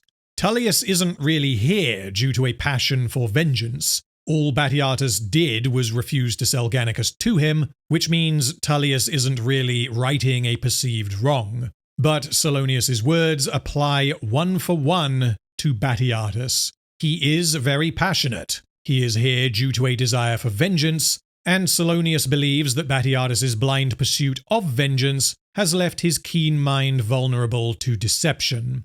Solonius is up to something, and this is expected by the audience because we know that Solonius and Batiatus despise each other by the start of Blood and Sand. As for what he is up to, we shall get to that soon. Now that the plan has been revealed, how does it hold up? I think it is a very silly plan. It is nowhere near as tight as, for example, the plan to bring down Solonius and Calavius in Blood and Sand. Solonius had a very good reason to trust Asher, as I explained in my Blood and Sand video, which means the reveal that he was playing Solonius the whole time catches him and us off guard. Conversely, in Gods of the Arena, Tullius doesn't have a particularly good reason to trust Solonius, which means when he walks into a trap and is captured, we are like, how did this happen? You're smarter than this. The facade of, I'm selling my best gladiator to a random Syrian, you better come stop me, is rather hard to accept, and yet it works perfectly. The complete plan concocted by Batiatus and Salonius was that Salonius will lure Tullius into the trap, the gladiators will capture him, Salonius will then extort Vettius, and Batiatus will kill Tullius. The reason why Salonius agreed to this plan and put his life on the line by moving against Tullius was presumably because he was convinced that the risk was worth the reward in this case being a whole ludus worth of new gladiators, likely doubling the value of his own stock, if not more. I can accept that Salonius would do this, even though this decision is made off-screen, because as his later monologue tells us, he has grown the balls to do what he needs to make a name in this world. A minor problem is that neither Batiatus nor Salonius could have possibly known that Vettius was going to be there. I know that we usually see Tullius accompanied by Vettius, but even so, the man runs a ludus, he doesn't live under Tullius's floorboards. The plan requires that Vettius is also abducted, not just Tullius. They can't just ignore him and go for Tullius because they need Vettius to provide a cover story. Had Vettius not been present, they could have found a way to abduct him after the fact and then the same thing would happen, which means the writers saved time by having Vettius be abducted with Tullius, and so whilst everything appears to have gone a little too perfectly, there was a plausible contingency had he not been present. Anyway, Salonius has strung up an unconscious Vettius and he waits for him to wake up, and the dialogue suggests that this is all a part of Batiatus's plan. He tells Vettius to cover up what has been done to Tullius by claiming that Tullius had to unexpectedly sail abroad to tend pressing matters in Antioch. This isn't just a random cover story. Tullius having dealings in Antioch was set up earlier, as was Salonius's knowledge of these dealings. Vettius, of course, asks why he would ever do this, and Salonius replies that Batiatus will take offense if he does not comply. Because Batiatus has just unambiguously demonstrated his reach and his willingness to abduct and kill people he doesn't like, Vettius takes this threat very seriously, realizing that this is likely the only reason he is still alive, and that Tullius can no longer protect him. Batiatus, Enemaeus, and Gannicus have brought Tullius underneath the new arena, and Tullius attempts to come to terms, believing that he can negotiate his way out of this. Remember, from Tullius's perspective, he has been a bit of a naughty boy, but he hasn't done anything that would warrant this. Batiatus gives him a subtle nod to continue begging because he wants to be entertained by Tullius before he dies. Tullius says that Gannicus obviously means a lot to Batiatus, and he says that he shall stop attempting to buy him. Offer more. He offers to have the House of Batiatus take prominence in all upcoming games. More. Speak desire and see it attended. Batiatus replies that he desires to see Tullius suffer, as he has suffered at Tullius's fucking hands. Tullius says that he should have killed Batiatus, and that the reason he didn't was out of respect for Batiatus's father, which causes Batiatus to go nuclear, and he pulls out a handful of his father's ashes and forces them into Tullius's mouth. There will be an accounting, Batiatus, for this and everything that follows. The gods will see to it someday. But not this one. And then the stabbing begins. Gannicus and Enemaeus both join in, believing that he killed Melita. It is notable that the writers have Enemaeus, whose whole deal is integrity and honor, stab a defenseless man in an alleyway. The justification here is entirely that he believes Tullius killed his wife and Dominus, and so blood demands blood, and it is right that Tullius dies, which is much the same justification that we get for all the killing in the finale of Blood and Sand. Back at the Ludus, Lucretia again summons Crixus and says she no longer views him with disgust, instead embracing him as a necessity. She speaks to Crixus in a manner more like what we saw in Blood and Sand, extracting compliments from him and exerting her power over him. Your hair and your beard give the appearance of a fucking animal. I would have you reformed into the semblance of a man to make the lie I must tell myself more convincing. This is a neat detail that the writers didn't need to add, but it tells us that the reason Crixus looks the way he does in Blood and Sand is because this is how Lucretia wants him to look. making this yet another example of Crixus's whole existence within the ludus being defined by his sexual intimacy with his domina. Lucretia banging Crixus is intercut with Tullius being stabbed, and I don't really like this one. Usually when the show intercuts two sequences, there is some kind of link between them. And yes, we could say that this shows both Batiatus and Lucretia crossing lines that should not be crossed, but Batiatus is murdering a powerful man and hiding his body, whilst Lucretia is starting to enjoy having sex with Crixus, which, relatively speaking, is very minor.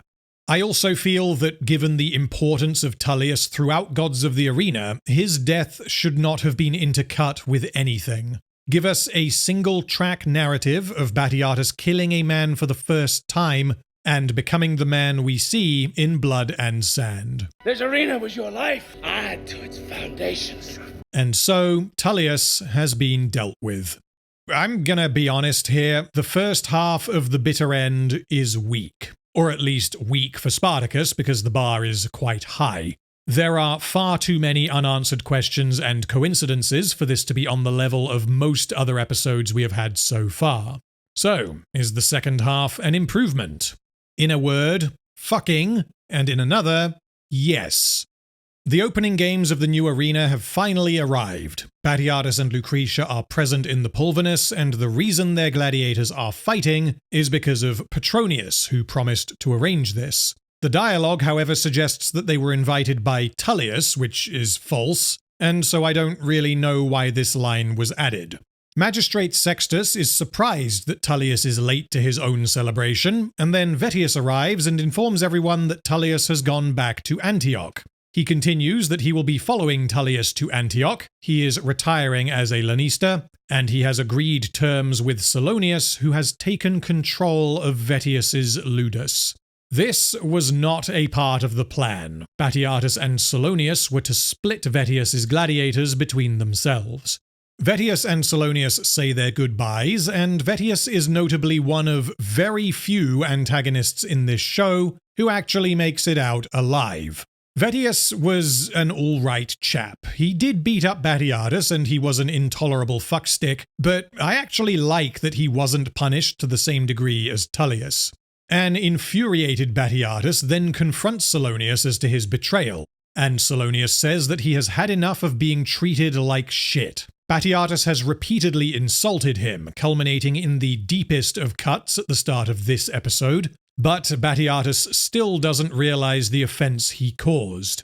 Salonius then highlights Batiatus's hypocrisy. You name me friend and brother, yet at every turn remind that I lack this trait or that. You take information given in aid and move against Tullius absent regard of the difficult position it puts me. It has taken years and the price of blood, but at last I see you for what you are. A man who holds no one in esteem beyond himself. I owe you gratitude. Without you to show the way, I would never have raised the nerve to betray those closest to me. This is fucking fantastic, and it gives me chills. Salonius is revealed to have been a pot gradually boiling until he exploded, and where Blood and Sand depicted him as an arsehole, he actually turned to this path of arseholery because of Batiatus. Salonius merely adopted the arsehole, while Batiatus was born in it, molded by it. So basically, Salonius's vendetta against Batiatus comes from a wounded heart. His Batiatus deeply hurt his feelings. So basically, Salonius took the worst part of Batiatus to heart. And I love the idea that the entire trouble with Salonius, it's really Batiatus's fault for being extremely inconsiderate. So, let's take a step back and assess his complete story. Salonius was good friends with Batiatus, and he gradually became embroiled in attempts to subvert Tullius, leading to him also risking exclusion from the games. He trusts Batiatus to make the right call with regard to Tullius's offer, but Batiatus makes the wrong call, and he enacts a plan that makes Salonius appear partially responsible for Vettius being beaten and Varus being stolen. He warns Tullius of the sex party in an attempt to stay on his good side, whilst also attending in Batiatus's place, as he wants to avoid as much conflict as possible. His actions here are the reason why Batiatus secures position in the games. Because Salonius has been a good boy, Tullius invites him to the games, and he later offers Lucretia shelter when it appears that Batiatus may be going too far. He is backed into a corner and decides to help Batiatus deal with Tullius, realizing that he has to pick a side. He cannot simply do nothing. Having learned a thing or two about betrayal from Batiatus, he helps him fix the Tullius problem, but makes a private agreement for complete ownership of Vettius's gladiators, severing their friendship forever. A few years later, Salonius has become a very successful Lanista, having made multiple political connections, made possible due to his noble heritage. He has become notably wealthy, in direct contrast to Batiatus, and he uses this wealth and power to humiliate Batiatus, paying Theocles to kill Batiatus's champion Crixus, a man who, incidentally, Salonius himself paid 20 of the 50 denarii to purchase, as well as Spartacus, the gladiator who embarrassed him previously. His plan to humiliate Batiatus goes awry thanks to a certain pesky Thracian not knowing when to die, and what should have been a glorious day for good Salonius winds up being the day that births the bringer of rain. He tried to out Batiatus, but this backfired on him, and as a result he loses a substantial amount of money, whilst Batiatus flourishes. Salonius becomes very worried when he learns of Ovidius's murder, because he knows what Batiatus is capable of, and he wonders if he will be next. He pays off Asher to warn him should Batiatus move against him, and he offers Asher shelter, as he did with Lucretia, should Batiatus put him at risk, and this leads into the double cross where Salonius is framed for Calavius's murder. He is executed by Spartacus and laughs with glee when he is informed that Spartacus intends to kill Batiatus. All of this in context shows that Salonius gradually becomes almost as bad as Batiatus. He betrays allies and manipulates others so as to hurt people, but he never crosses the line of having people killed. Apart from in the context of gladiatorial combat, but there isn't anything morally questionable about paying a gladiator to fight another because this happens all the time given the setting.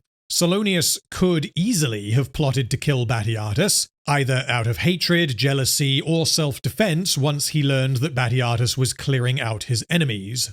But this was the line Salonius would not cross. He didn't have the nerve to ascend to the heights achieved by Batiatus, and he was too eager to believe that Asher would betray Batiatus, and consequently, he lost the game against his former friend. This backstory from Gods of the Arena makes Salonius a far more sympathetic character than he is in Blood and Sand, as, even though he is still an antagonist, he is, or maybe was, a good man trying to be something that he is not.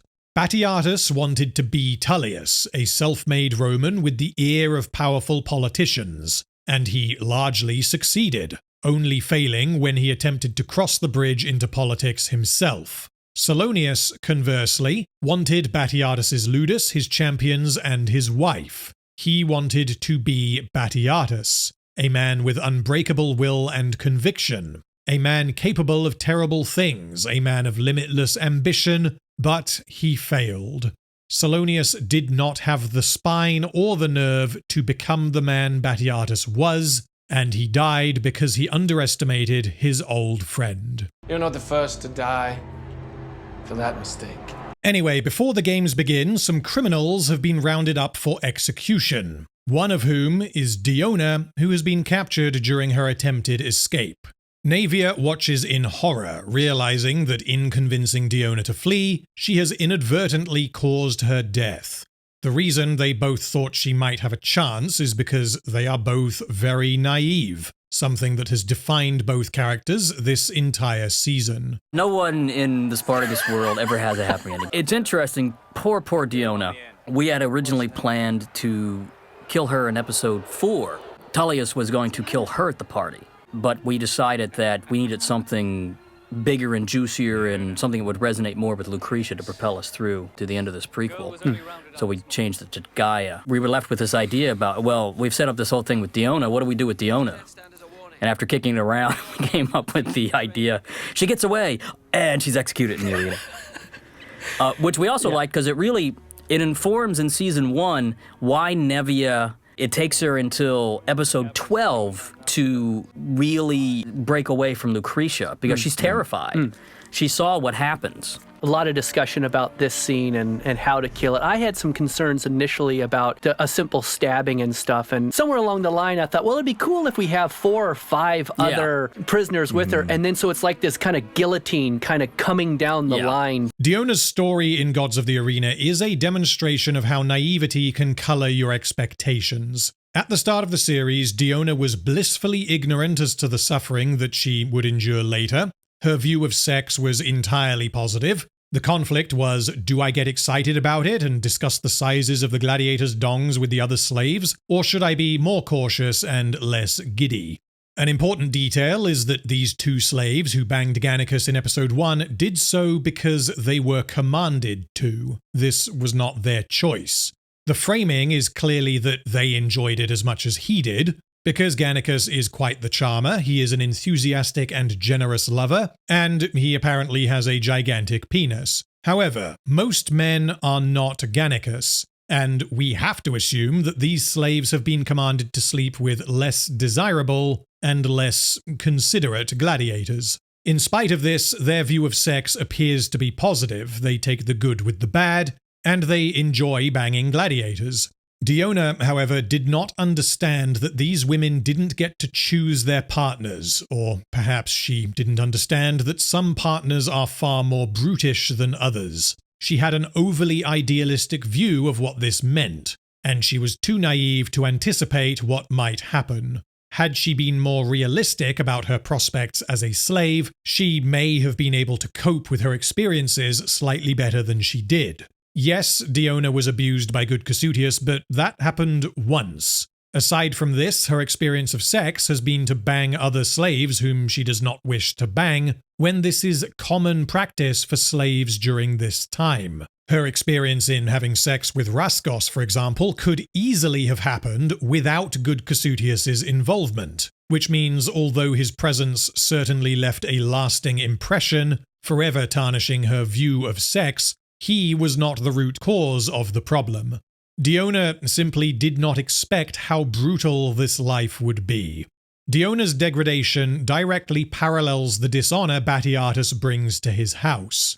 Instead of just using his slave women as a reward for his gladiators, which appears to have been common practice and enjoyed mostly by all, as gladiators were deemed desirable partners, he begins using them to please deeply perverted Roman men with the goal of political advancement. He sacrifices his slaves entirely to achieve his own ends, and when Diona is captured trying to flee from the shame of being used in this way, as well as the repeated trauma of the physical act itself, she is executed without a second thought. The stage has now been set for the final climactic battle between the gladiators of the House of Batiatus and the House of Salonius, whose numbers have recently been bolstered by Vettius's men, including Cabarus, a giant Chungus man who was seen previously in episode 4. You know, one thing we seem to do really, really well on this show is cast gigantic men. The thing that's great about Joel, he's like a mortgage banker. Really? Yeah. He's like, you want to get a loan, there's the guy you go to. We are told that these are fights to the death, with no mercy shown. The event is structured so that Batiatus and Salonius's men will fight in individual matches, and then the Primus will see the victors from each match fighting as a team in a group fight. Once there are 2 fighters remaining, regardless of whether they are from the same house, they must continue fighting until one man stands victorious. Prior to his fight, Gannicus appears defeated, still grieving over Melita, but with Tullius now dealt with, he no longer feels the same drive to continue fighting. Enemaeus, in a fantastic display of doctoreship, tells Gannicus to fight for her. This is exactly what Gannicus needed to hear, and it is very similar to what Batiatus tells Spartacus in Season 1. Every life you take, the blood you shed, she will see it from the afterlife. Gannicus then faces his opponents and wins. Although this montage gives the impression that Batiatus outperforms Salonius, in actuality, Salonius has 13 men fighting in the Primus, whilst Batiatus only has 7. Which means Salonius won most of his fights. Given how many men Salonius has in the Primus, this means Batiatus just lost at least 13 men, as these were fights to the death, and I would have preferred that it not be specified that they were fights to the death, as this honestly seems a bit excessive and unrealistic, coming dangerously close to giving the impression that the Lannistas will spend years training gladiators and then just rinse through them in a single afternoon. This episode was always too big for the budget. It's amazing we got as much as we did on screen. Especially now that after all of the huge things that have happened already, now we get to the big part.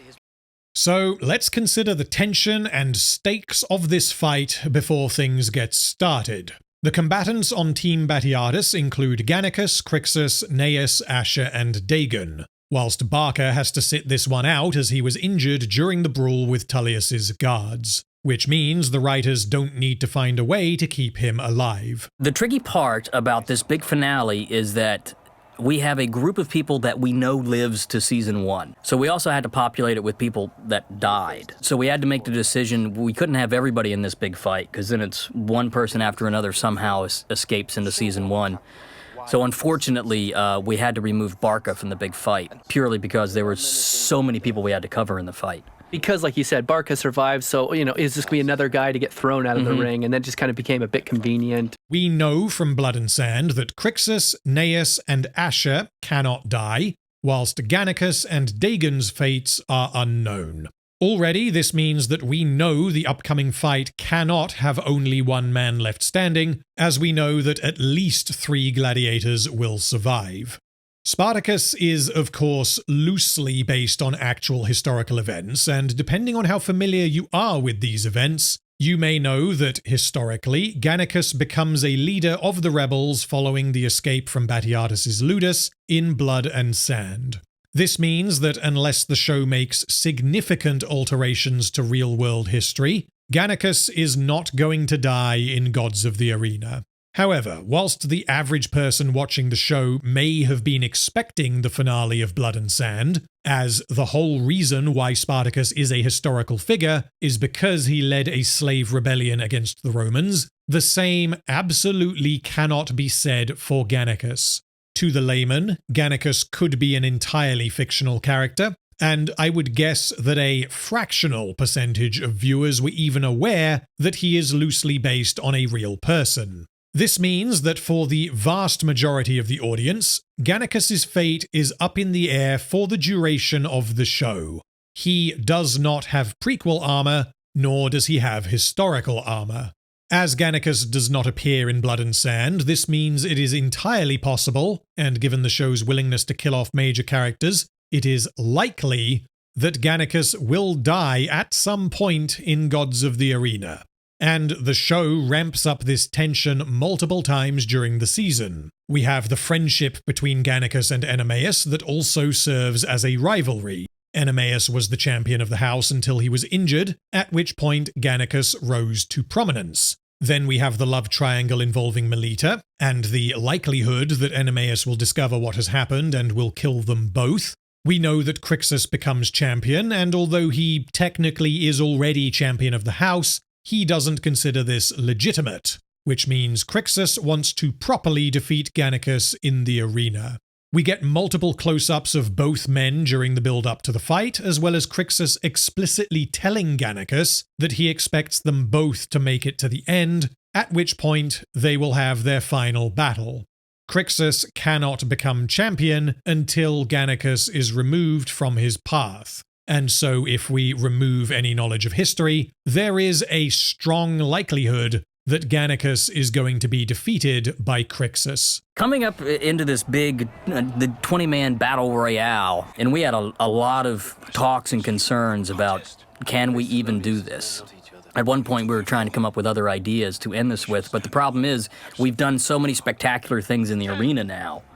We needed something that was different from Season 1. And the one thing we haven't seen in Season 1 is 20 guys fighting each other in a ring of fire. Yeah. Both teams enter the arena, and the twist for this final battle is revealed. A large circle of oil is poured around the gladiators, and the fight is to take place within a literal ring of fire. If a gladiator finds himself outside of the circle, he is out of the fight. And, simply put, this mechanic exists to keep certain characters alive. However, this doesn't feel cheap. It instead feels like an escalation of what has come before, and it avoids having the opening games of the arena involve the majority of Batiatus and Salonius' gladiators being killed. This big final fight, it needs to be deadly, people need to die, but for there to be one winner, we can't kill everybody, because there are people that have to survive into Season 1. So we came up with the Ring of Fire, in that if you get tossed out of the Ring of Fire, you live to fight another day, but you lose. What follows is a very complex fight, and I shall do my best to break down the character beats as we go. Salonius lands first blood, but Batiatus' men seem to gain an advantage. But then Dagon decides to attack Asher before Salonius' men have been defeated. Asher manages to blind Dagon with pocket sand before stabbing him in the gut. In his final act of defiance, Dagon headbutts Asher before falling to the ground. Again, Asher is only able to defeat Dagon through what can generously be described as creative use of game mechanics. We get an amazing hero shot of Gnaeus that just makes me laugh every time I see it. It is so over the top and ridiculous, but it's also just fucking awesome, so I'm totally on board with it. However, Gnaeus is whacked by Cabarrus' shield, and he lands outside of the circle, removed from contention. Asher and Crixus clean up the rest of Salonius' men, whilst Gannicus duels Cabarrus. Because Asher is Asher, he tells Crixus that they should kill Gannicus while his back is turned, and then decide who is champion between the two of them. Asher is about to throw a spear at Gannicus, but Crixus stops him by striking him in the leg with his sword, causing the bone to pop out. The reason Crixus does this is not because he wants Gannicus to survive. He, in fact, wants to defeat Gannicus himself, which will almost certainly result in Gannicus' death. What he will not permit, however, is for a snake like Asher to dishonorably bring down Gannicus with a spear through the back. Crixus began to dislike Asher back in episode 3, as Asher taunted him for not having received the mark yet, and this escalated in episode 5, when Asher fought dishonorably and whacked out Dagon's eye. He knows that Asher is not worthy of being anywhere near the champion, and he would much rather turn on Asher than join him in turning on Gannicus. Crixus has been acutely aware this season of whether he has or has not earned something, and his intention here is to prove to himself, Batiatus, Lucretia, and Capua that he is a worthy champion. Asher, meanwhile, genuinely considered Crixus a friend. He was saddened when he believed Crixus was going to die in the exhibition match, and although he did behave like, well, Asher, he didn't have any ill intentions towards Crixus. As soon as Asher got a small taste of power, however, being elevated above Crixus via the Mark of the Brotherhood, he began to abuse it, taunting his so-called friend for not being a gladiator. Asher did not expect Crixus to turn on him. He was just doing what he had been trained to do. Betrayal, taking advantage of an opponent's weakness, surviving at all costs.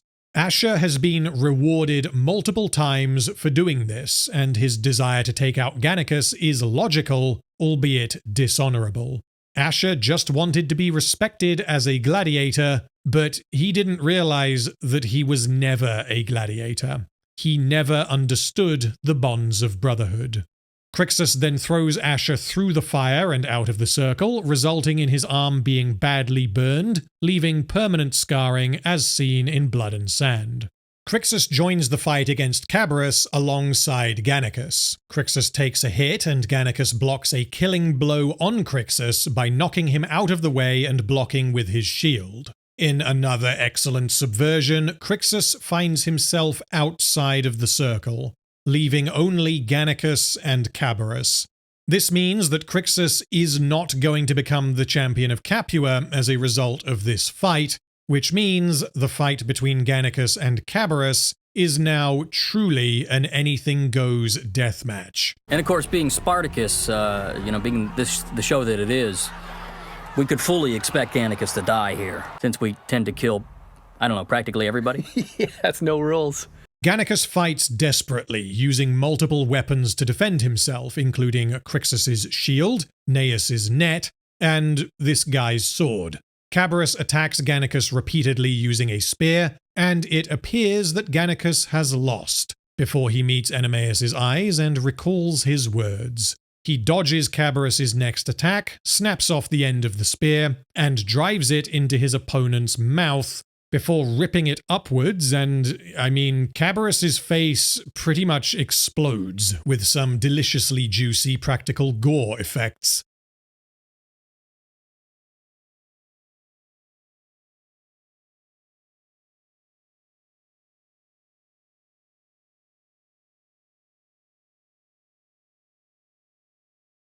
In the mother of all surprises, Gannicus has become the champion of Capua, not Crixus, and the crowd goes berserk. But then Salonius manages to find a way to claw what little victory he can from the jaws of defeat. He suggests to the magistrate that Gannicus should be granted freedom, as a way of rewarding him for his performance, and as a memorable conclusion to the opening games of the new arena. Batiatus does not wish to lose his finest gladiator during his finest hour, but because he is Batiatus, he buckles to the prospect of gaining political favour, although he is not happy that Salonius has essentially robbed him of his champion, the very thing he has been struggling to maintain control over for the last 6 episodes. Let him be rewarded with freedom.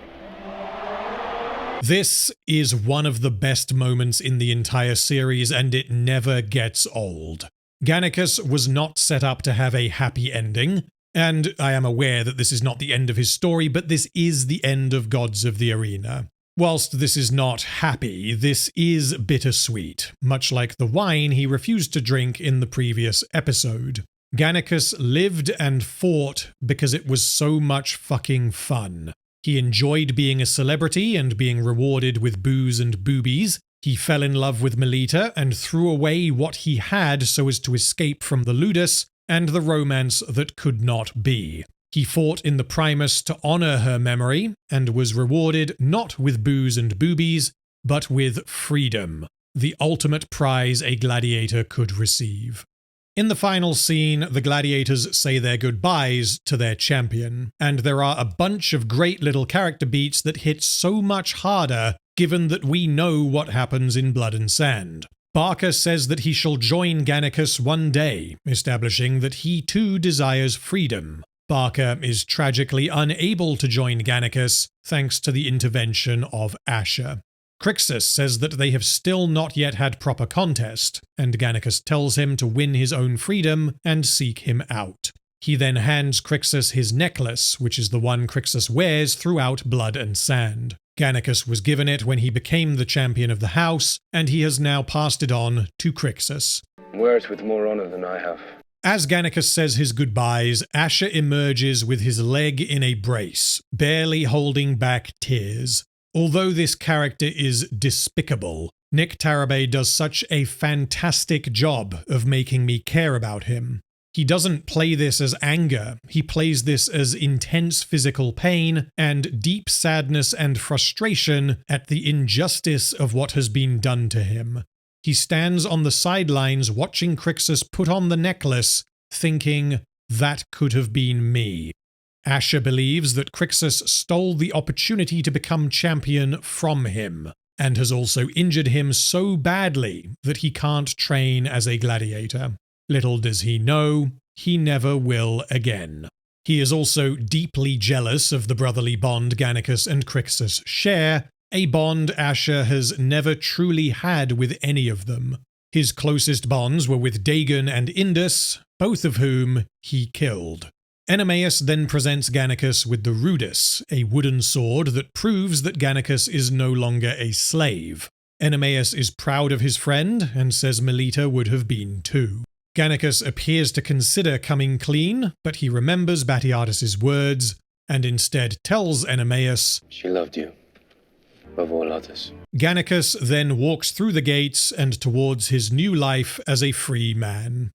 Batiatus tells his wife that he offered Gannicus money and the freedom to come and go as he chooses if he would voluntarily fight for the house, but Gannicus declined. This suggests that Batiatus's relationship with Spartacus is informed by what happened with Gannicus. Gannicus was his champion, but this was then taken away from him. This led to him recognizing Spartacus's potential and ultimately having his wife killed so as to ensure that he didn't lose another champion. In a final monologue, Batiatus tells his wife, "Let us look towards a brighter future. We will see this house elevated beyond my father, beyond Salonius, beyond the fucking gods themselves. We will leave our mark upon this city, and one day we will see proper reward for all we have done."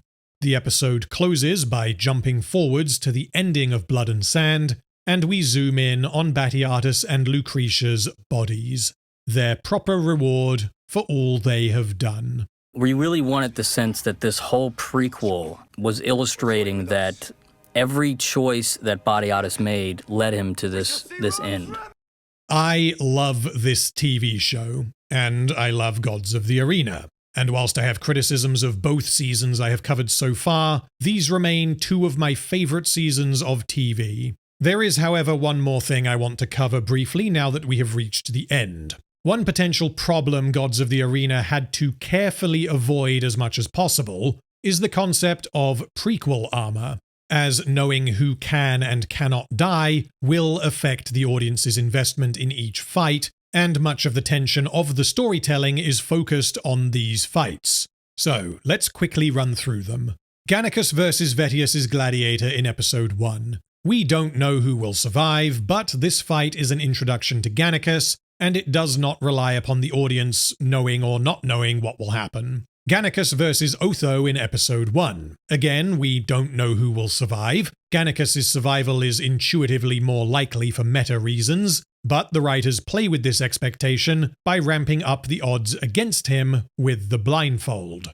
Gannicus versus Crixus in episode 2. We know that Crixus cannot die, and this is an exhibition match where death is not the objective. The writers still play with this, however, as Crixus dramatically overperforms, at one point almost winning the fight, which means Gannicus's death is a possibility. The writers also play with our knowledge that Crixus becomes champion at some point, which means it is possible that this is the scene in which it happens.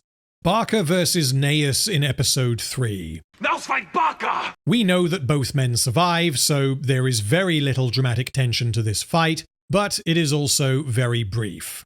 Crixus versus Orctus in episode 3. We know that Crixus survives, and it is all but certain that Orctus dies, as he does not appear in Blood and Sand, and Barca has a new lover. This means all dramatic tension is strictly tied to how this fight affects the characters. We see how Crixus reacts to his first victory. We have the additional symbolic meaning of the fight as it relates to Batiatus, as well as how this affects Barca going forward.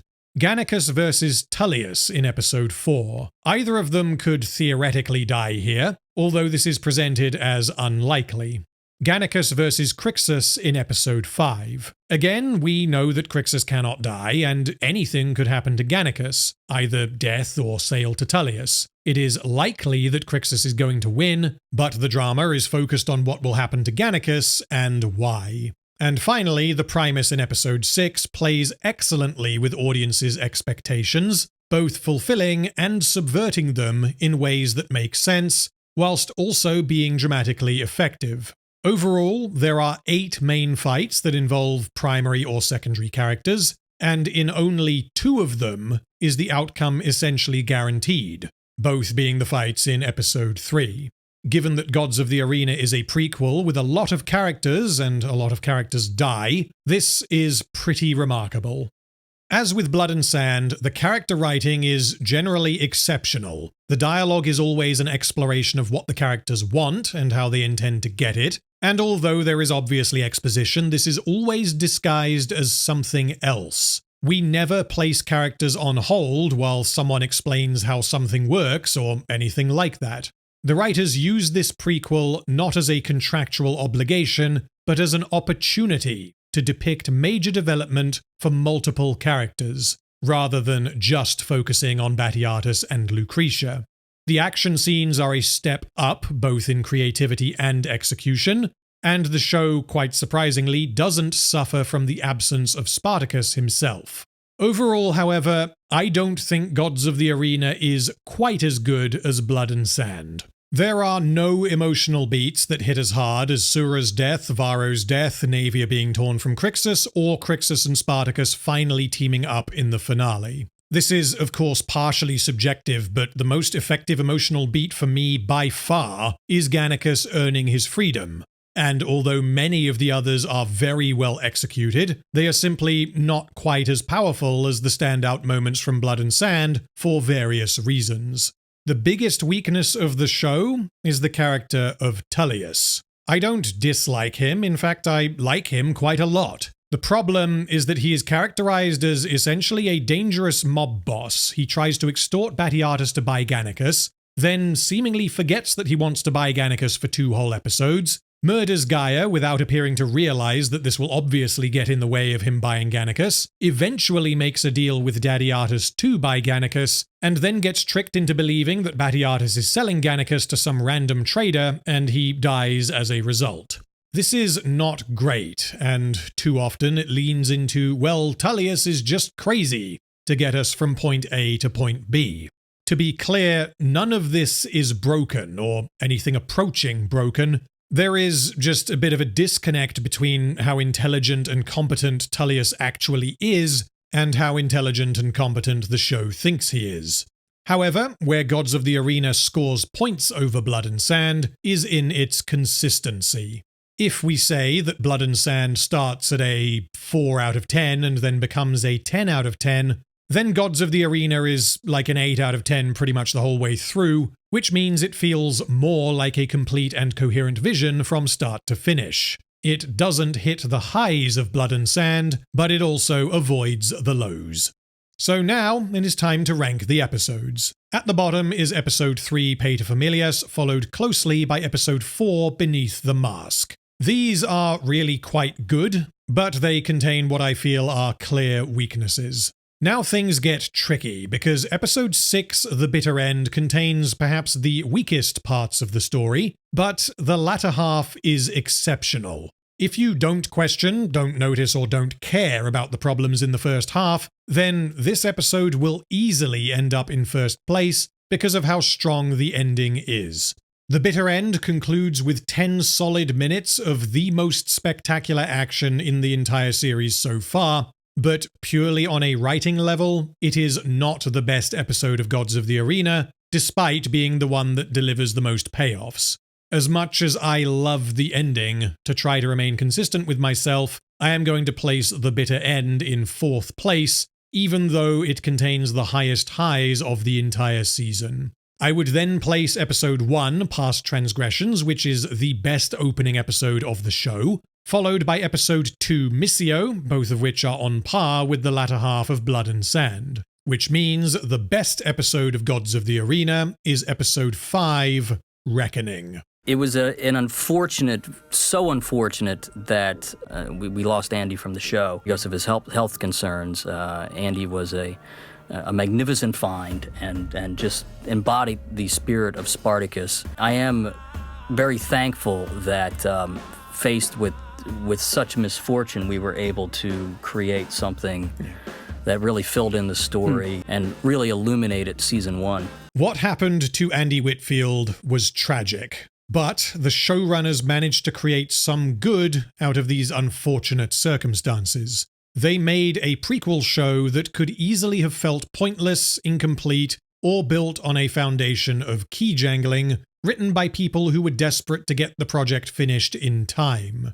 What we got is frankly a miracle, and despite my criticisms, it is far better than the vast majority of TV shows out there.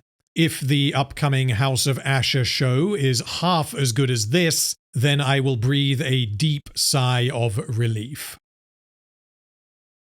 But that brings us to the end of the video. Thank you as always for watching. I have thoroughly enjoyed breaking down my favorite TV show, and the Blood and Sand video certainly performed better than I had expected, which means it appears you guys are appreciating the breakdowns as well. I don't know what my next video will be, but the House of Asher spin-off will be releasing in the next couple of months, and if I have things to say about that show, which I will probably have things to say about that show, then you can expect videos as it releases. If you would like me to cover Vengeance and War of the Damned, please do let me know in the comments, because this will then convince the algorithm to share this video with more people, and it will also help me gauge interest before I spend a few hundred hours working on it. In the video description, you will find links to my second channel where I upload various bits of extra content, including the cover of the Spartacus theme that I made for this video, as well as video game streams and a few other bits of side content. You will also find a link to the community Discord server and my Patreon. Thank you again so much for your time, and I will see you in my next video.